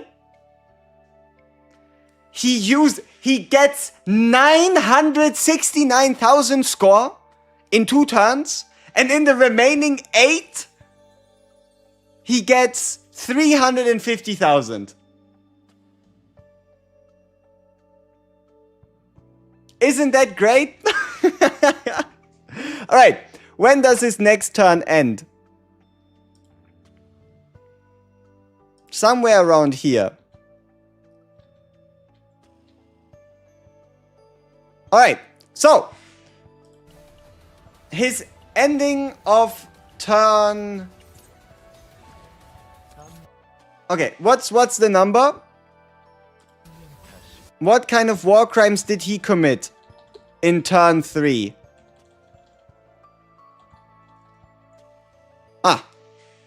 Casual 2,290. Nothing too crazy, right? So that's turn 8. This is still turn 7. 6, okay.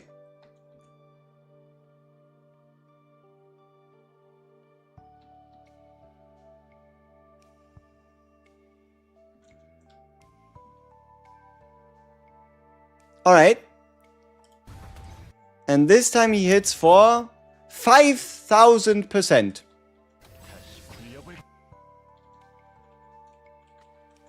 That seems appropriate. Come on, give me the actual look. Yeah. 5,104%. No. What does it do? 11,000 no crit. 23,048 damage. Yeah. Alright. So, yeah.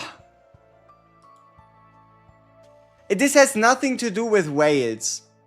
The Casius dealing 23,000 damage has nothing to do with whales. So, let's see. We were gonna skip. We've seen enough. Look at the number. We've seen enough, right?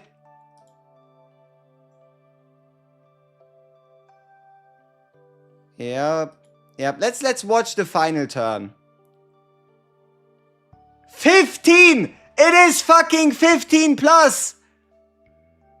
He's on boss health bar 15 or 16, whatever the count, however the fuck this shit works.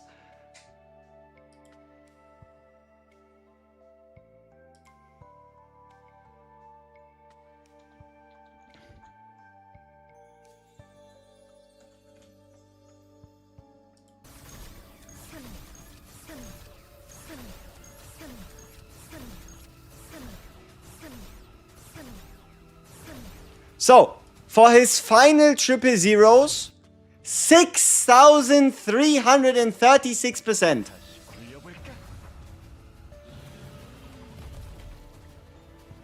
So he killed him one more time. It is actually 16. Brother actually killed the guy 16 times. That is 3.2 million damage. 3.2 million damage. Or probably, let's see, that's just the average, then 28 times 16. So that's like another 400,000. So it's like 3.7 million. 3.7 million.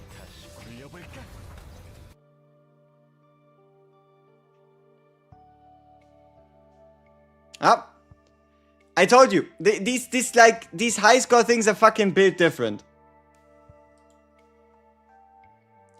22 morale is on the low side. Yeah, I saw. Where's I'm not quite sure, but I think somebody got a 9,000% Casius 000. I'm not entirely sure where.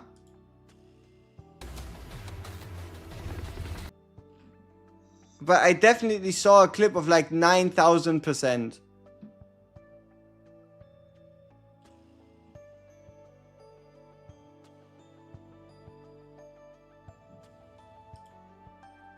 But wanna know what the great part is, people? If you want to get 1 million, like, how do you formulated it? You are 100 times more likely to hit a score of 1 million than you are to hit 1.2 million. Like, you don't have to settle for 500,000. 1 million is absolutely within reasonable reach. If you want to hit 1 million, like, you don't even have to play crazy turns, right?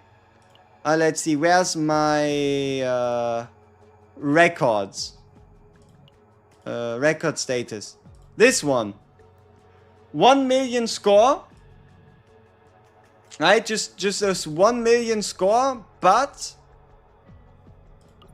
no Selena deck. No need to recharge any bar. No need to do anything crazy. No need for any super fancy Casius deck. And you don't even need these epiphanies. Like, 1 million is definitely possible.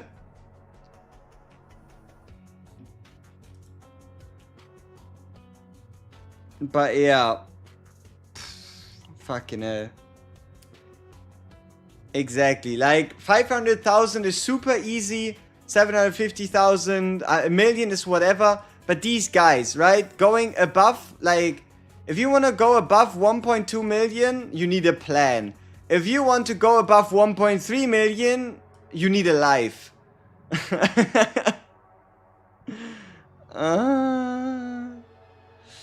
Yeah.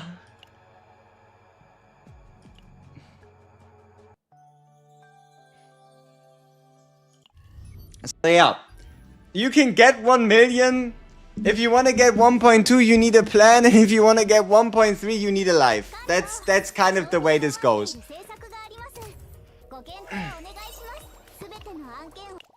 But no, shout out to all of them. They're showing us what's possible. I'm just not doing it, right? Like, I don't think I'll be sitting here aiming for a 1.3 million score. Maybe we'll do like an attempt or two before the Great Rift ends, where we try to hit like 1.2 million or like 1.25 or whatever. But yeah, I still need to build a better Selena, need to build a better Casius, but we have time. We have all the time in the world, and it's fine, right? We're getting our score. Like, you saw how we played our run. Huh? We are rank 183 for now. So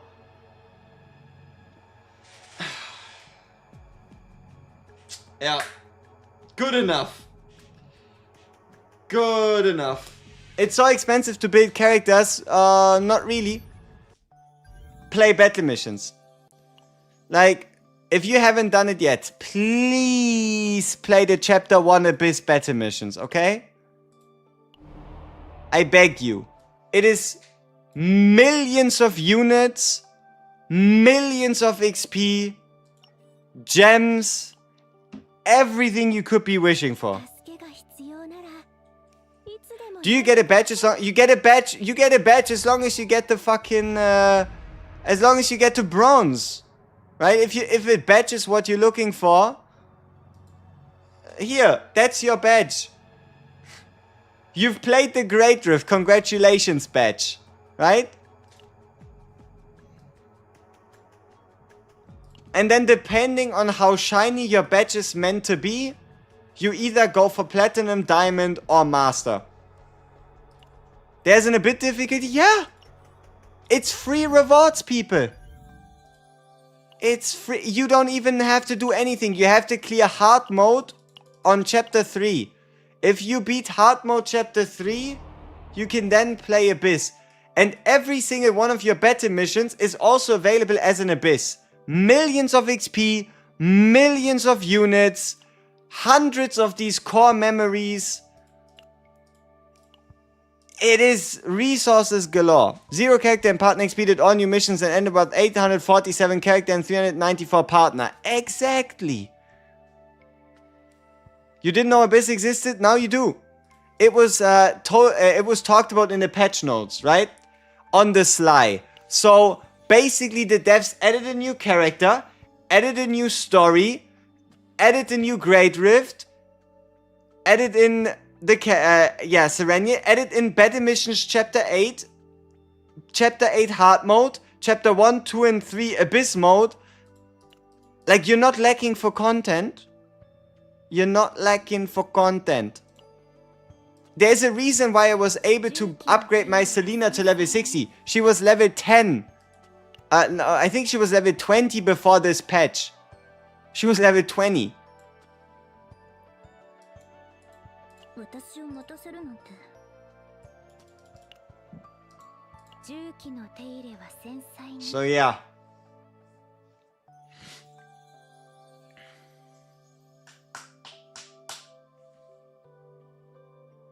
So the best epiphany is this one.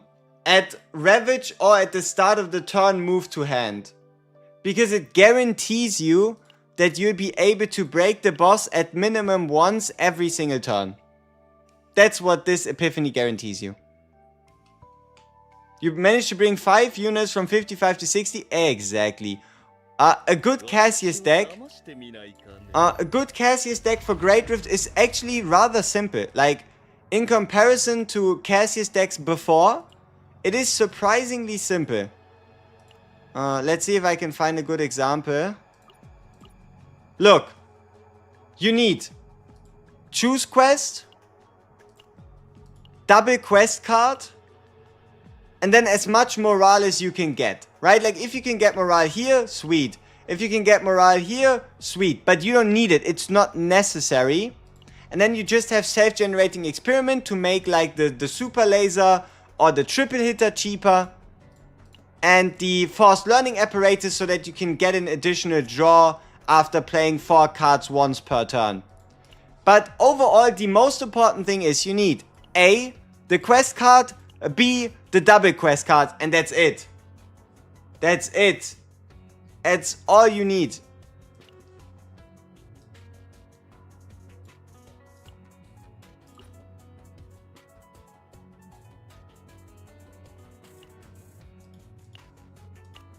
The double, do you want to know why the double quest card is so good?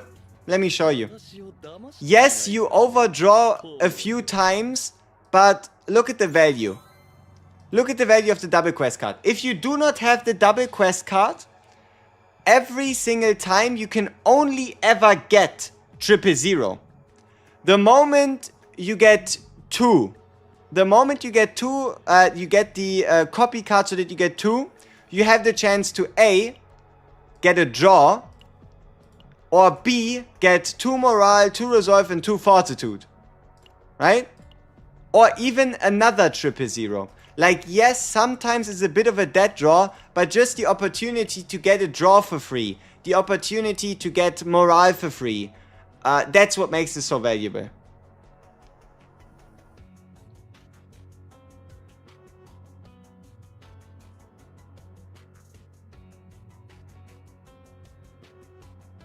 Rank 1 doesn't use second quest card. Yeah, but at the end of the day, it all comes down to RNG, right? The guy we just watched, he sure as hell used the quest card. Right? Like, it entirely is, like, to a degree, RNG dependent. What you do or don't use. Right? You can see here, we have the double quest card. Number 3, we have double quest card. Number 4, we have double quest card. Number 5, we have double quest card. So you can see the pattern, right?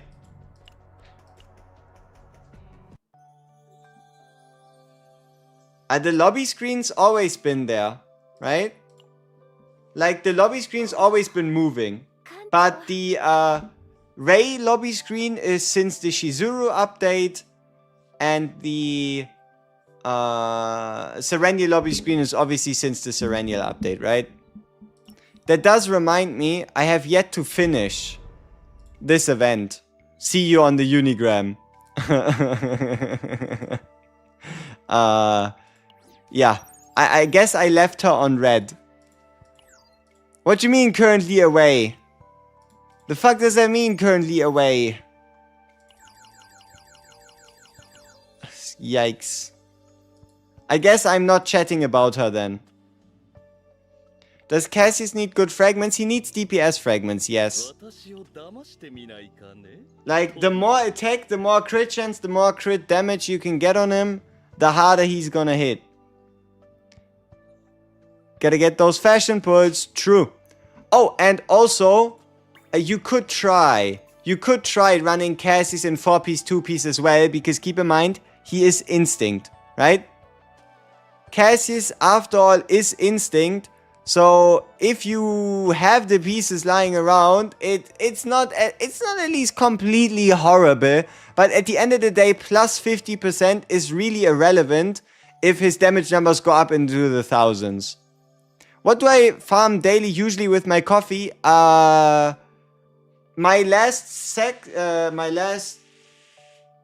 7 or 8 days, maybe 9 days, have been purely spent farming Flames of Desire and Serenial Potential in like a whatever split, right? I'm slowly working my way towards finishing her up with that last crit damage upgrade.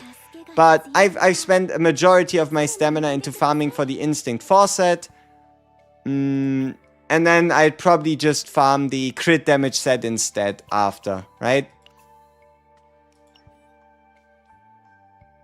The damage amount is additive. It's just additive. It's just plus 50, not by 50. So in smaller quantities, it makes a lot of difference. In these like crazier percentages, it's not that noticeable.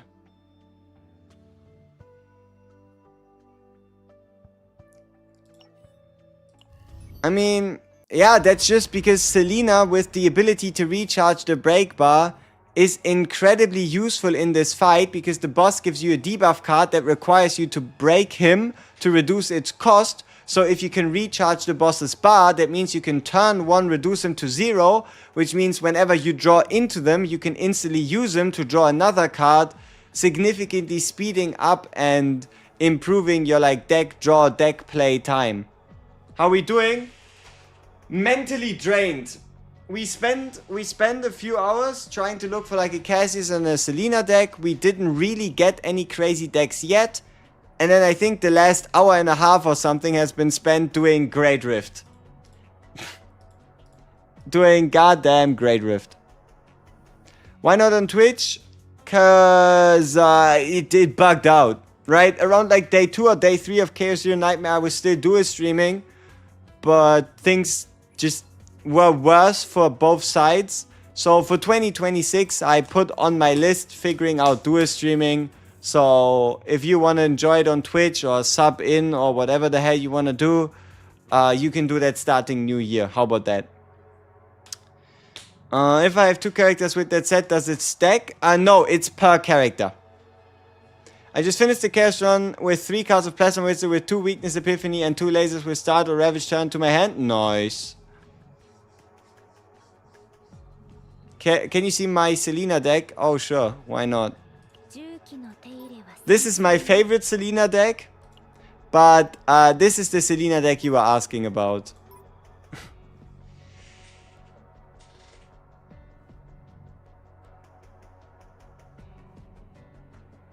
It really isn't that crazy.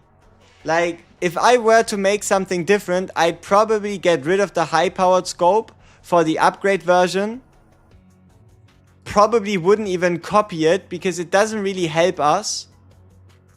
My Shizuru deck, I have one Shizuru deck I like very much, which is this one, just because it's a flex, because it has 2 forbidden cards.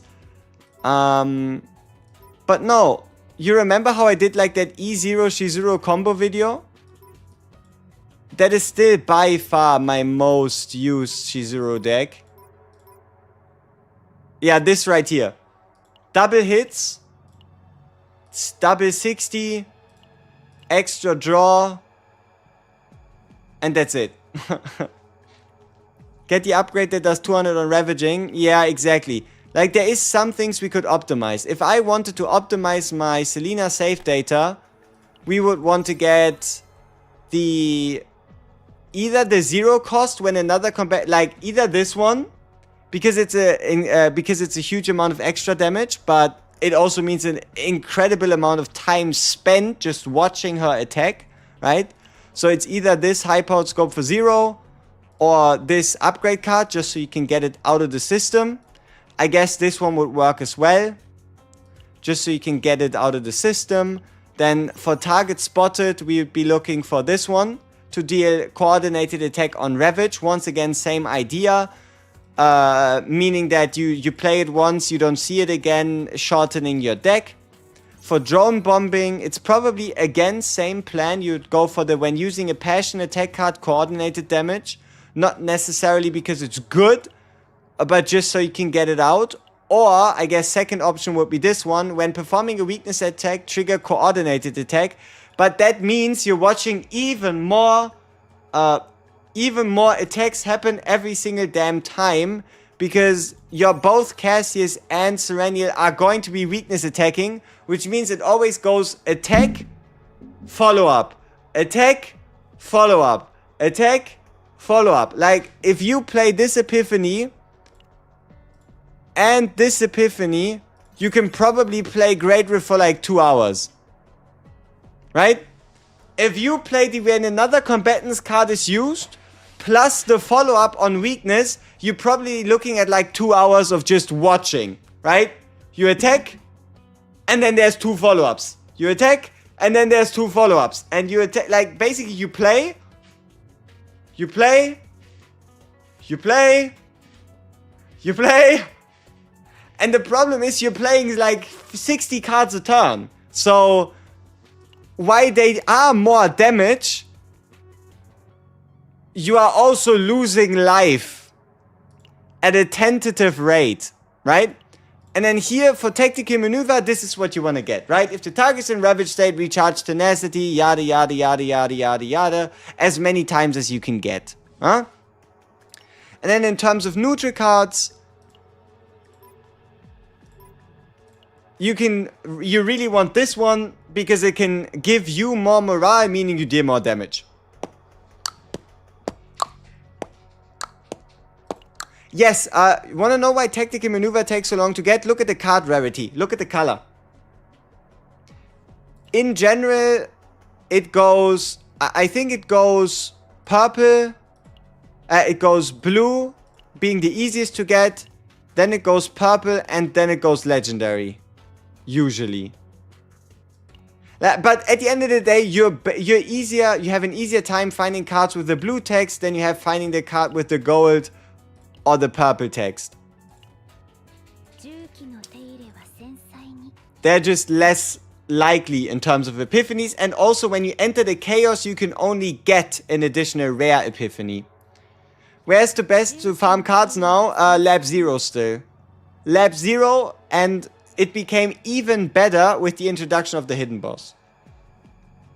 Do you want to get the 700 HP? No, you don't care. At least for GREATRIFT, you really don't care for the 700 HP. You really don't. But when you build them as a healer, you want to get the 700 HP. Perth is mythic, no? Hard to say which one of those is better. Tactical maneuver is also giga hard to have 4 copies on Lab 0 because it's legendary.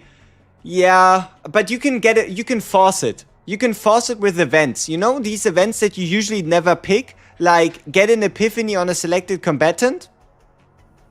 You can use those to force to get these cards early. Serenia, Shizuru, and Mika is a good team comp.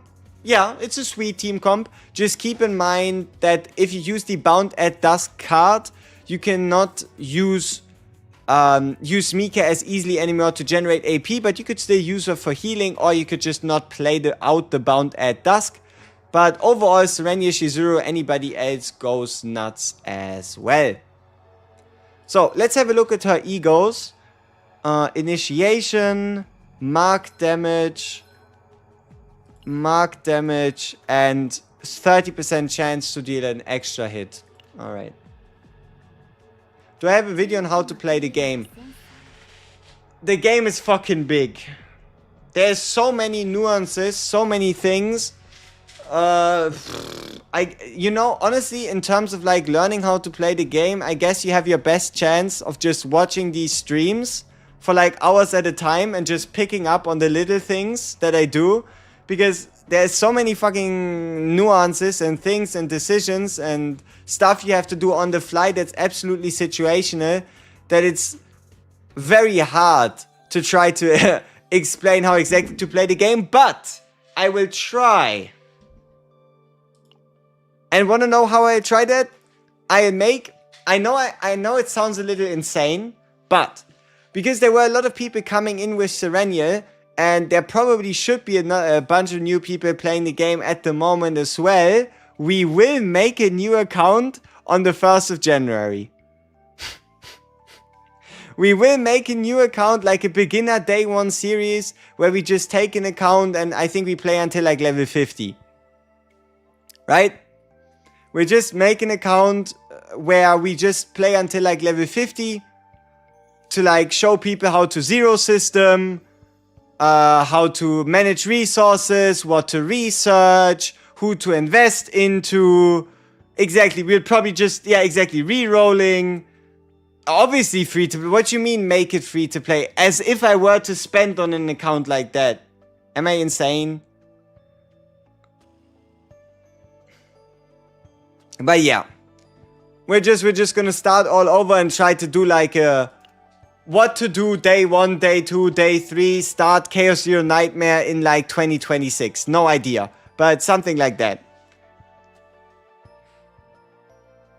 No. I started on the 1st of January with exactly the amount of resources that you get without any like, oh, I'm gonna start it like 5 days early and use the mail and all that. No, we're gonna start exactly on the 1st and see how we do. I'm probably about to go insane, right? In terms of like playing the story, doing all these quests, doing all these zero system runs, going through these planets in the first place, leveling up character affinity, doing promotion missions, doing resource farming. It's gonna be fun. It's gonna be absolutely amazing. Trust me. It's gonna be so great. It's gonna be so good. It's gonna be amazing.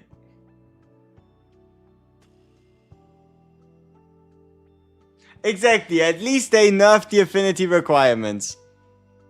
The fun is so sun. Yes, we are cooking. Exactly, ourselves in this case.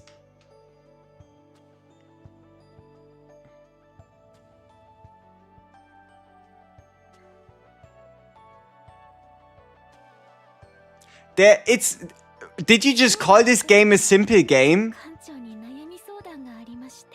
Did you just say Chaos Zero Nightmare is a simple game? Are you sure about that, Just Junior? So you think the game is simple? What does that even mean? Is it lacking complexity?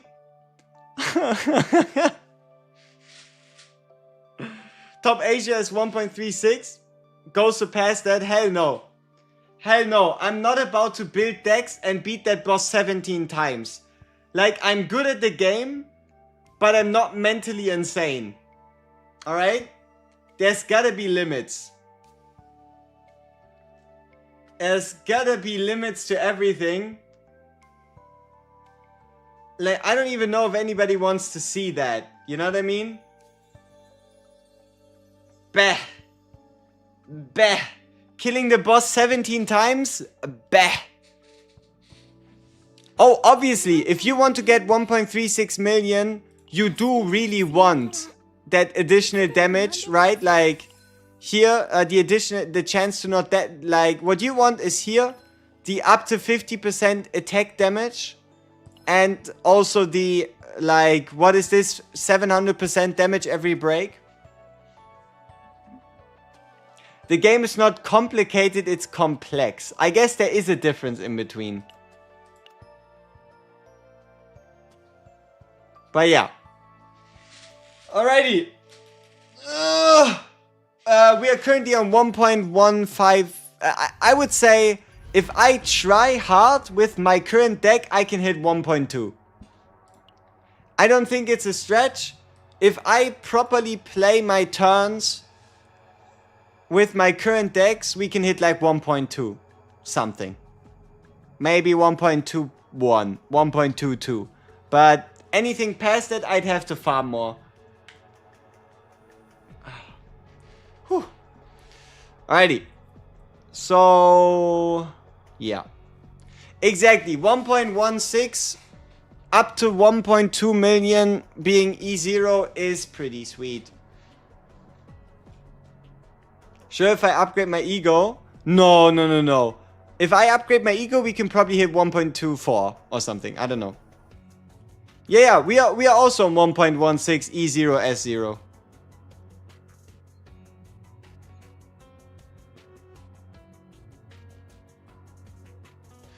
I mean, honestly, let's be real here. Great Rift is a fun game mode if you play it in moderation. Like, building, is Selena a must? No. I got a 1,070,000 score using an empty deck. Here, if you need proof or whatever, record status, 1,090,000 is this score right here. Oh, I closed the game. I'm sorry. I'll open it again. Whoops.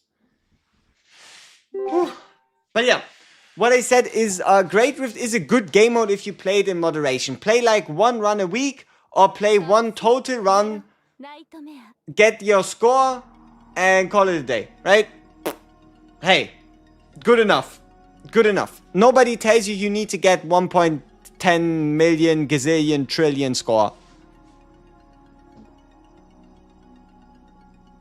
Like, it's a run, you can go in, you can spam a bunch of cards, you can fight a boss, the boss has some nice animations, there's some nice variety, whatever the hell to the boss, good enough.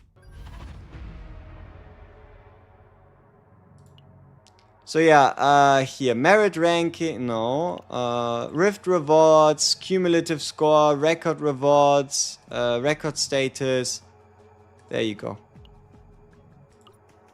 1,040,000 E0 S0 empty deck. Could be anyone. So yeah, you absolutely don't need Selena if you want to hit 1 million.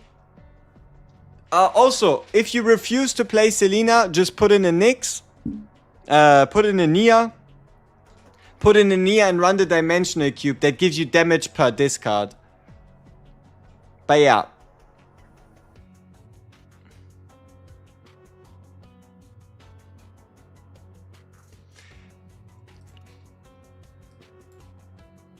But yeah, you can see we hit 1 million first try. So... Oh, also, we only had an early suppression bonus of 4. And let me tell you a secret. I think we died like turn 7. Like this million score, I think I died turn 7. Like, the scaling really goes like this. In terms of how much damage do you need to do. Like, I think this is like 7 turns. No deck. Here, yeah, I can show you the Cassius. The Cassius deck really ain't... The Cassius deck is a... You do one Chaos run, and with a little bit of luck, you end up with a deck like this.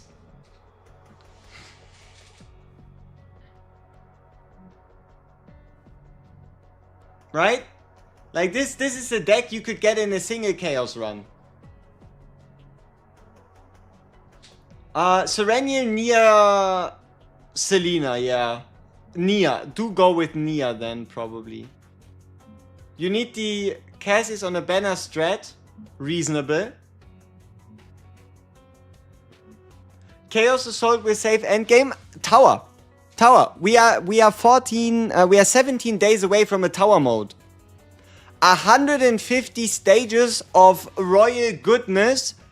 And you know what the best part about this tower is? If you clear it, you obviously get rewards. But then you can also re-clear the stages for stickers for your favorite character.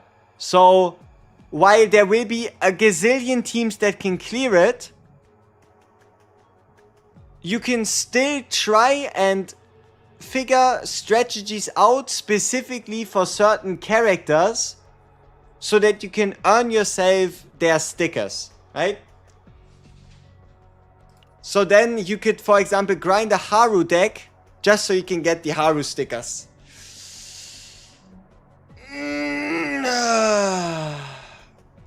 Yeah. But you know, the thing is, reroll epiphanies, you should be able to use this retroactively. Like, for example, how I could probably change the epiphany for my plasma missile. Or even change the epiphany for my cobalt light if I feel like it. If it's the same as the E7 tower, it won't be easy.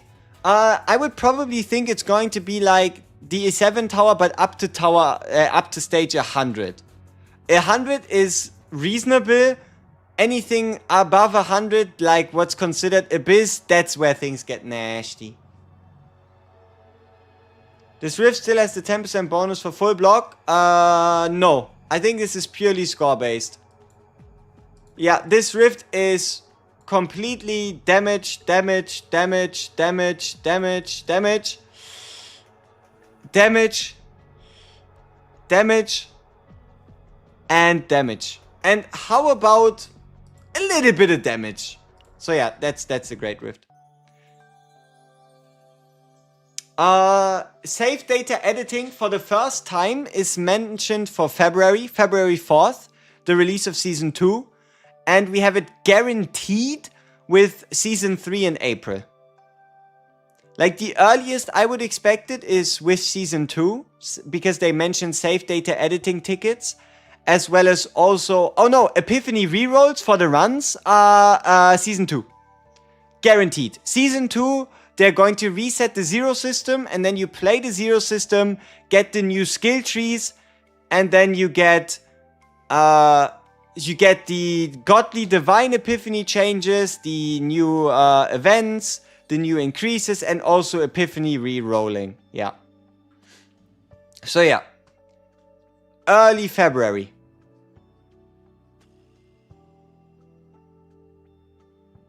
No. The next update is pre-season. The next update is, you could say, cooldown period, calm down, cool down, release of Narja, some QRL features, the tower mode, and then 3 weeks after is the big Season 2 launch. What's the best level of Step 0? Level 8. It's not worth it to go past level 8. So yeah, I'm just gonna call it the pre-season, right? It's gonna be like Season 1.5. Do you think they'll one day remove the multi-hit limitation on GREATRIFT? Why not? Sure. And at that point, we'll finally see who is stronger. Mei Lin or SERENIEL. Yeah. That's then gonna be the final showdown. But I gotta be honest with you here. Mei Lin, even without turn limitation, will probably have a hard time dealing 3.2 million damage in 10 turns. Because she would have to average 320,000 damage a turn. Remove Casius from the game? No. No.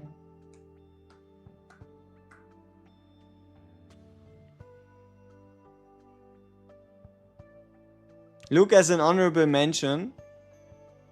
Yeah, Luke is also getting cooked.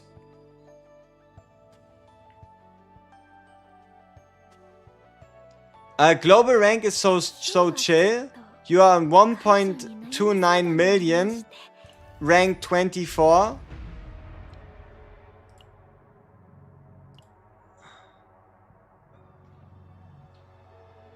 What if I told you we don't want you here? No, just kidding. Honestly, what difference does it make between you being rank 1 and rank 24? The loot is all the same, and you're still not rank 1. So come back when you're at 1.4 million so you can flex on all of us and be like, look, I'm at 1.4 million, I would be rank 1, but unfortunately Asia is so cracked, it doesn't make sense, right? So yeah, do come back when you're at 1.4 million so you can flex on all of us.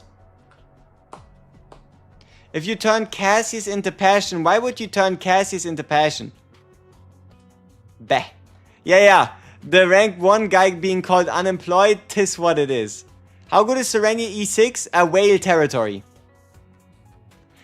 Absolutely not worth it for your normal player. Like, the most you should go for if you like free to play or low spender is E2. If you really want to stretch it, use ego codes and copies to go E4. E6 is absolute degenerate behavior that is under no circumstances necessary for you to enjoy Sereniel. What teams to use? GREATRIFT in terms of high score is exclusive at the moment. The top 100 is exclusively Sereniel, Selena, Casius. Sereniel to recharge the Selena to recharge the bar, Sereniel to kill it, and Casius to just provide triple zeros. But in terms of like general people teams to use, this one. Like, this is your help sheet in terms of who to pair. Yeah, but keep in mind, you have 3 weeks to do so. You accidentally got E1. Should you pull for E2 or save the Omega code?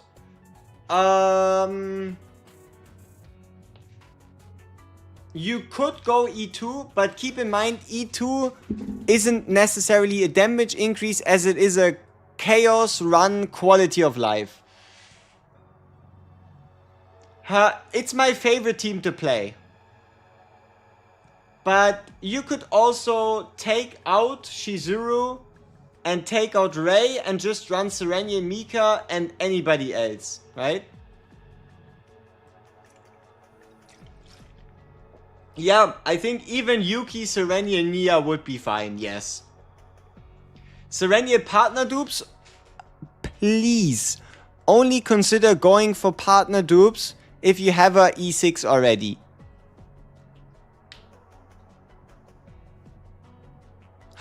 Or I guess the only reasonable way you would go for her partner dupes is if you are confident you're going to use your Omega codes to E6 Sereniel in the future and want to get the partner to E6 before she leaves. That'd be the only reason.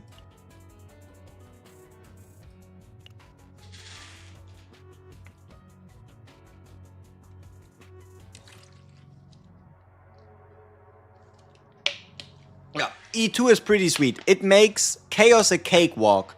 It might even make Chaos a little too easy.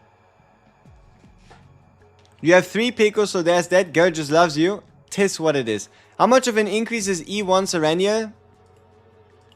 10%? 5%?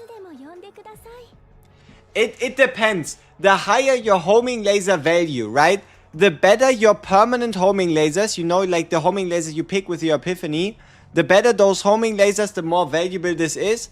But I would say, like, it's really good to get, but by no means do you need to get it for any reason, right?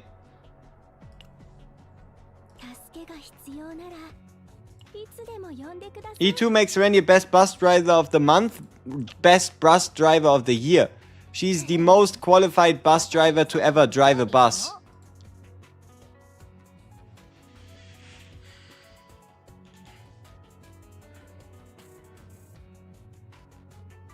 You want to E4 before she leaves the banner? I mean, you still have a bunch of time, right? How many days has it been since she released? 4.5? 4.5 days since she released? You still have 2.5 weeks. You still have 2.5 weeks to make it happen. Between E2 or Peko, go for Peko so long as you know that you won't be able to get E2 Sereniel, right? Like the thought process between E2 Sereniel and Peko is you can just get Sereniel later with a memory code, but you can't get Peko later. That's kind of the big idea here, you know?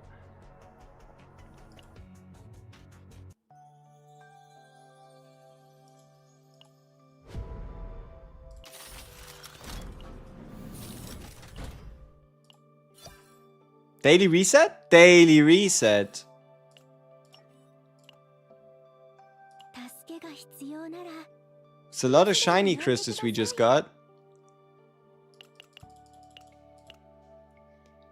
What should you pick for the devil dice? 私を騙してみないかね、友よ。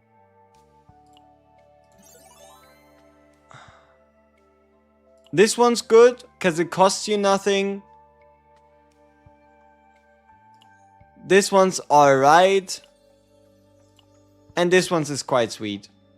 Like the discard can be kind of useful in certain situations. But if you wanted to know one specific one, it's Devil Dice or it's the base Epiphany with like additional morale or something. Right? Like the best one might just be 186, draw 1, get 2 morale for 1 turn.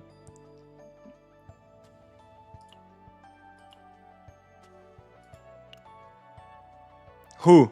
Does Casius work without any dupes?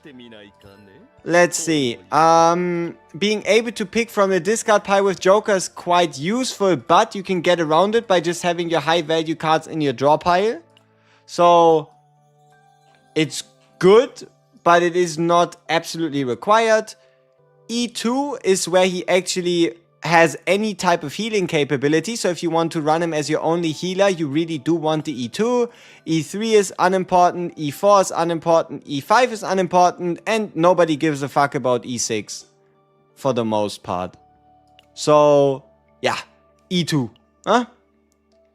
E2, or E0, or E1, or anything like that. Any advice for Cassius damage? Get the final potential at the top. Like, this potential is what makes Cassius strong. The ability to gain 1 morale every time you complete a quest is ridiculous. Alright. Yep, I think this is it. I think I make like a E0 SERENIEL showcase. And then I'm gonna call it for the fucking day. Day is already over. Hi, hi, hi. Alrighty, people. Once again, if you want to, you can become a member. You can subscribe. You can wish me a good night. I don't know. The choice is yours. Once again, absolute pleasure bringing all of this to you. It's been a fun chat. We had a good time. We had some good runs. We despaired together in GREATRIFT. Once again, memories have been made. And yeah, I think it was another 5 hours well spent. Fucking hell. But don't expect these 5-hour streams to be the norm. We again, or at least me personally, after I don't look like a vampire, I'll try to again go back to that more normal, like 3-hour stream schedule, just so I don't like stream the whole day. You know what I mean? It's just to like protect myself. Protect myself from myself. So, yeah. There's that. Alrighty, remember, I can see that. Appreciate it very much. Thank you. Alrighty. Whew, this Christmas hat. Holy shit. It's getting hot in here. But, do I keep it on for the video?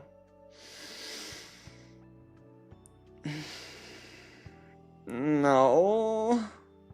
Maybe. I'm hungry. Alright, whatever. Bye-bye.